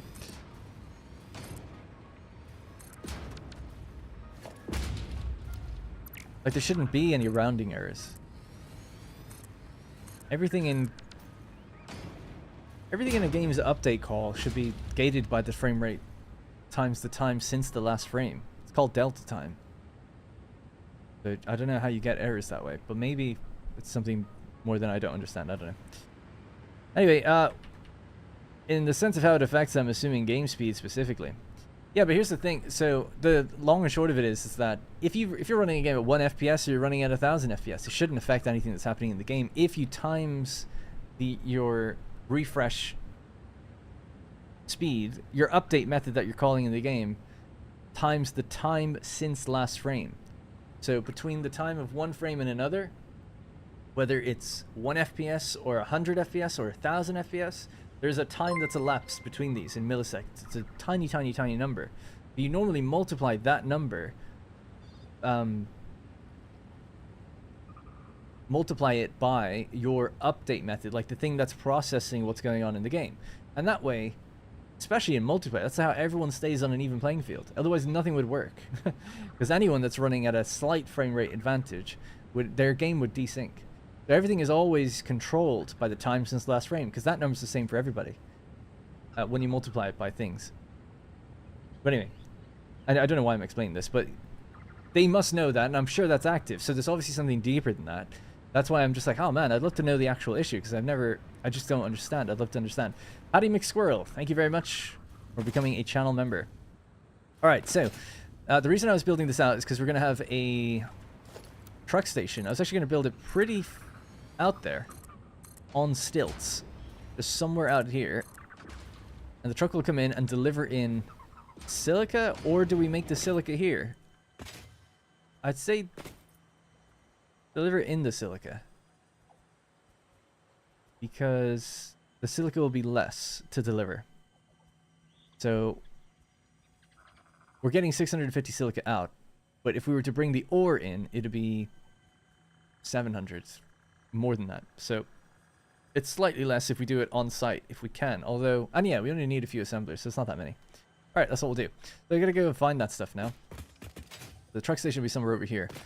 Just start building a road at this point then. Screw it. See what happens. How do I power this? I don't know. Liquid biofuel. I want to set up drones to deliver liquid biofuel, but it's a lot of big ask just for this. But I suppose it has to be done eventually. Alright, this could be our road in.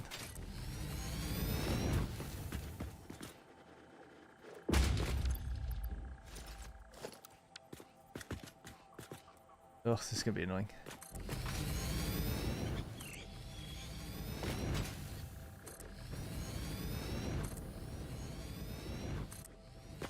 Alright, I'm out of concrete. I should get my vehicle here for driving back and forth between this.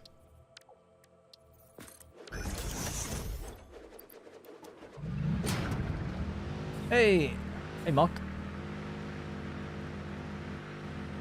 So, in order to fill up my concrete, I can actually remove some of the flooring here and replace it with the new flooring I have. It'll actually get me back twice the amount of concrete. So anything that says 2 layered foundations, you can just remove. They don't need to be layered anymore.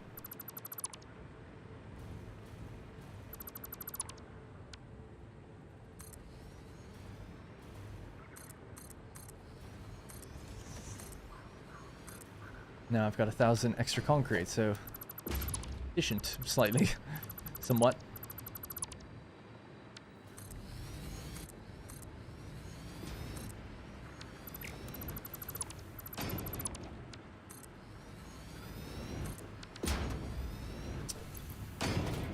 And I suppose I could just run down and get more anyway.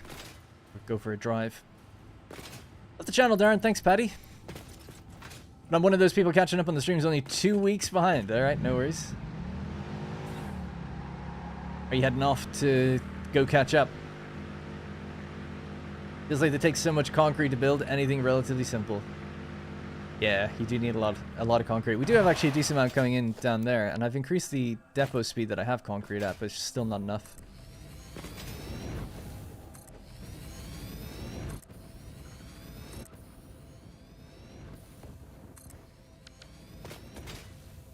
Now, I was initially intending on just having a sort of a T-junction. It goes down to the left or the right. It's going to look really weird, but I think I'm beyond that point now. Things looking good.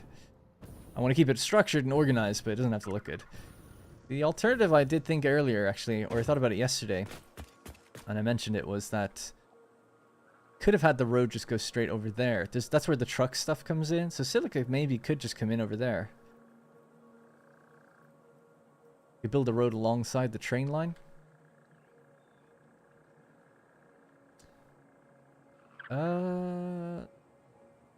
Actually, that might be better. Maybe I'll do that. Let's drive the route and see. Just because stuff comes in there anyway, might be a nice area for it. It's a big open blank space and I don't have anything to do with it. It does mean that silica would have to kind of roll along for quite a while to get to this point. This is where we are going to be building.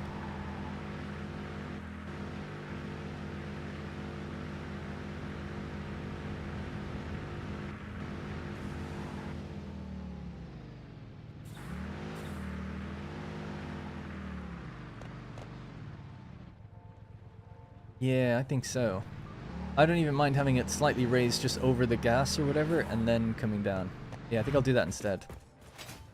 Alright. Remove that road. Just put it back in my inventory, just redeploy it down here, but just slightly raised over the gas.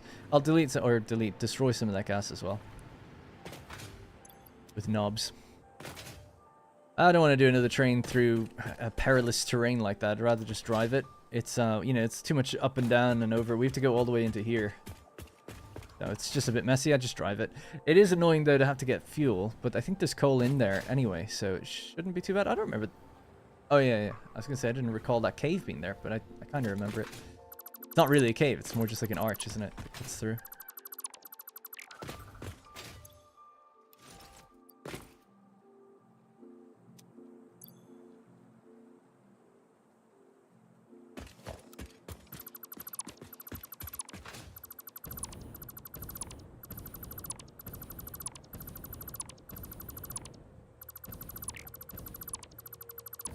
Alright. Build it over this way instead. I might just float over and bomb the place first.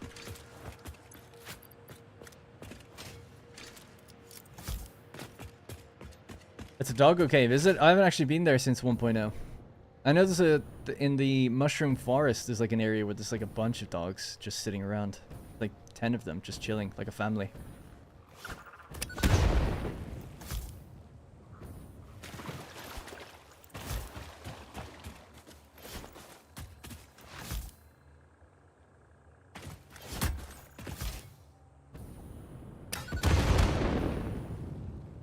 Okay.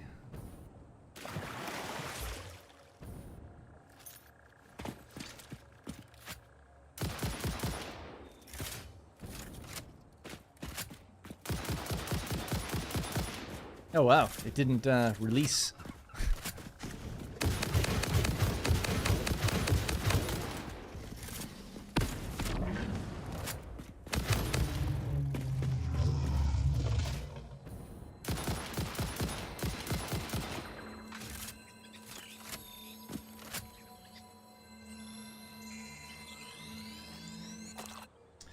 There's a helmet cosmetic in there. I didn't even know there were helmet cosmetics.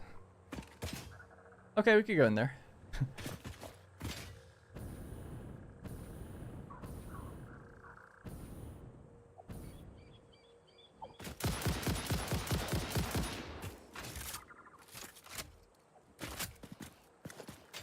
Alright.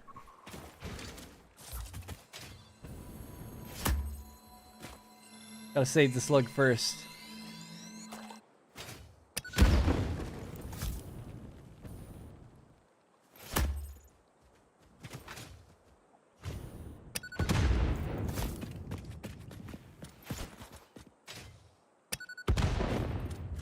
Alright, good. Job done. We can pave our road out this way. Or directly towards that radar tower, maybe.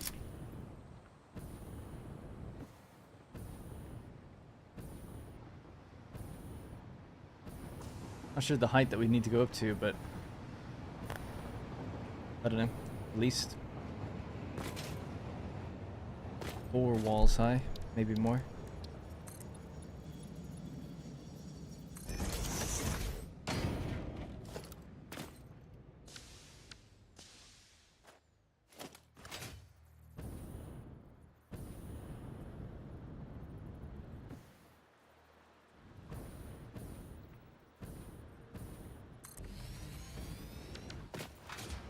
Alright, we'll start from there.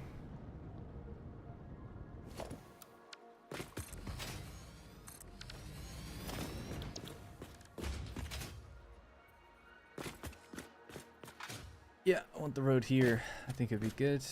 That's the way in. Yep, plenty of room to go in, turn around, come back out. Alright, go.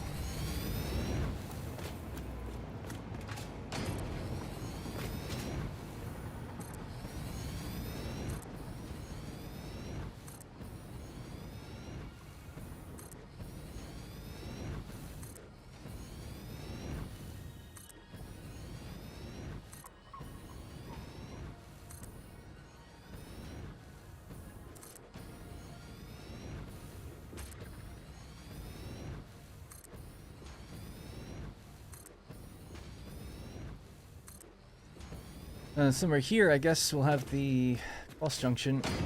Not that one, the T junction. And left or right, we'll just bring it down onto the sand. Need to go that way, actually? Maybe I'll just do it as a straight turn. Like a corner. Alright, the other thing, if we want to make it look a bit nicer... Well, there's a couple things, actually. Could drag the power along out this way as well, which might look good.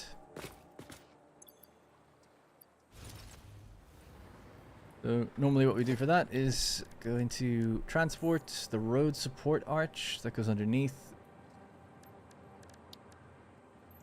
Power tower walkway, that's it. And then the other one doesn't have to be here until really far down the line. 4,000 concrete just gone like that, I know, yeah, it's crazy.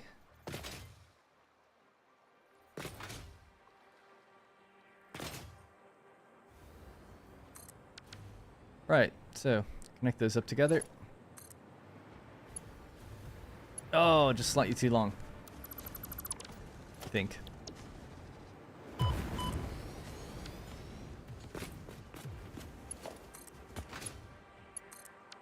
Alright, that's connected. And then for cosmetic purposes, we should put the stuff on the bottom of it. The power tower top slots in there. Midsection, midsection, and then bottom. Even get under there. Nope. Pop it here then. Cool. And then I guess just do the same down on the other end.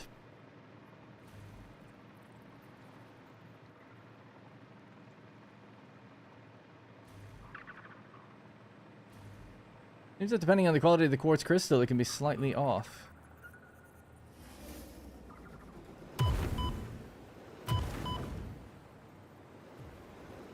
PCs nowadays have quartz crystal built in. Vibrates exactly 60 times a minute. I believe the speed is this way still at the moment. Oh, I've never heard of any of that.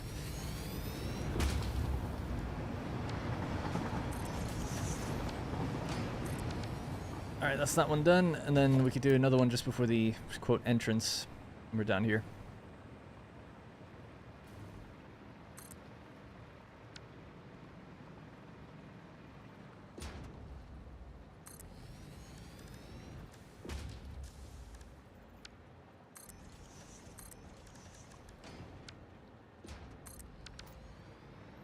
Right, that can go down there, and then this can be the power that comes into the factory somewhere. I can cut off that other power line. Right, give me that car.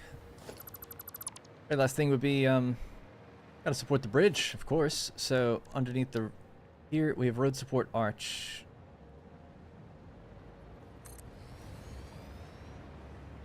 So we want, let me fly. There we go. One there. No, no, yes. No, no, and yes.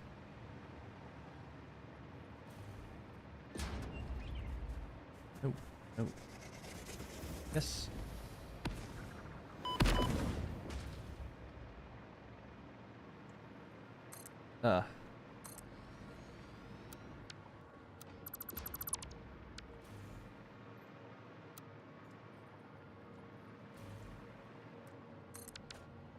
Cool. Bit better. Organized. How do you select the blueprint that fast? If you are looking at a blueprint and you take out the dismantle tool and then press R, it switches the mode to blueprint mode, and then middle mouse button just copies things that you look at. So that's how. So you can just copy, you know, the individual thing, or copy the blueprint. So always play around with your modes by tapping R hotkey. Alright, now, gotta bring this ramp down. The best way to do it, because there's no vertical nudging in the base game still, is to use walls. Shouldn't take too long though. So a 6-meter decline these.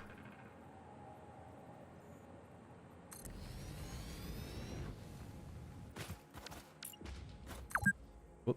Get rid of the walls in a moment, but just to anchor these. Alright, another one there. And that's pretty much it before we hit the ground. Maybe we could get another one in, I don't know.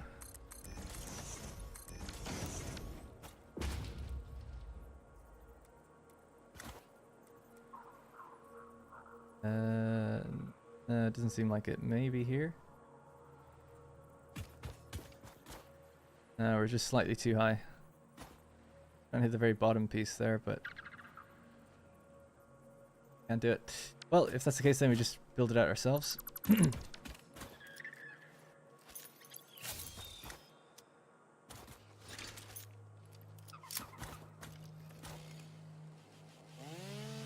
Anyone else see the Fixmas event confirmation starts December 1st? I haven't seen it yet. I'm guessing they'll tweet about it and tell people though.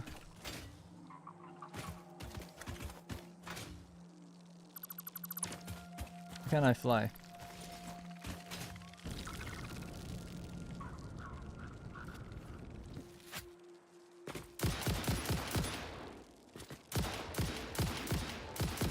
Sorry, my mouse. I'm gonna blame my mouse on that one. I couldn't move it left because it was hitting against my keyboard. It's like I hit a wall. I just couldn't turn left. I was like Derek Zoolander.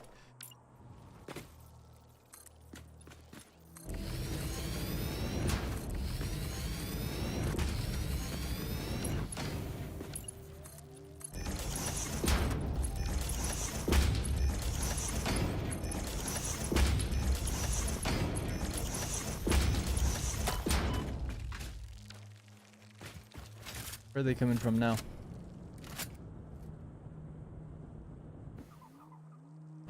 Maybe up there?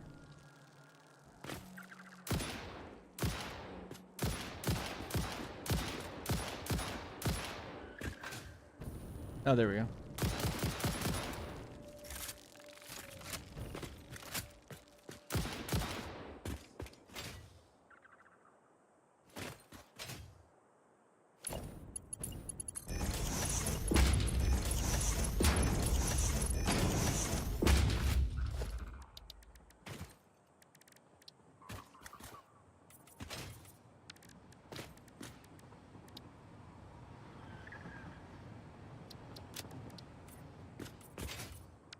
Alright, cool, there we go. Road down here, anyway, is done. Now we can drive out to the quartz, get our limestone, and turn it into silica, and then bring it back in, and then get our high-speed connectors. That will be us for today, if we can get all that done. That's the goal, anyway.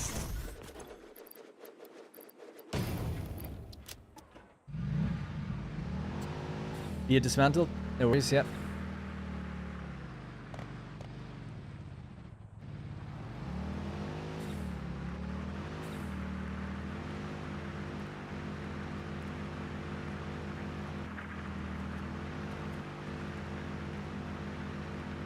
Vaguely remember this route because I drove it in my last update as well. It's like really similar. Might clear a few of these things as well. We'll probably use a truck rather than a tractor for this.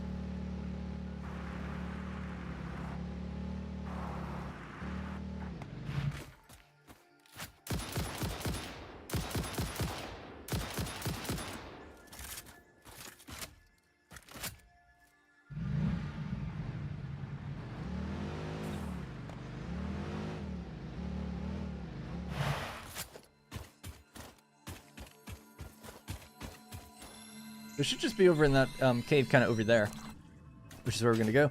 It's going to clear a couple of these trees, not the whole lot. Actually, we can do the whole lot maybe just right here. So area. Yeah.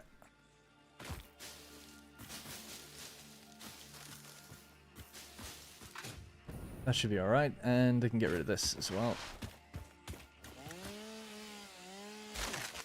Only going to be in the way.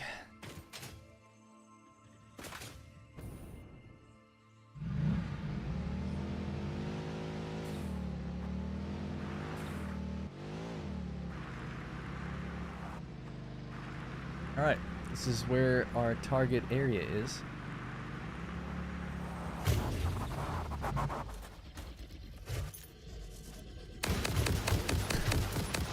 How vicious is that? As well, he's like limp.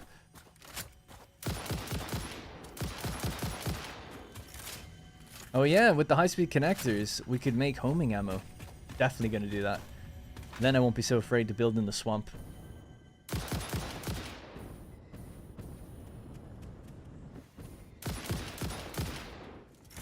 We get this one yet? Nope. Ow. What the hell, man?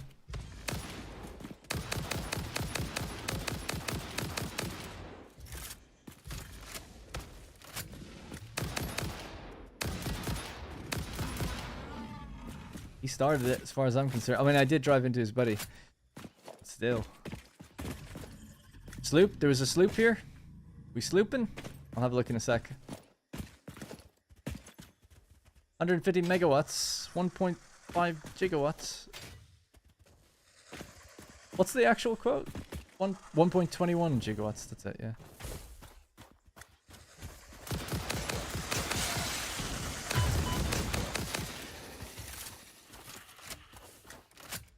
I'm not holding anything here, so.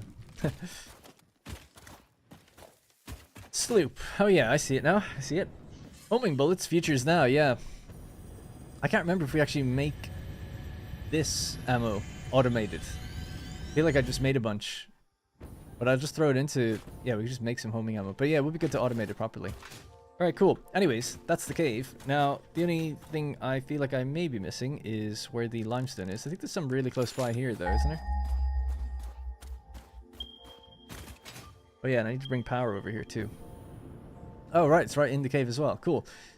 That's the pure node. So yeah, somewhere out here, I'll just build a little truck station, and we'll take this stuff away. So let's get started. Alright, so get our first few foundations down.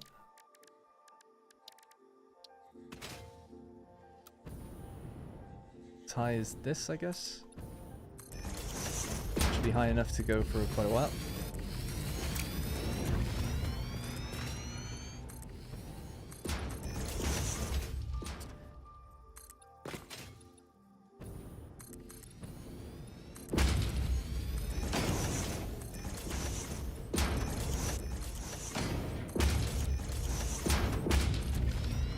Alright, so this will be kind of like the platform where cars will drive up to and get their thing. The truck stations will be like here, or one of them will be. We'll also need the assemblers to be somewhere in here too. Ideally. Now, we'll probably access this in another way in the future, but for now it should be okay. I'll try to leave ample room out. There is a room out on the right side too, just if we need to get the ore out some other way. Right, so for the thing, we need 12.380,952 assemblers. It's such a specific amount. But ultimately, we need 650 silica.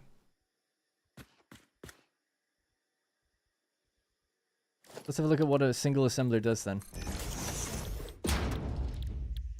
Cheap silica, 52.5. So we need 650 divided by 52.5. So that's why we need that many machines. So that's how much we need to get out. 52.5.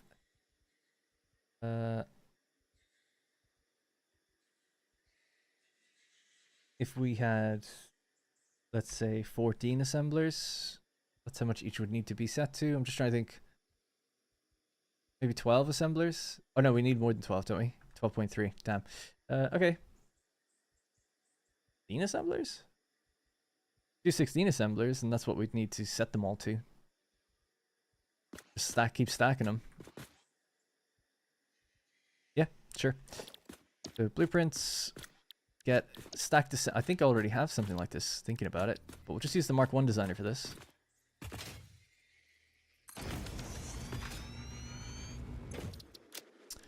So, machines, stacked assemblers. I need something that has 6. Silica, that might be the one I need. What was that noise? I could have sworn I heard a really weird noise to my left. 1.21 gigawatts was the quote, yeah? I should build a train station But it seems like a lot of work. It is a lot of work, in my opinion. You have a well with water. You can use them. Yeah, no, I know. I've been here before. I don't need it for this recipe, though. For silica. I don't have anything I can use water with.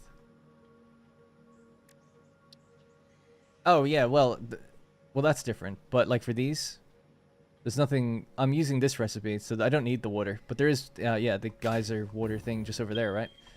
The 2 quartz nodes are in at the back. The silica's here, or the limestone's there. Alright, so this is what we're going to be using. It looks like it's already configured, almost. We're going to underclock these. So that's 6. And we're going to build whatever I just said. 16. Oh, so actually I only need 4. Oh, maybe, okay, actually, hang on. 6, 12. Okay, I'll just add on 1 extra machine each then. Keep this the way it is.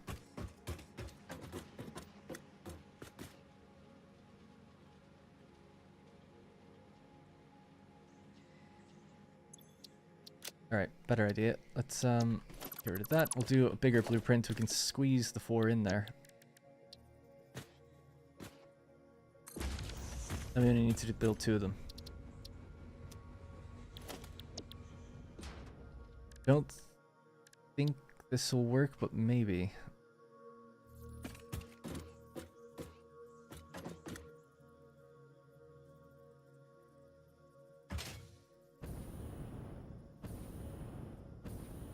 Partially overlapping blueprint designer. Yeah, I know. That's the point. I want to put this blueprint in here. Not loud, no? Okay, cool. There we go. It won't let me go to the far corners. That's okay. The question is, just can I put 1 more machine alongside this? That's all I want to do. If I have the room for it.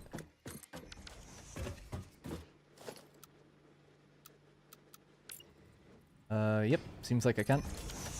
I don't have power out here, so I can't fly yet. It's the one on the left.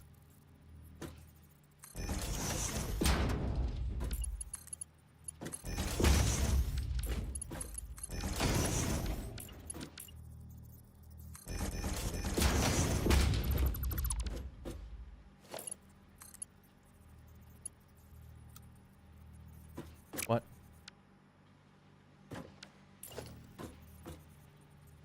Oh, they're going alternating directions, okay.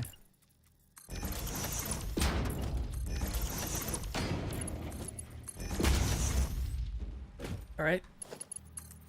Down there, and then we'll just clock these down a bit. So we said that it's going to be doing 40.625. 40.625. I want to make sure that's right, because I'm going to do 16 now. Yep. That's what we need. 77.381.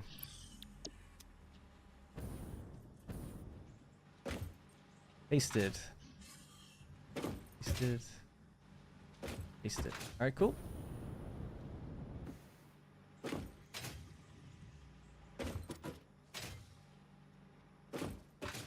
I don't really remember building this, or like why this was made.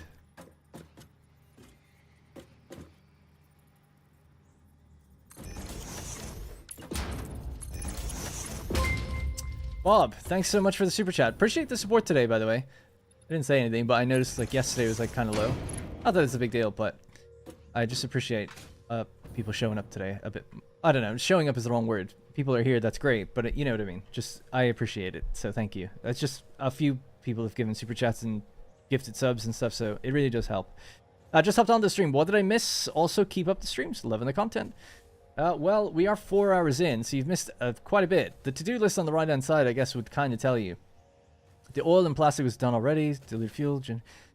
So today, we did quick wire, circuit boards, and AI limiters. We're making 4,600 quick wire, making... can't remember how much circuit boards and a lot of AI limiters. We'll see that soon because I'll be going back over to the build soon enough.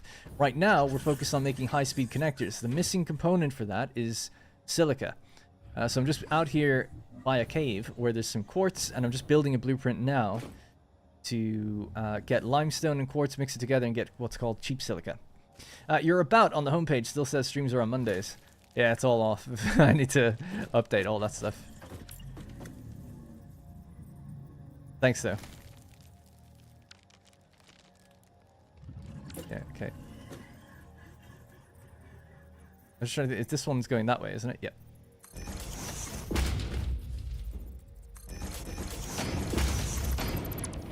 So thanks again, Bob.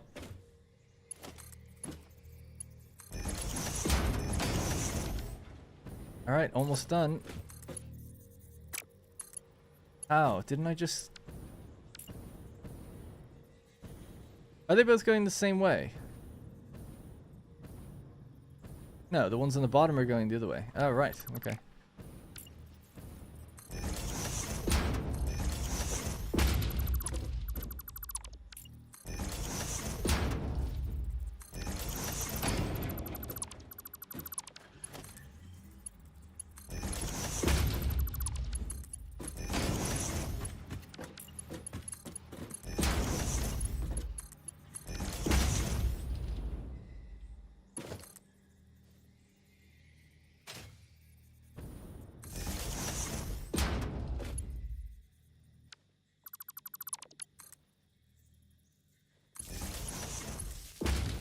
Okay, and did I set that correctly? Let's see.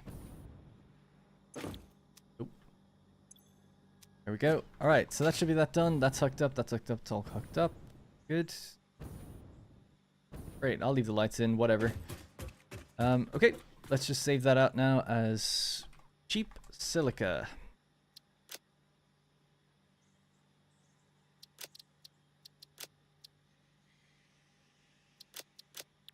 God, I should turn the music back on. The game soundtrack barely ever plays.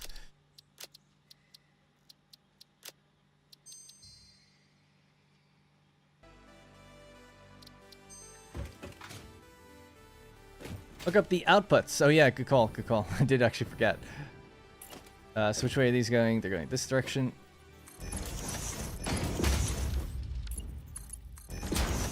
Thank you for that. Do this one as well.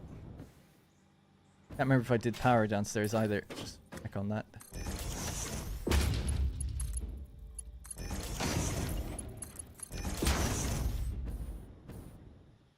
Nope.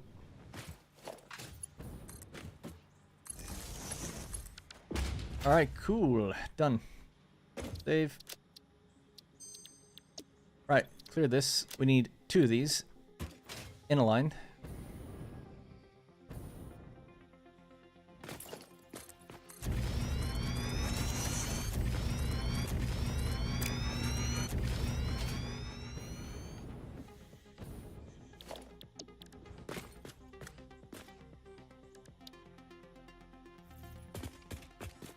A little tricky to build because it's hard to see in here. And I can't float right now, so that's in the way. Move a little further down from that. And there's this in the way, so I guess we'll start it somewhere just here. So I want to make sure that this comes over to the edge correctly. Yep. And then this needs to line up this edge. Seems right. This needs to line up in the middle of a foundation. Good. I would say that this is probably aiming the wrong way though, so we have to rotate it. My bad. Just do that again. Please tell me you're getting the inputs from the right place. From the left. You're coming in from... Yeah, it's such an annoying thing, but okay. That's alright. I'll still just send in the limestone from this direction then. Limestone's closer, so it shouldn't be too bad.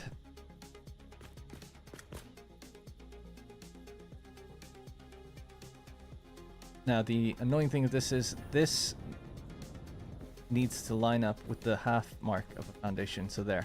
That's okay. Which means this should be right on the edge of a foundation. Yep, the metal beam, I mean, or the metal, whatever it is. Alright, good. So that's 1. We just need 2 of these. Is it really going to just have to go through this? Or you could just build them a bit one further down, actually. Like it matters, but I guess so. Yes, it does.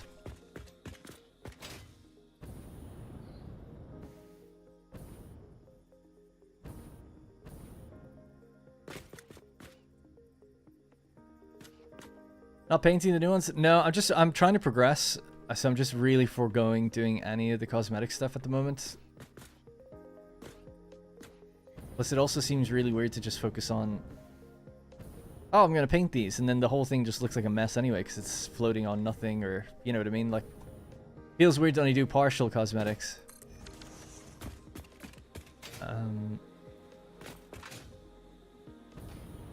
All right, so these can connect together.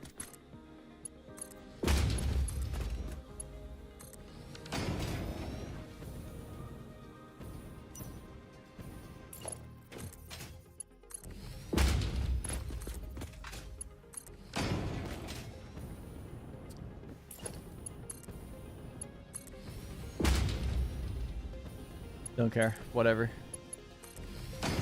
It'll just have to be the way it is.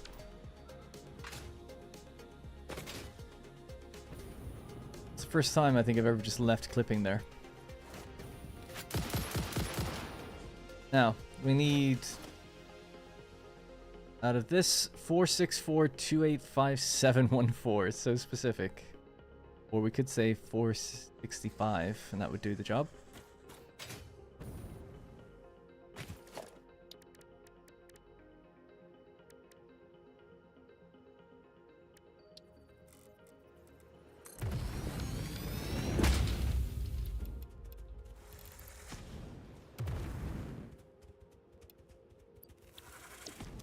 Okay, so unfortunately this is gonna have to roll along all the way to the end, just because again, too lazy to do redo the outputs of that blueprint.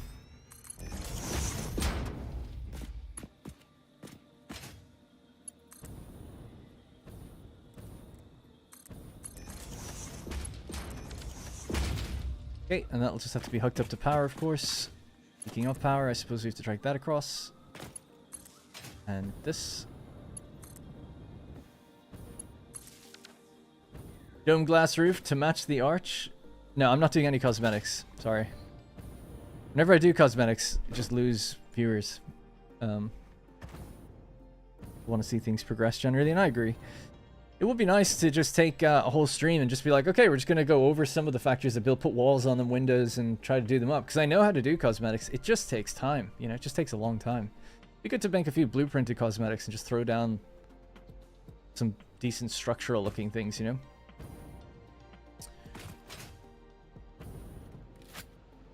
Oh, I've never been here since the update. They've actually made it look a bit nicer. Are there spiders in here? Also, I don't think there used to be water. That water wasn't there. It used to just be this the whole way across.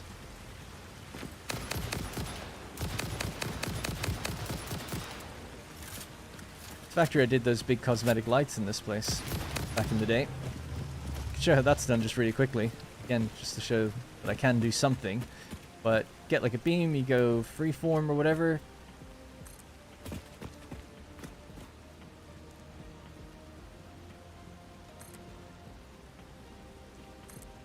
Something like that anyway as an example, and grab like a large billboard. I should have rotated the beam actually. Damn, hang on, let me just do that again. Go up a bit higher. So here to there. They're hard to see, but I think that'll be the angle we want. We get our billboards.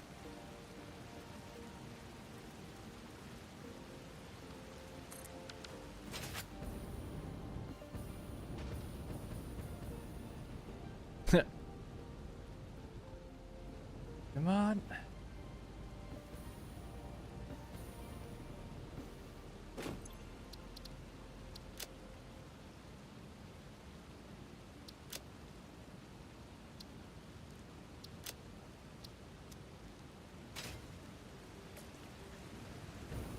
And then maybe just unpaint that. You could just remove it as well if you didn't want to see it, but something like that makes it more subtle. And there we go. We got a nice pinkish hue to the area.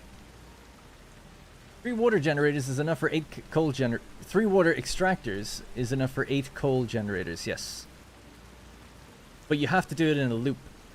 So 3 water extractors is too much for one pipe to handle. So if you got 3 pointing out like this, pull the pipe to the left, up and around, and you pull this pipe out and around. And on this top layer here, where the pipes are joining, so the pipes are going like this. on that top layer, then you've got your 8 generators being fed. That way, the pipe is like kind of dividing, if you know what I mean. You have to do it that way though. You can't have 3 in a line and the pipe just going off like this towards your generators. Pipe can't carry enough that way. Unless it's a Mark II pipe, but I'm assuming it's not. So how much of this do we need? We need 2785746. Okay. Again, just spaghetti this one over there somewhere until it gets onto a foundation.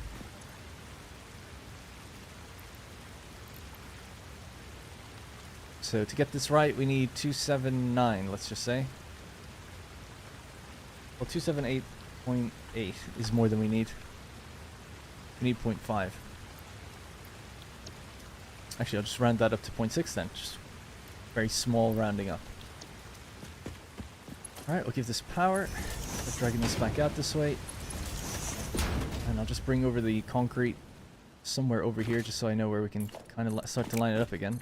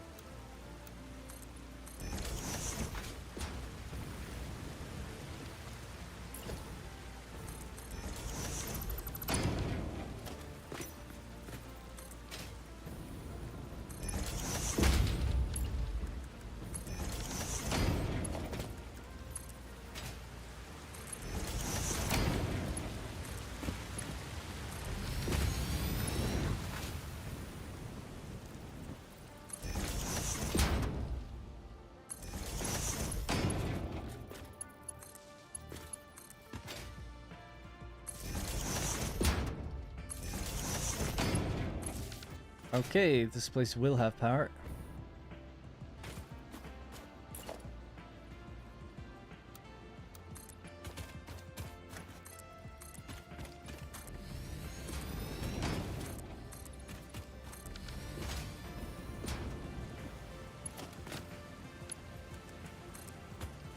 And then we'll just drive the route, bring it over on our new little road into our brand new truck station as well.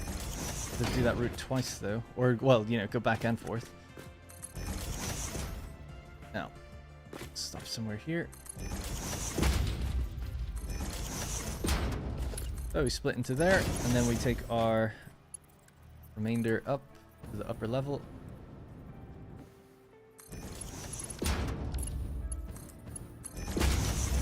Okay, the outputs are pretty much hooked up as well. We just need to merge those, and then that's done.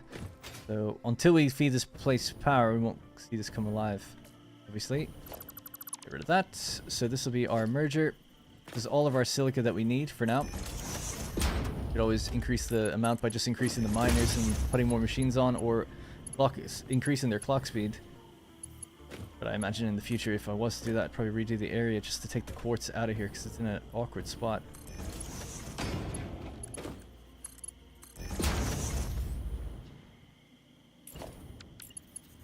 Alright, so it's 650, so it needs a Mark V, and that's going to go into a truck station.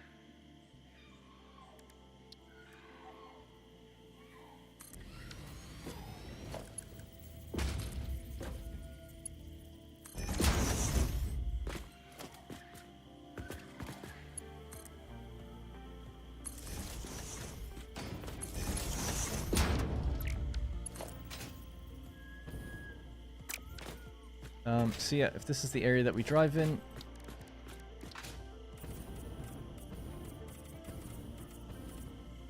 make a little ramp.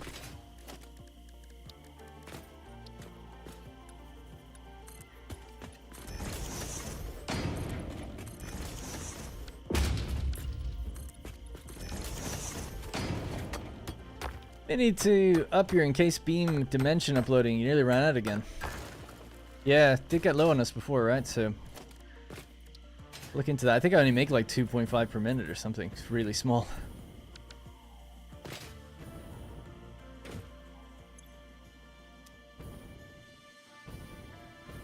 Okay, let's just build this out a little further actually.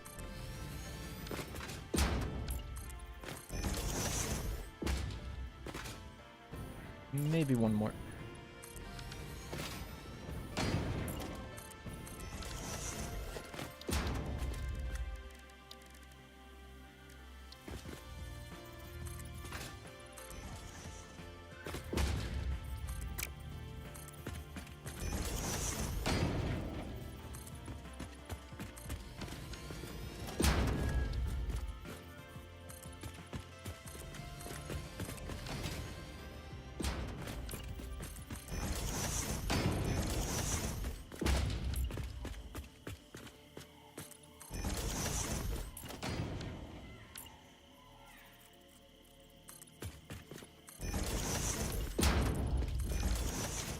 Alright, it's fine.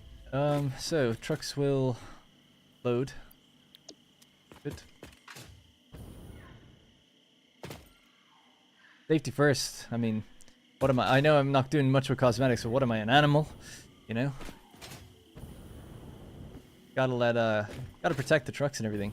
I have done something wrong here. We're only plugging into the bottom, not onto both.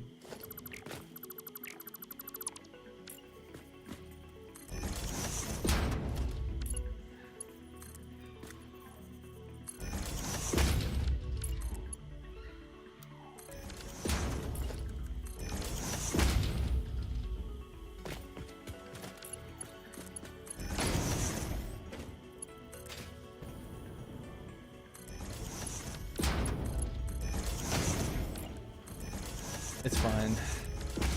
Fine. I'm in a hurry. Alright. Let's go. Let's drive back. Now, I need to source some fuel. What is going on? Why are we green? Okay. There's coal right next to me, actually. So we could just feed coal into it. Actually, it's super simple. Is that new? I don't recall coal being over there. New to 1.0, I mean.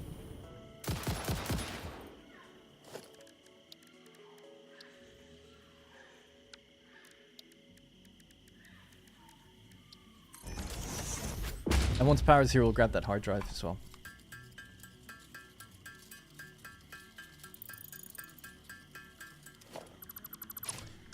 Connect one side of the power tower to run to the bottom of the cave with it. With the SAM cave, the node is super far from the entrance. That's why I do that. I saw a video that shows you need how to feed 20 plus dimensional storages remotely using priority switches. Definitely something I'm gonna do to get around upload speed limits. Interesting. You're just activating them when you need them. I don't really I mean, yeah, I don't understand, because why wouldn't they just be active the whole time? What's the reason not to do that?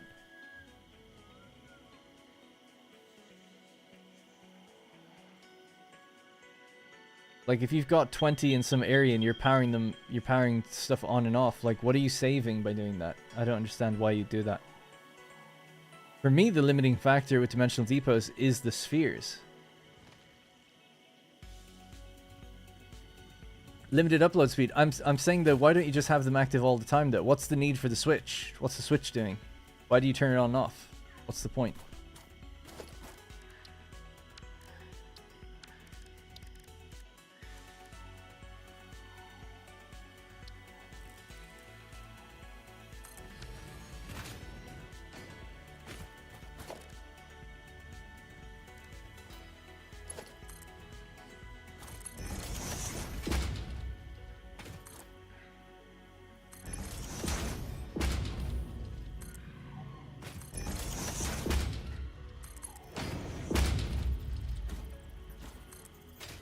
I just don't even know.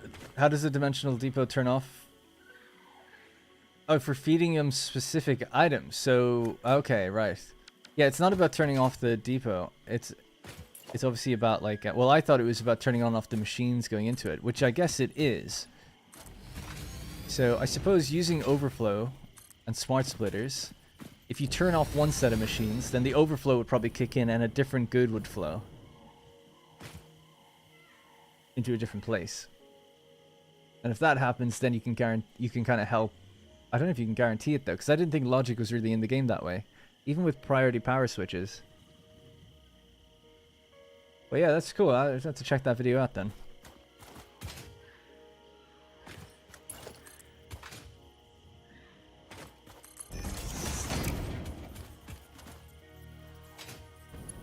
I don't know what my plan here was. Maybe I'll snake it around the side of the thing in here.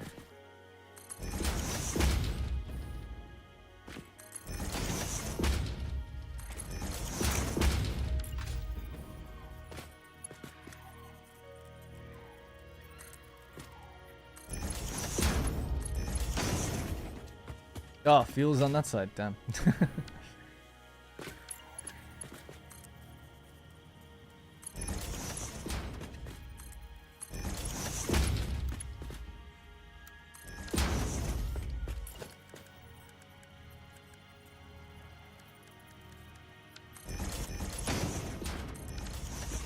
Alrighty, so that'll need to be hooked up to power also.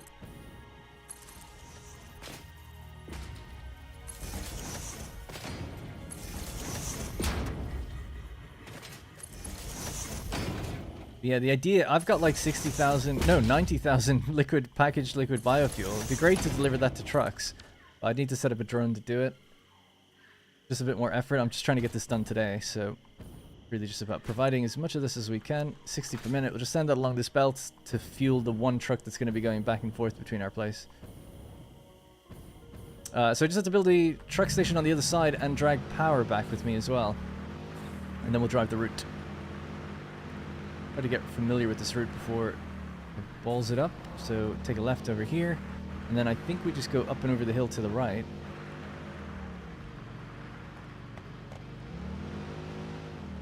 Question is, do I do a 180 though? Yeah. That's the way I came before, actually. Follow the beam.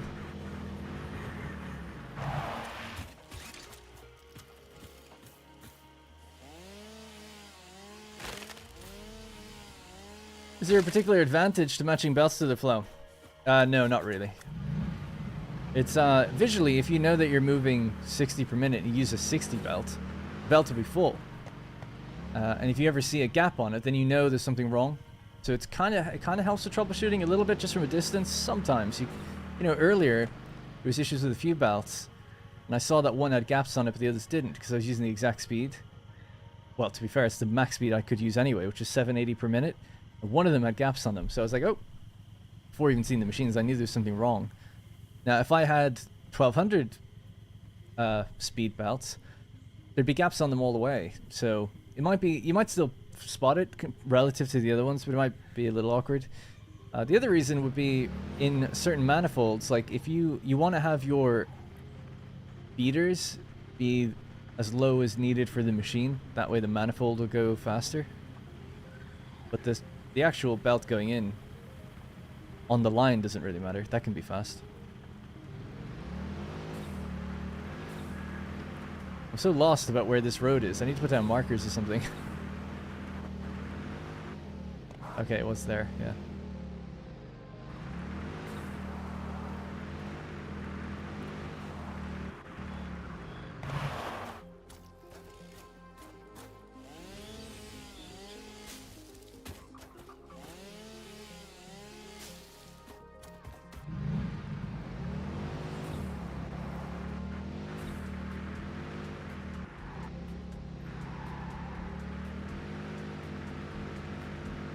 Oh boy.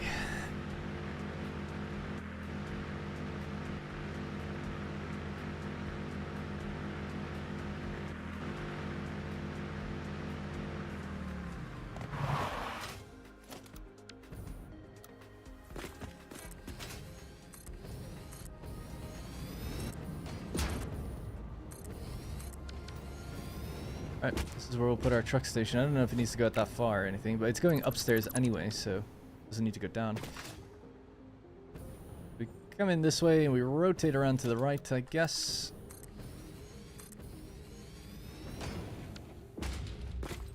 Let's get rid of this bit.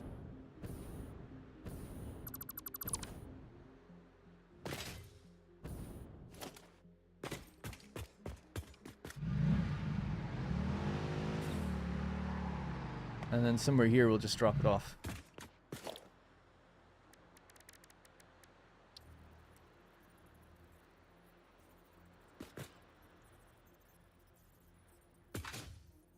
Alrighty.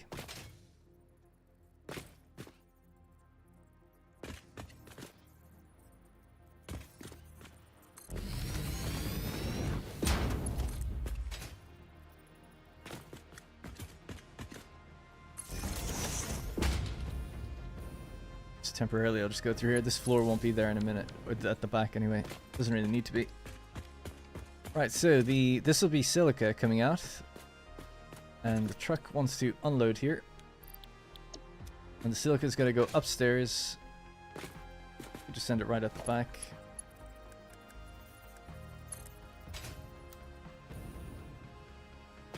Somewhere like there.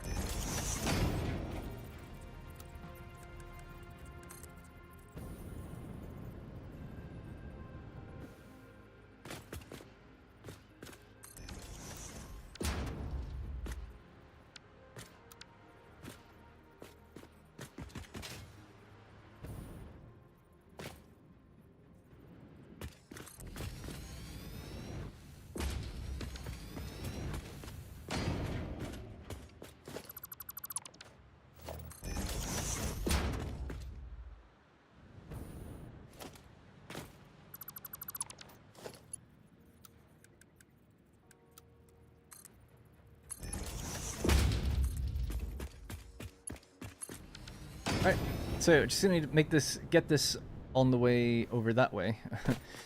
And then we can actually go drive the route and make the first delivery, and then we can put down the machines, and that'll be the final thing. We need to put down a bunch of manufacturers, 18 in total.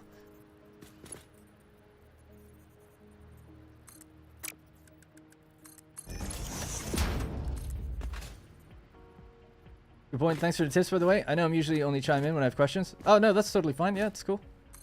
I don't think I've ever gotten frustrated with people asking anything. I don't mind that whatsoever. I get frustrated myself not catching the chat enough.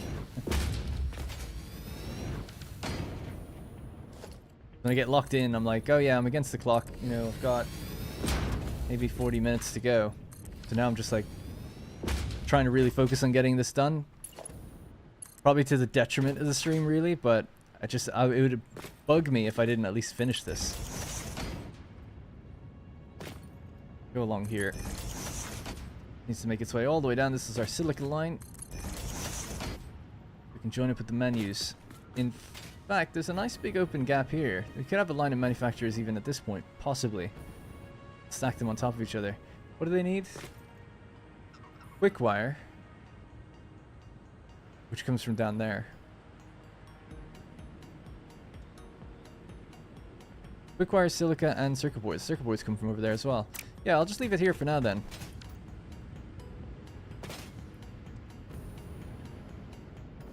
Right, so before I can drive the route, I have to drag out power.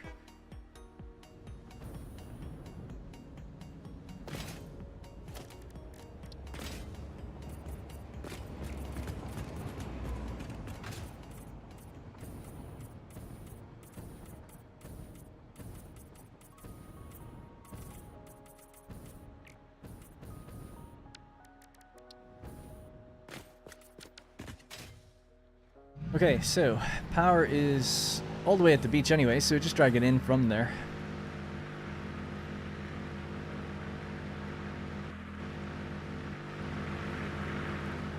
We could check back on those things. You speedrunning? Yeah, speedrunning's that's a funny word, but definitely not.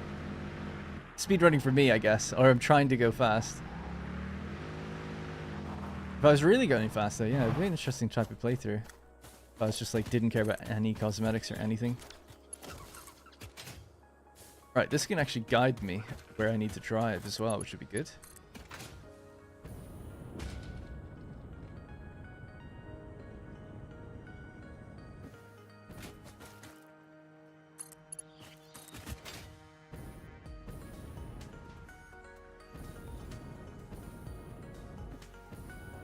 Sure, I could go that way, couldn't I? Yep.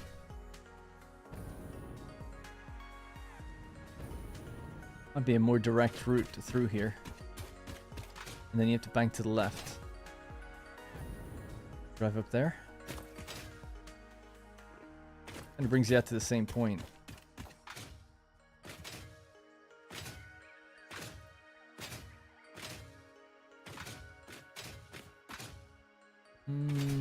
prefer the other way, actually. I think it's okay.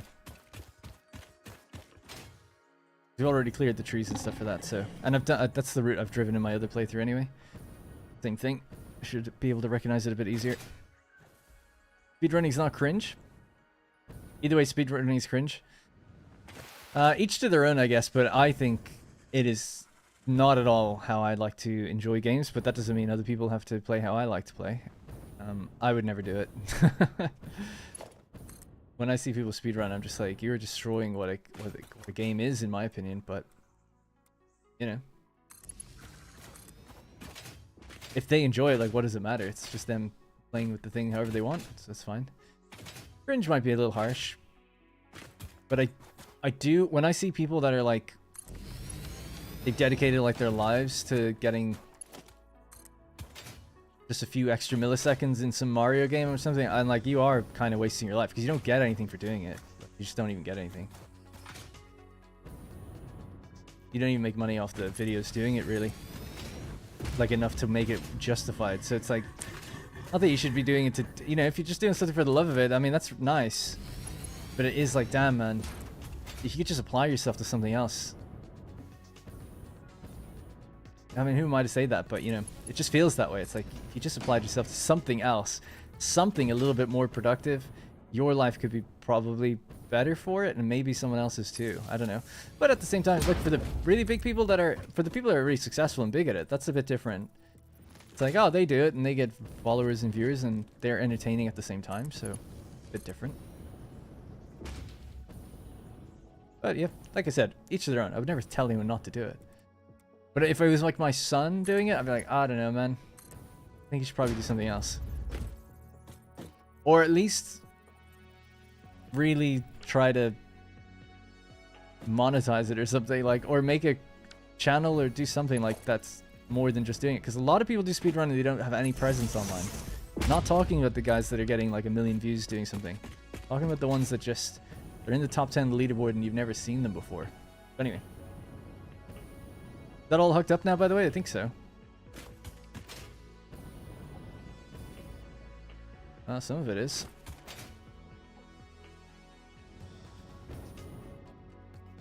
Oh yeah, I never hooked the bottom line up to the top.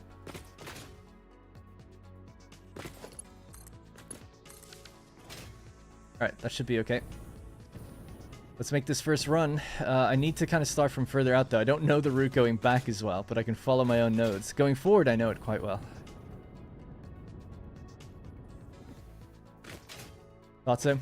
Trackmania has a lot of those hidden people spending months for milliseconds. Yeah, that's what I mean. It's like, I'm not talking about the ones that are famous from doing it, you know? I'm talking about the people that really dedicate huge amounts of time and they're just kind of unknown. It's like, that's... As long as it's not impacting your life too badly, then sure. But I feel like it must be, because the amount of time you have to put into it.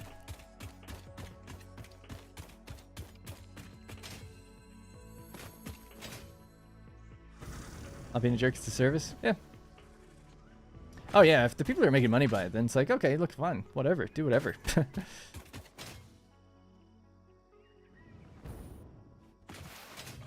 I don't know. It's also just, it is weird, like, it's a weird culture around part of video games. It's a weird part of the culture around video games to try and, the way some people want to get through it as quick as possible.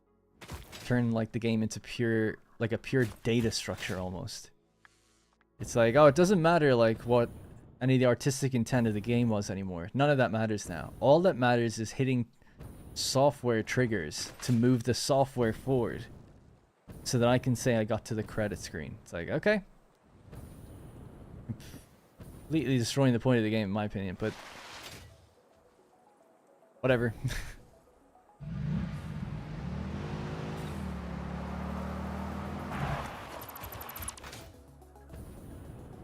I'm happy either way. Have you decided if you're doing a Let's Play or are you just going to do live streams? Oh no, I'm definitely going to do a Let's Play. I've always said I am.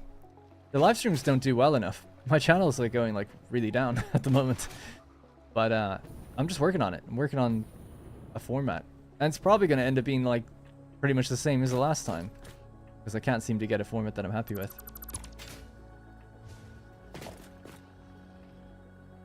But yeah, the streams the way they are, not to throw any pressure, they're like really great at first, and naturally they just fall down over time as people lose interest in the game and me. That's okay.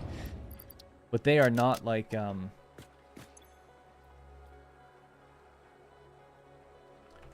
are not sustainable. At least 2 times a week. Maybe if I did it like 5 times a week and really tried to build it up or something, maybe then. But for me, I'm not a big enough channel for it, you know. I couldn't do that on its own. No way.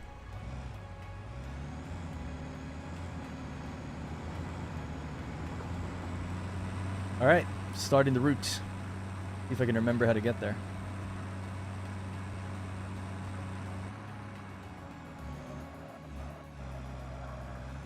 Actually, don't have to be that careful on this road because it is probably only ever going to be this. Truck's not going to crash into itself. I really liked your Shapes video. Bought it and I'm enjoying it a lot. Nice. Glad to hear that. Yeah, I just think it's underrated. It's the kind of game I did write off. Thinking like, too abstract. But then when I played it, I'm like, this actually deserves like... It deserves the reviews it has for sure. Put it that way.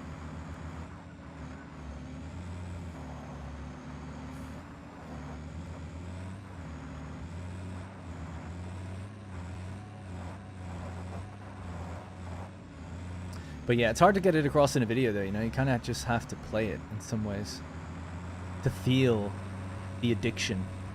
Because watching someone else do it, it's like, okay, it's maybe some interesting ideas, but once you're in there, then it's like, yes. Because you start realizing like, oh, I could do this better, I could do this better, this would make this work. It becomes very addictive that way.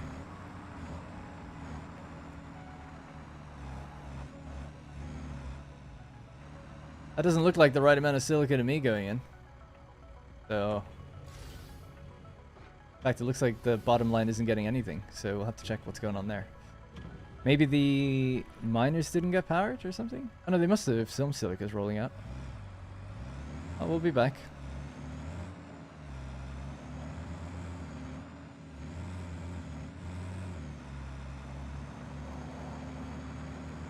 Oh yeah, it's definitely slow. I'm looking at only some coming out of one machine, so there's something wrong.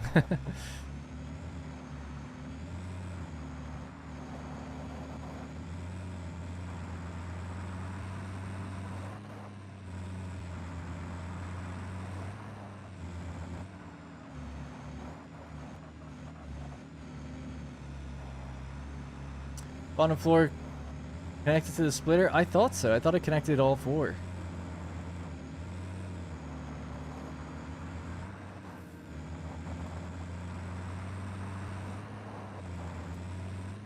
Your trucks are gonna... I'm only using one truck.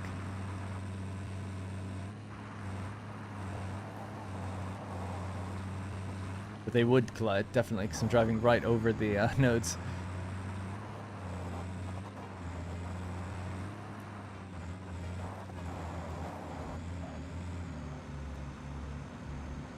It's 650 per minute.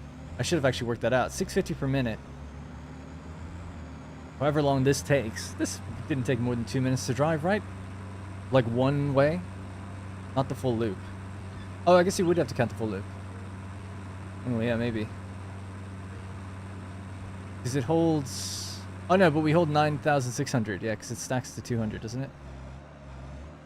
Does it stack to 500? If it stacks to 500, then we're totally fine. Silica, I mean. With just one truck. I feel like it stacks to 5 because it looks like concrete. If that's the case, then we totally only need one truck. If I did need 2, I'd have to drive it again.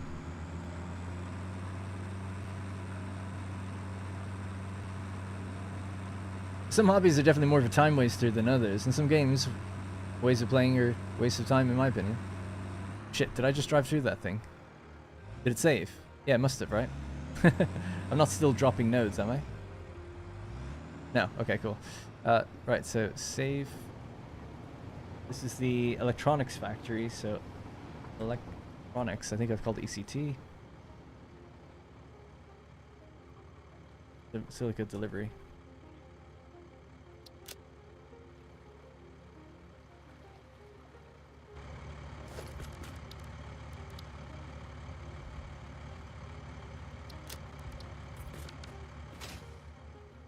I could color it the other way, maybe.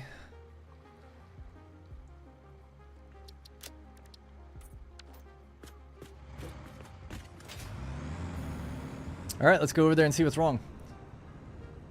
Anyway, obviously, if anyone plays the game any way they want for fun, and it's just done for fun as a pastime and a hobby, who cares, right? I'm very libertarian in that regard. As long as you're not hurting anyone else, do whatever you want, as far as I care. I couldn't care less. I was more talking about the people that maybe go and do like, yeah, it's like, you know, I don't know how many hours a week, but like a huge portion of their time goes into that. At a certain point, you kind of go like,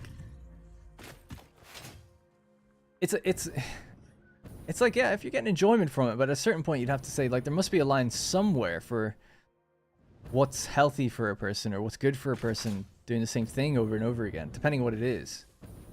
But it's like, it's no different than someone sitting in a corner bouncing a ball off a wall. And it's like, oh, okay, if they're happy with it. It's like, yeah, but they might be like rotting their brain at some point. Like, I don't know. If they're just doing the same thing for a no goal, no end. That's all. I was just taking it to the extreme. Alright, let's see what's going on.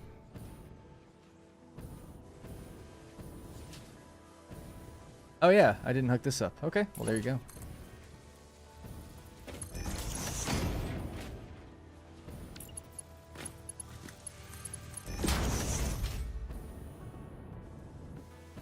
That's the bottom line fed now, so that's okay.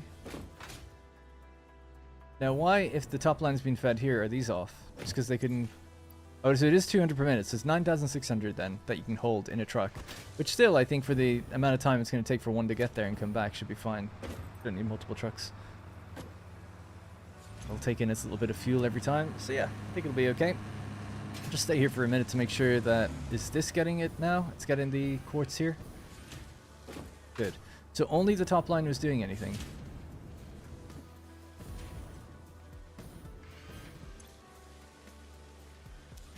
$40 per minute.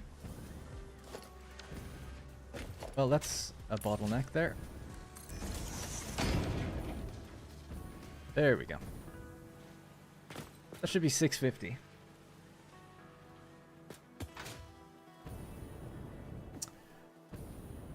Alright, so with that in place, the final thing to do today is get our manufacturers down for... if you want to check how much we're doing.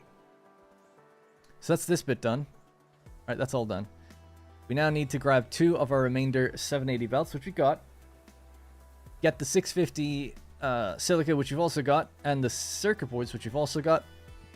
And build the equivalent of, you know, about 18 manufacturers to get 52 high-speed connectors per min. Oh yeah, no, I didn't get the hard drive. Good call. Forgot about it.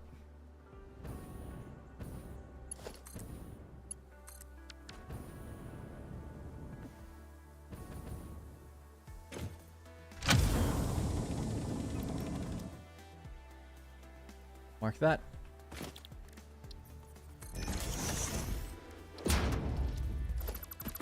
All right.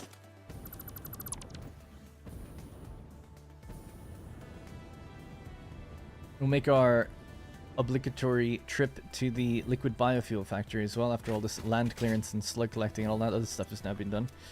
A couple things I want to do actually just really quickly while we're here. This can be tapped and we'll say this is silica production. It's a external production thing, so I always do it with the little man symbol and then, or the pioneer symbol, and then I grab my color. Don't even know if I do that. This is subcategory would be little production. It's normally extraction, but I'm not just extracting, I am turning it into silica, I guess, first. So it's like a mini factory, but I do that for things like this. This is quartz extraction. That'd be the extraction category. It's almost like that, but it's not quite. Next thing then, we'll just remove these resources. Don't need to see them anymore. Although we could now put down this one is coal extraction. Please don't hit me. I think it's 3. I think I've got a couple other ones.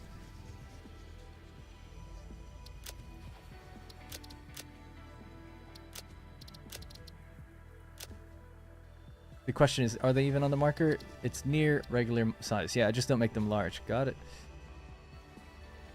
And then how many of those do I have? So if I look through the categories that we got, extraction.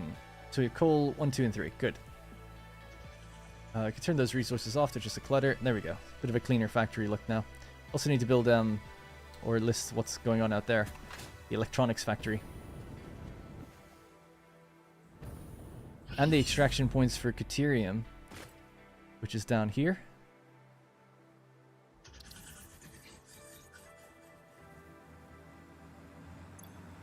Damn, I pressed tab.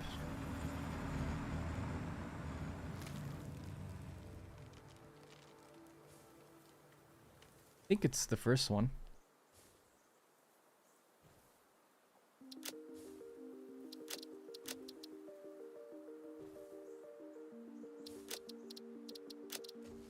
And then there's copper extraction here.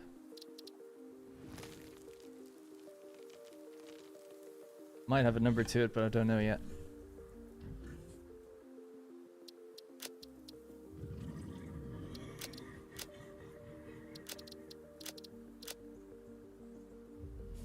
Concrete factory.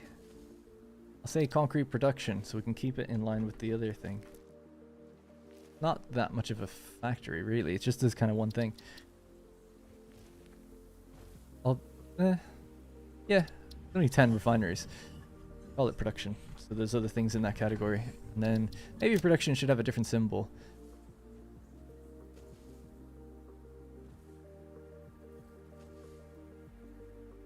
This is my factory symbol. That's my extraction symbol.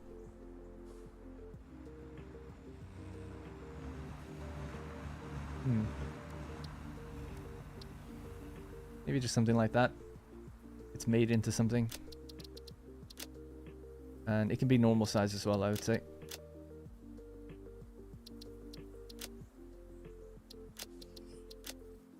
Like using the rock label for extraction. That's a good idea. The only thing I don't like, it's a little pet peeve of mine, is that the stamps, while they're nice, they have that black outline. So I just feel like it's inconsistent with the other ones I would use. So I know that's weird, but that's just me. You could get rid of that outline, then I would do it. Also, I have stamps on the map, so I don't know. Just it would feel like it would confuse it a bit. It's only in my head. Yeah. Alright, cool. Anyways, let's keep going.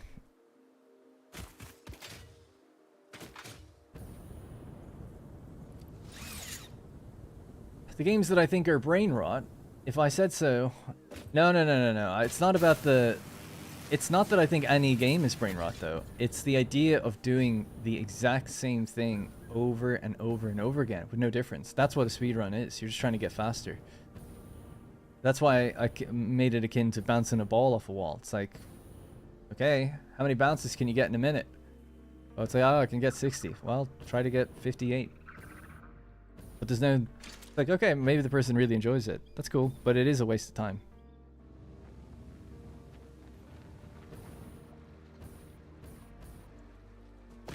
Yeah, the marker would have the diamond sign, the outline would be inside of it. I do know that. That's why I said it's just a silly thing in my own mind.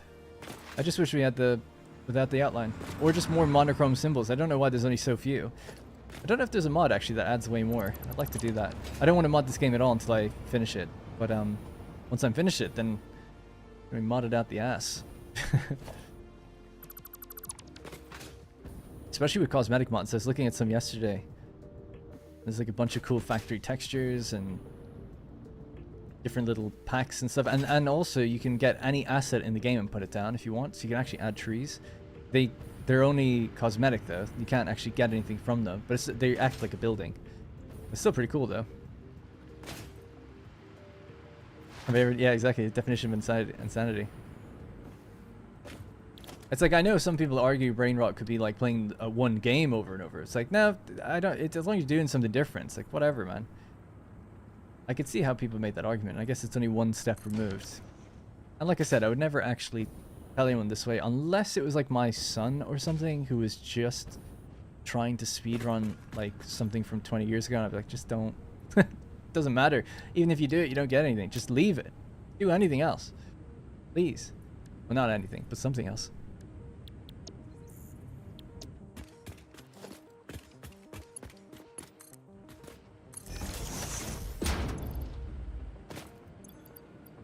Play a different game.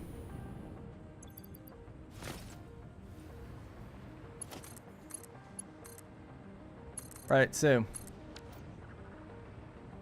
manufacturers. We need 2 separate lines of them. I was going to stack them on top of each other. We actually have stacked manufacturers thinking about it, so maybe I could just take that and chop some off. Don't know if I put them in here or not. Probably didn't. It was making crystal oscillators. And they had 3 inputs, which is the same as this, so that works out quite nicely. I only need 2 layers, not 3. Oh, that's okay. Ah, that was built because I wanted to stack more on top of that. Yeah, so I'd say just change the recipe here, and then we're good to go. So, we're going to do high-speed silicon connectors.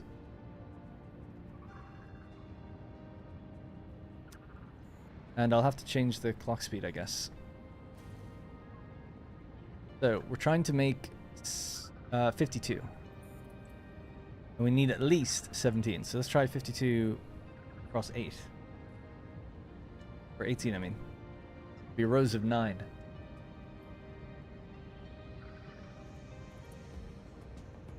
These are quite big, so I'm hesitant to add more and more of them. So instead of 3, we get 2.6 out per minute. Could be 20. And what's your footprint? How big are you?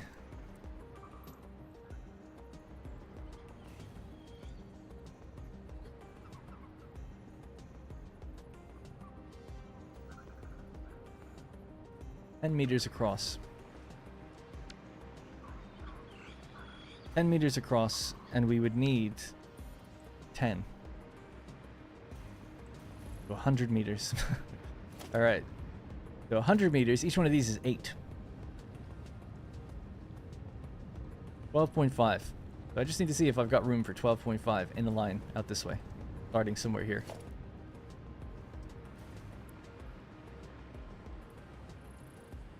Ah, it's not all the same thing, so one... It would go to about there. Could be perfect. Might just be perfect. Is that really it? That seems so short. That's 10? 10 manufacturers in a line. Did I do some math wrong there? I feel like I must have, because this is 1. The 1 would end there. Then you get about 2. Then you get about 3. You get about 4. I must have halved it or something. How did I do the math so wrong on that? So I said one of these is 10 meters across. Because it's 2 and a bit foundation. And I need 10 of them. So it's 100 meters. Oh, but I did divided by 8. It should be divided by 4. That's why it's half. Yeah, sorry, I said one foundation was 8. It's not. Let's go to 25. Got it.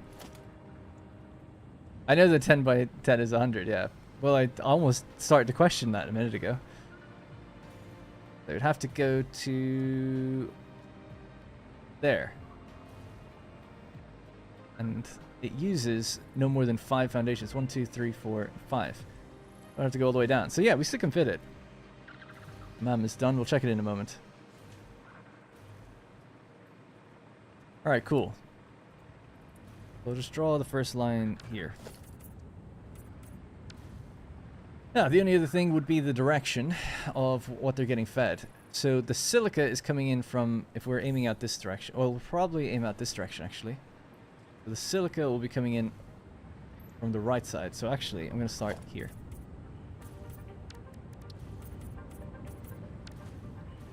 And that's going to go at 25. Yep, and that should be clear of everything, because that includes the belts. All right. There is a nightmare of wires around here, though. I'll have to do something with. Right, so the silica is coming in from the right of the machines, and the other stuff will be coming in from the left. Okay. Also, interestingly, I didn't hook up these belts. So the silica will be coming in from the right. So that's the top line, and the other 2 are at the left. Perfect. Great. And we just got these 2. Alright, nice. Don't have to do anything else then. So the last thing then will be saying... I am going with... whatever that number was. Damn, I've forgotten now. So we need 52, and we're doing it by 20 machines. Yeah, that's it. 20 machines. 2.6 is what we get out. Alright, we can take a look at the map. Sorry. You wish to accomplish in the stream? What do you wish? Well, I'm almost done. Actually, I can talk through. We're trying to accomplish getting 52 high-speed connectors, and that's the final thing we're doing right now. And then I'll walk through the entire build, even in just a few minutes once we... Well, I just want to put these down, and then we'll walk through and show you how everything's working. Alright, got... Oh, yeah.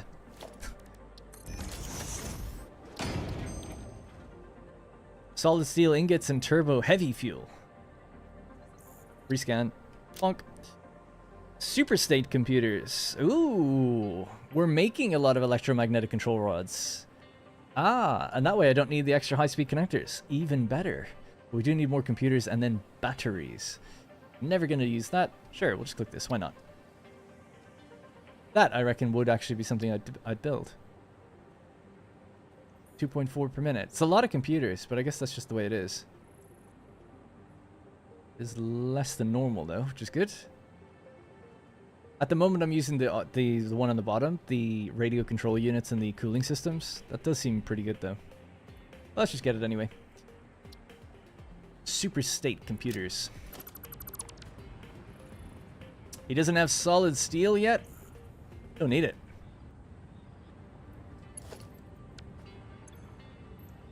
So each of these is going to be times 10. So 780. Oh. Perfect. I nailed it. We have 2 belts of 780. And I've divided it into 2 lines. It just works. The quick wire can go along the bottom then. That'll be quick wire. That will need to be a Mark II.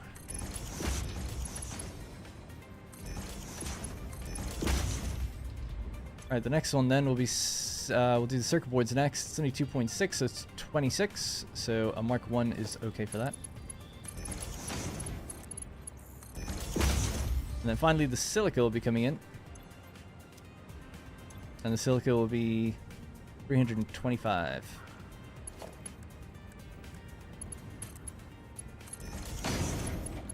Mark IV, and then we have to just see what it's... it said 30, right, or something? Yeah, 325, so that would make sense. Alright, I'll just copy this. Rosie says she's on her way home. She got the dough. Nice. Yeah, we're making pizzas tonight. Looking forward to it. She'll no doubt want to do that as soon as she gets in the dough. We got no time. We gotta finish this now. Cooper, there's no time for caution. So none of this pasted then. That was just a joke the game was playing on me. I wouldn't know. Never. Oh, sorry.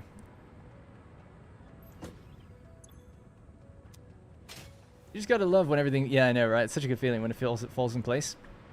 The patch today was to fix a crash related to gas pillar, whatever that means. There's gas pillars in the game that you can blow up. Maybe if you blew them up, they crash the game. That could be it. Alright.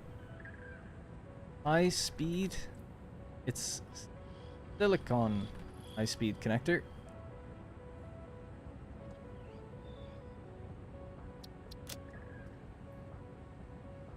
Normally I color the blueprint background based on the color of the factory, but this time I'm just going with products basically. It's not as reliable though.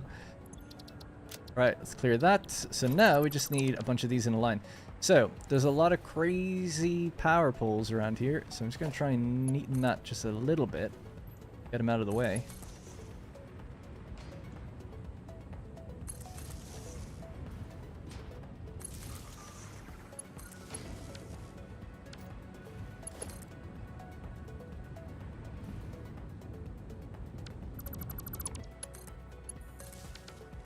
Kind of upset it. I don't like doing that to it.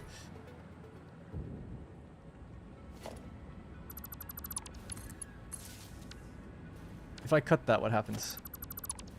Nothing. Good. But that goes off though. Okay.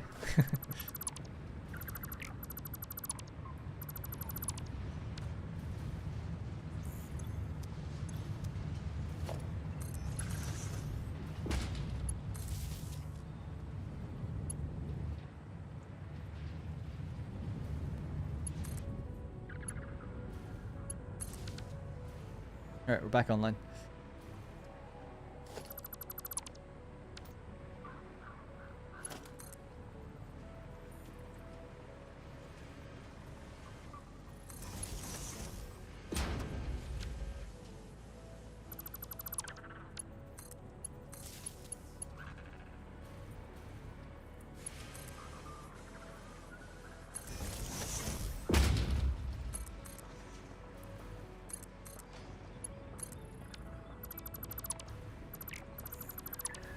Okay, that's cleared enough space for me to put these down now. I think everything's still running.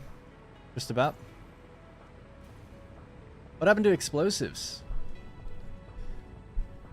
I don't know what you mean. I make explosives now. We made a little explosive factory. We get them fed into my, my back pocket, my upload thing. Right, so they're going to aim out that way. That's the center point, and this is where it starts. We don't really need the side pillars in, but I guess we'll just deal with it.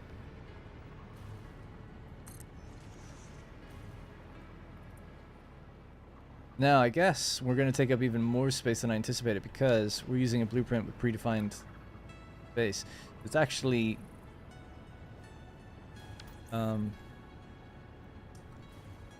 not just 10 meters, it's more like 12. So it's going to go further than I thought because I'm not manually building the machines together.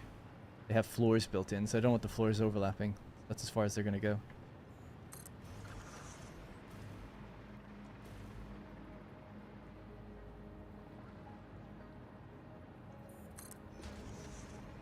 Two, 4, 6, 7, 8, 9, 10. So we're almost there actually, and we're just a bit low on modular frames. So while we're waiting for them to get together, we'll just hook these up.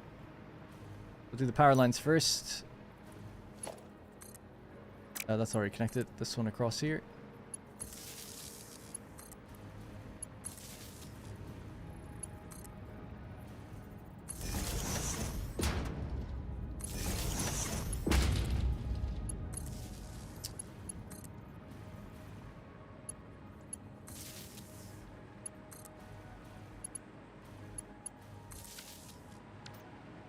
Ooh, wrong way around. Oh, they're not. Are they? Oh yeah, they are. You're right. I did say actually I was going to turn them around. Thanks. I wouldn't have noticed till it was the very end. That would have been quite annoying.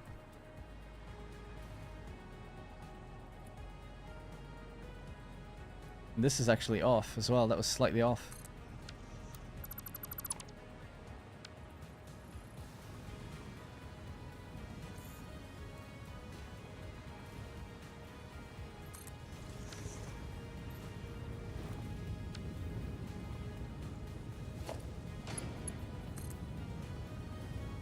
Oh, this is really in the wrong place now. Yeah, of course.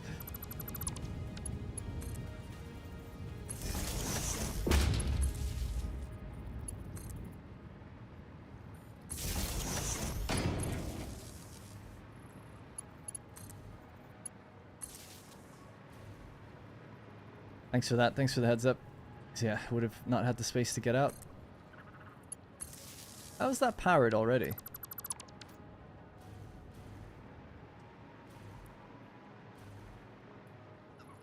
Oh.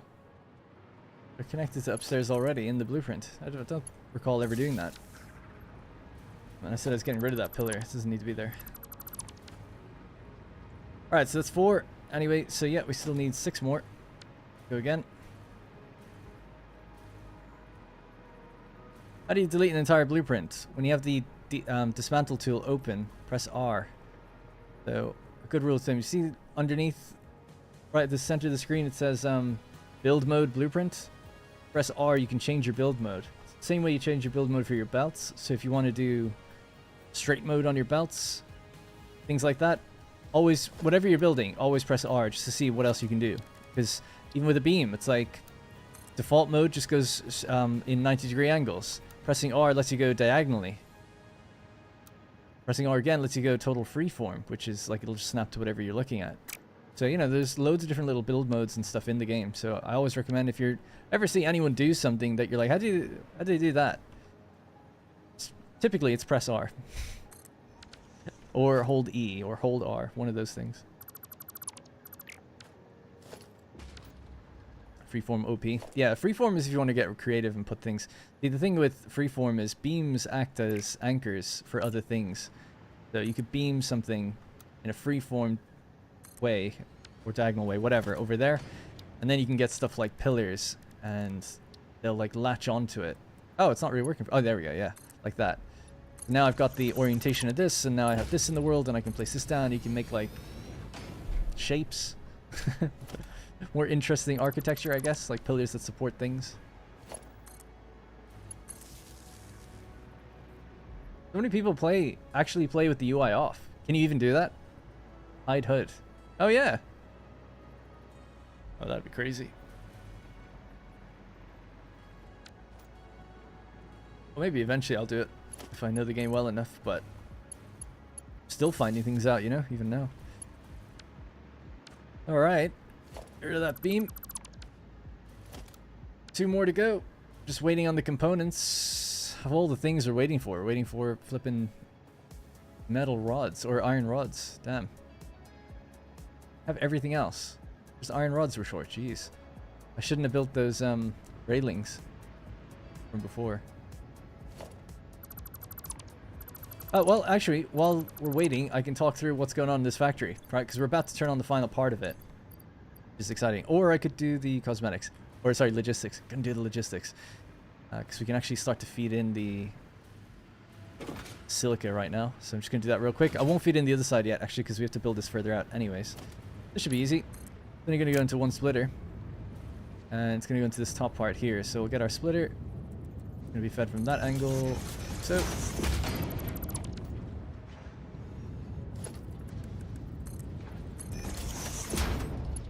oh, it's up even higher than that.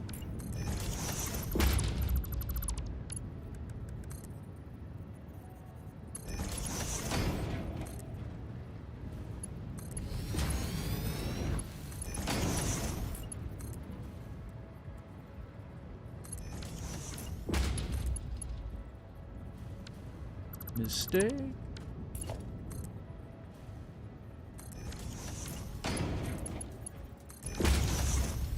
There we go. I suppose actually I need to connect these together. Forgot about that as well. So just while we're waiting for that iron rods to come up, make sure these are correct.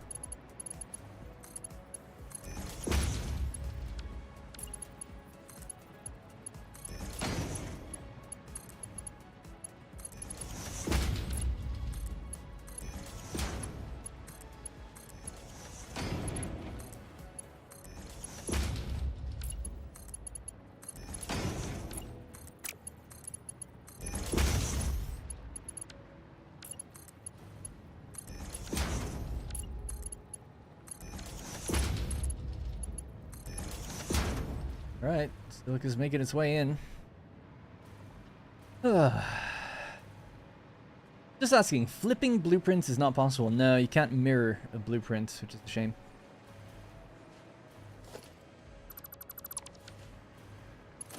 Actually, no harm in bringing this further out. Let me fly and stuff. Alright, what about now? Got 250 out of 290. It's going to take quite a long time, though, for the final one. We're only doing 30 per minute. It's going to take 10 minutes. It'd be quicker just to run and get them. I guess we'll do that. Or we could use the time to talk through what's here. Oh, actually, we don't need this on the roof. That was part of a different blueprint where it was going to stack. So this will give us some of the materials back, which is nice.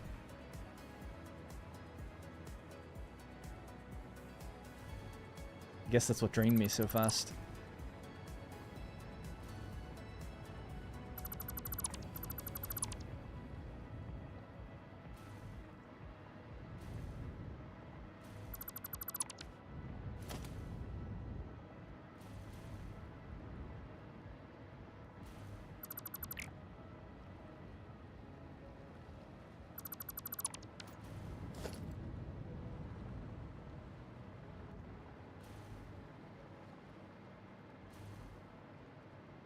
The QA is the place to voice this stuff, right?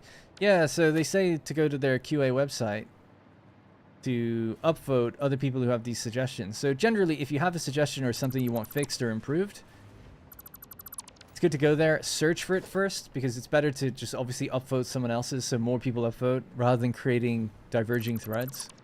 So try to just, if you have the time, just do a quick search to see if anyone else has said it. And if you can't find it easily enough, then submit the problem. Alright, let's get these guys done. So 2 more of these blueprints to go, and that should be it. And we'll start feeding in from the other side.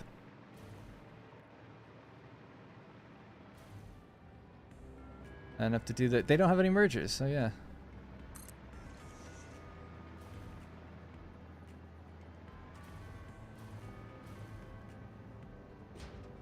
Okay, that's gonna be it. So we just have to hook those ones up and then we can turn them on.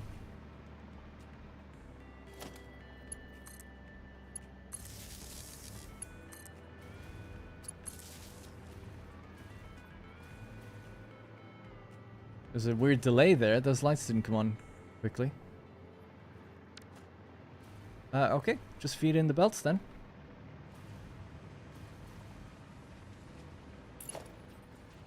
Annoying that it's so dark.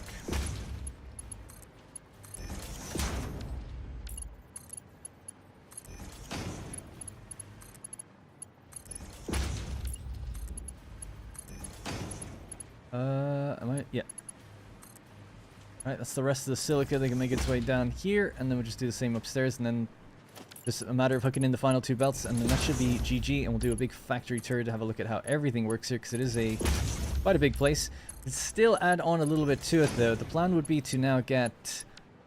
If we could deliver in copper or just make stators here, then we can make here the electromagnetic control rods. That'd be cool. And we need them for the next space elevator parts. That's what all of this is kind of for in the long run. It's also to overproduce things that we don't have to hopefully source again, like plastic and stuff, for a good while. Okay, so we need 2 780 belts of quick wire. So one of them will be right there. And the other one's right above it.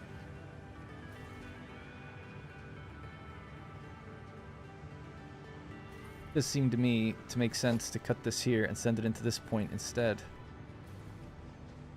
The whole idea was to line these up, but I did say that if I had better planned, this would have been nudged forward. You know, this will be the line going in there. We're not building anything out that way. But look at that. It's supposed to be 780 per minute. You know, you're wondering about the belts. It's like, I ain't seen no gaps.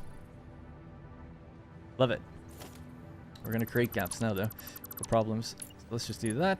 We'll go in there. That can continue running. This one we're going to branch and bring it over this way. And then the same is going to be true for the one on the bottom.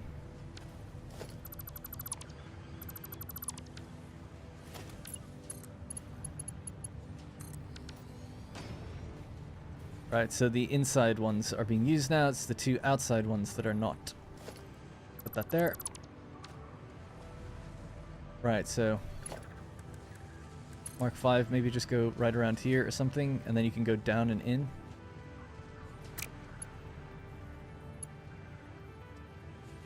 Maybe it should go into this one, thinking about it. Oh no, it should go into the bottom, it has to. I was just worried about blocking the input of that by doing this.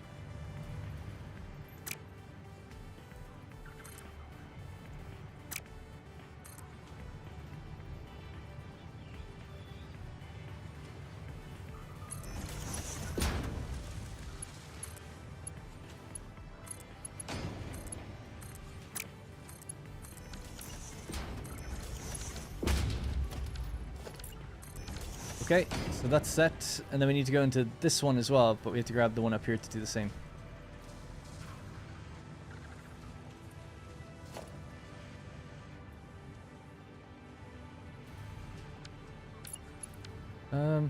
Best way to doing this. Get this out here for a second.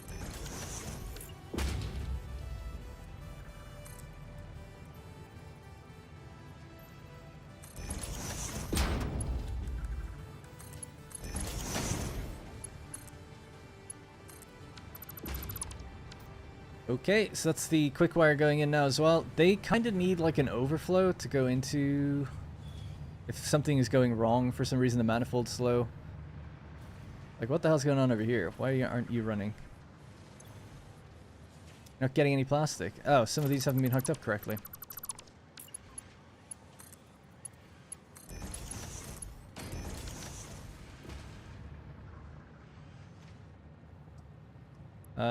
It's kind of annoying. They should be done from the other side, otherwise it's hard to tell from a distance. There we go. Now you can just look down the line. Be like, have I missed any? Don't think so. Got green lights, so we're looking good there. Right, anyways. There goes the quick wire rolling in. Happy as Larry, they say. Last thing is the circuit boards, right? These are where the circuit boards come out. So I won't be using all of them. We'll just have to create a little overflow again. But for now, we'll just grab this. Go up and over.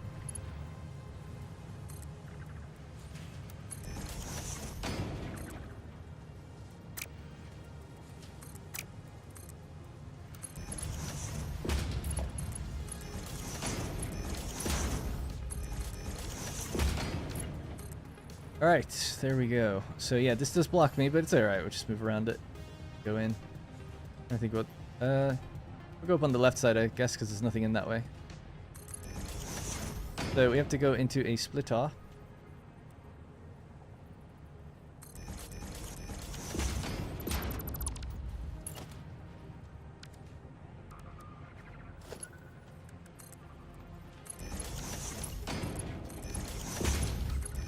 Okay, and then at the other side, we'll just go further up.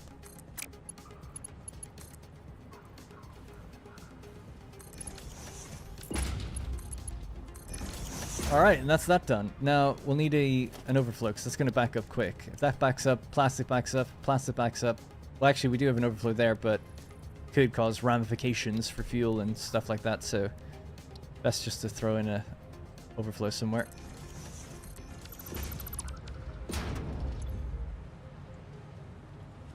Overflow out the left. And just because that's there right now, just make it like that. Do like this.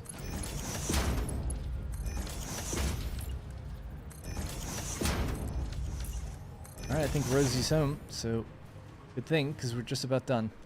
Yep. Catch my chat just one last proper time. We'll go through a lot just as I get these last few things done. And then I'll just read everything you guys have to say, and then we'll have to clock off. But I'll quickly run through the factory as well while reading. Talk about what everything's doing. This should be our 52 high-speed connectors.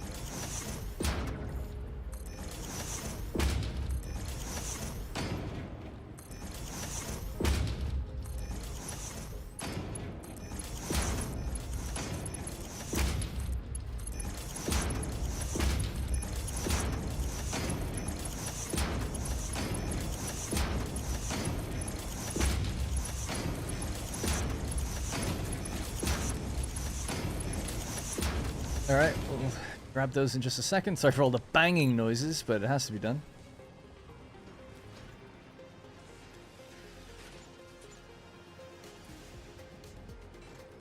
That's weird. Middle is there. That's the middle, right? Should be.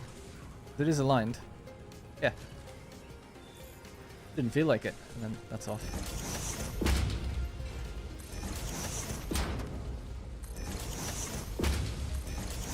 Sound of efficiency. It's a little much. The sound of efficiency is hearing all those power on. Love that. It'd be interesting to see, yeah, how much power this all takes.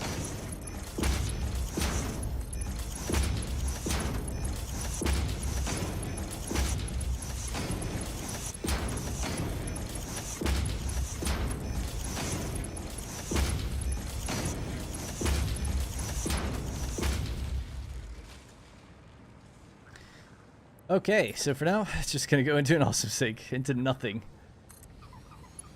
And we'll build one final merger just somewhere here.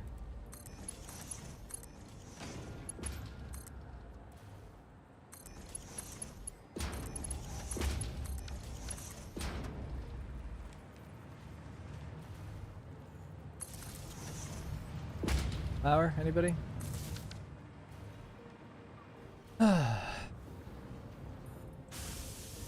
Did it. I automated high-speed connectors. Right, I'm just going to go to the bathroom, then when I come back, we'll do a little tour of the factory and walk through the very beginning to the very end of the chain. Alright? That was satisfactory, you might say. Stay here for a moment. Let me know if any of these belts stop. Back in just one moment.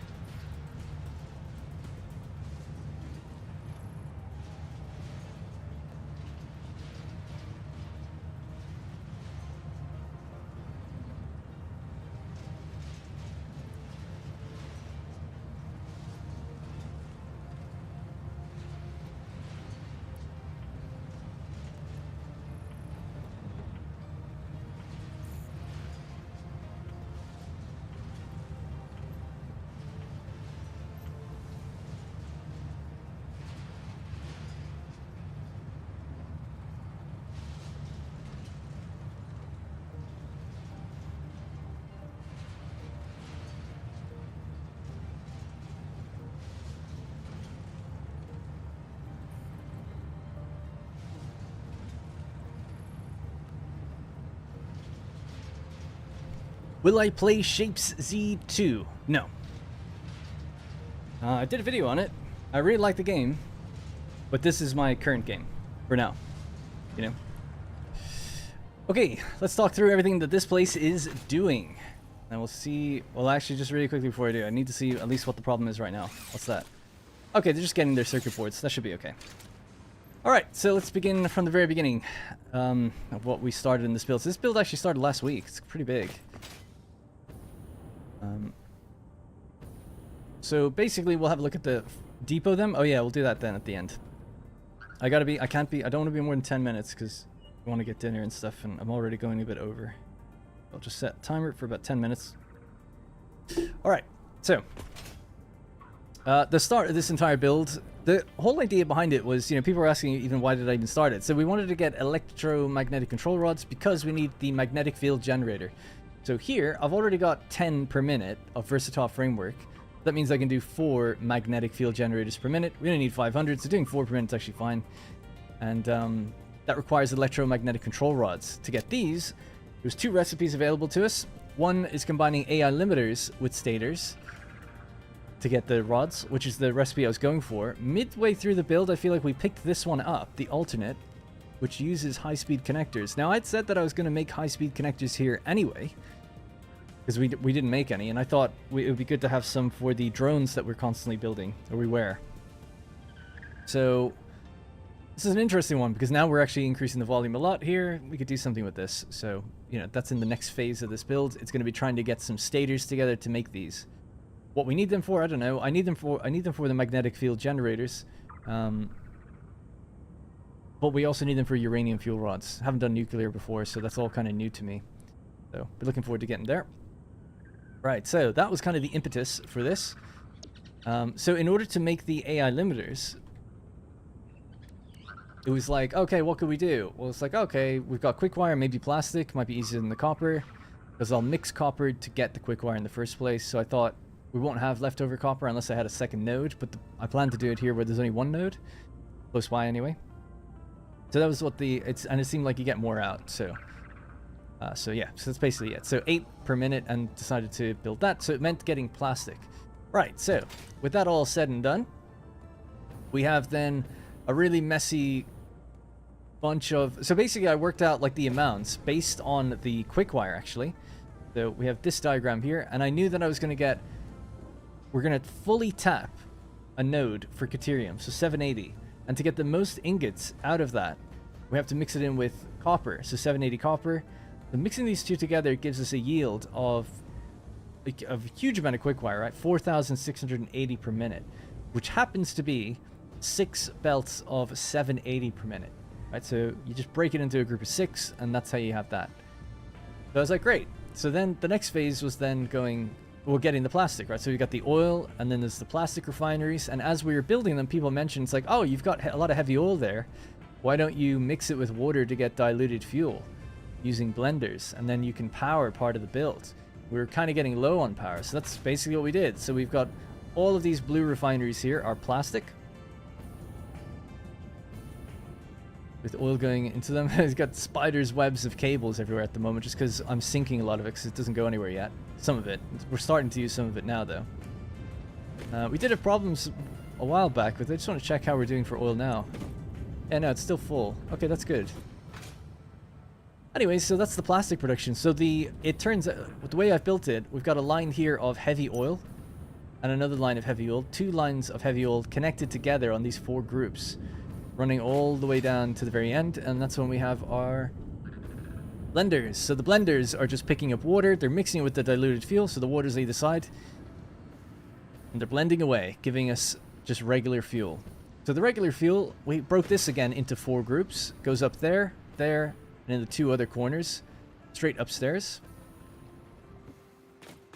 into a series of generators. So we got 4 little groups of generators then. So there's 4 groups of 8 generators. They're all overclocked. I think they might be like slightly underclocked from their complete capacity, but just to make the numbers all work out. So there they are. Nice and stable power line. No issues. Plenty of room still to play with, so that's good.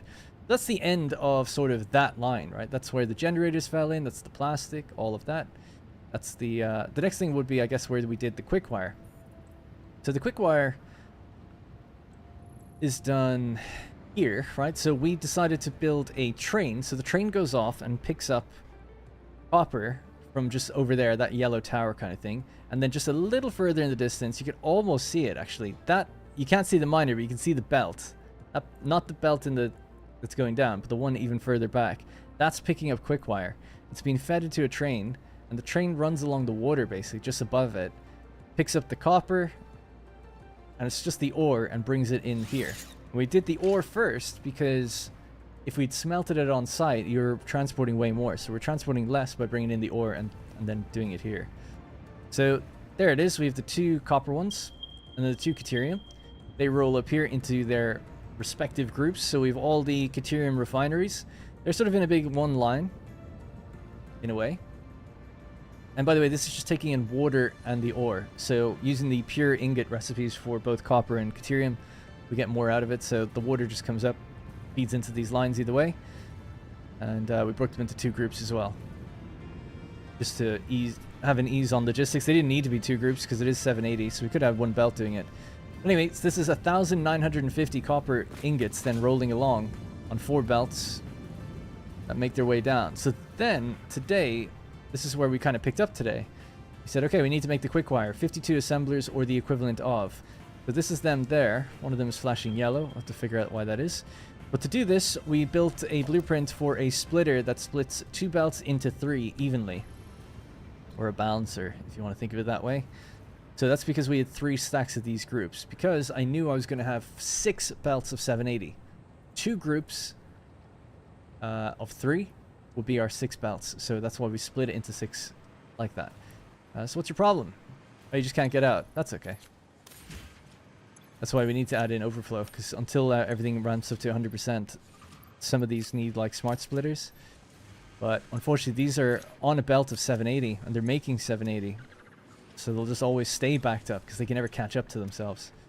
But yeah, that's okay. I'm sure they'll be caught up now. Right, so anyway, so that's the group of assemblers all doing quick wire. Help some of those guys continue and get out. Everything needs to kind of continuously run for everything to work. All right, so that's where we're at in this stage. So that's the 4680 quick wire. So we've got our 6 belts then, and we've decided what to do. So the next thing was then figuring out getting silica. So we just did that earlier. Built a bridge. Bridge rolls out all the way into the kind of mountains out there. Just a little further out, we have silica production, so we just mix limestone and raw quartz together to get silica at 650 per minute. A truck goes and gets it. The truck is powered by the coal that's just there. So it just follows a road basically back out. No big deal. A dismantle crate, really. Been a long time since I dropped one of those. Thanks to depots and stuff. Alright, so silica then comes in a relatively similar area to where the trains are, delivering the 650. The 2 additional belts here of quick wire will roll into the manufacturers. Now, the first 3 go into AI limiters. So the AI limiters are here. So 3 belts roll in, 3 quick wire belts that is. So this one, this one, and this one. They're just rolling straight in. 780 per minute is what they all consume. So everything's balanced to that. They look good, and we got AI limiters rolling out. It's about 156, I think. Yeah, 156. At the moment, we're just throwing them in a bin. So we can do something else with them. Right, and you can see they're getting their plastic. That's the other component. So plastic plus the quick wire. Also, plastic plus quick wire is circuit boards. We have a big long line of circuit boards here. They're taking in their plastic, and they're taking 1 of the 780 belts. So just 1 being utilized fully.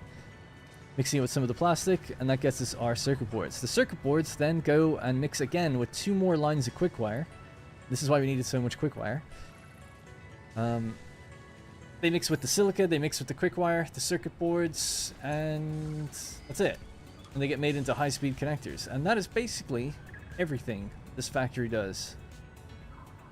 How we got it all together. So, just like you guys said, last thing I'll do is just build a little dimensional depot, just even for now. This stuff will probably move. Oh, I'm out of fluctuators. Can't do it right now then. I'll have to leave it. But now I'll be able to build drones whenever I want. So, that's it. that's what we did today. That's what we did yesterday and the stream before that. So it's been quite the build, and we still have room now for the electromagnetic control rods, which I assume we'll do here. It's just a matter of maybe using that road to bring in more copper to make stators. Or if there's another recipe for them. I don't think there's only 2 recipes, I think, for stators. One's with quick wire and one's with wire. We don't have the other one yet, so we could just do it with copper and a bit of steel. I'm very low on steel pipe. And I wanted to build... Next week, we need to do a bigger aluminum factory as well. So the first step is still the stators. Which at the moment, we do make some, I thought. I don't have it listed. Oh, there it is. Oh, we only make 10 per minute. Not exactly enough. Or is it? Need 8 per minute to get 8 of these per minute. And we actually, so even just... We've got enough right now to do enough for the space elevator part. So we could rush that and just get that kind of done. Before we then do improved stator production. To actually sustain us to make more rods to make nuclear power, maybe. It's in the man, was it? I don't think I need it though. I don't have any leftover quickwire. We're using all the quickwire now, so I'd have to set up another sort of quickwire situation, you know? I'm using every bit of it. The alternative would be taking some away again from the circuit boards. Or, yeah, the circuit boards, maybe.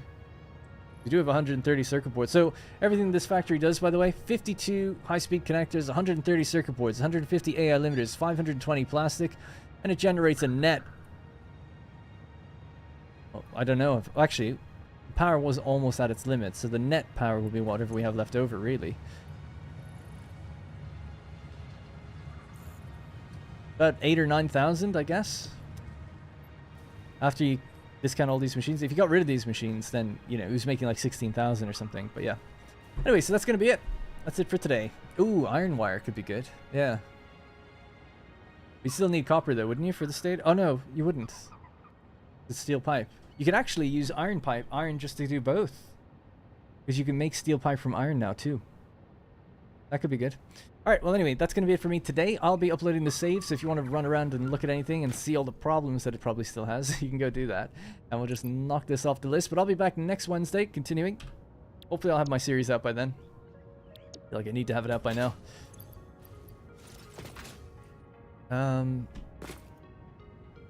Yep, and we'll be doing stators and stuff. We're still waiting for the manifold to ramp up fully for these. They're almost there. Alright, anyways, that's going to be it for me. Thank you very much for watching. Sorry I was like really laser focused for like the last hour. I didn't get to chat with you guys too much, but you know, at least we got the job done. That's all that matters. Alright, bye-bye. And thank you very much for watching and for the support. Really do appreciate it over these last few days, so thank you. Alright, bye-bye. Take it easy. Have a good weekend.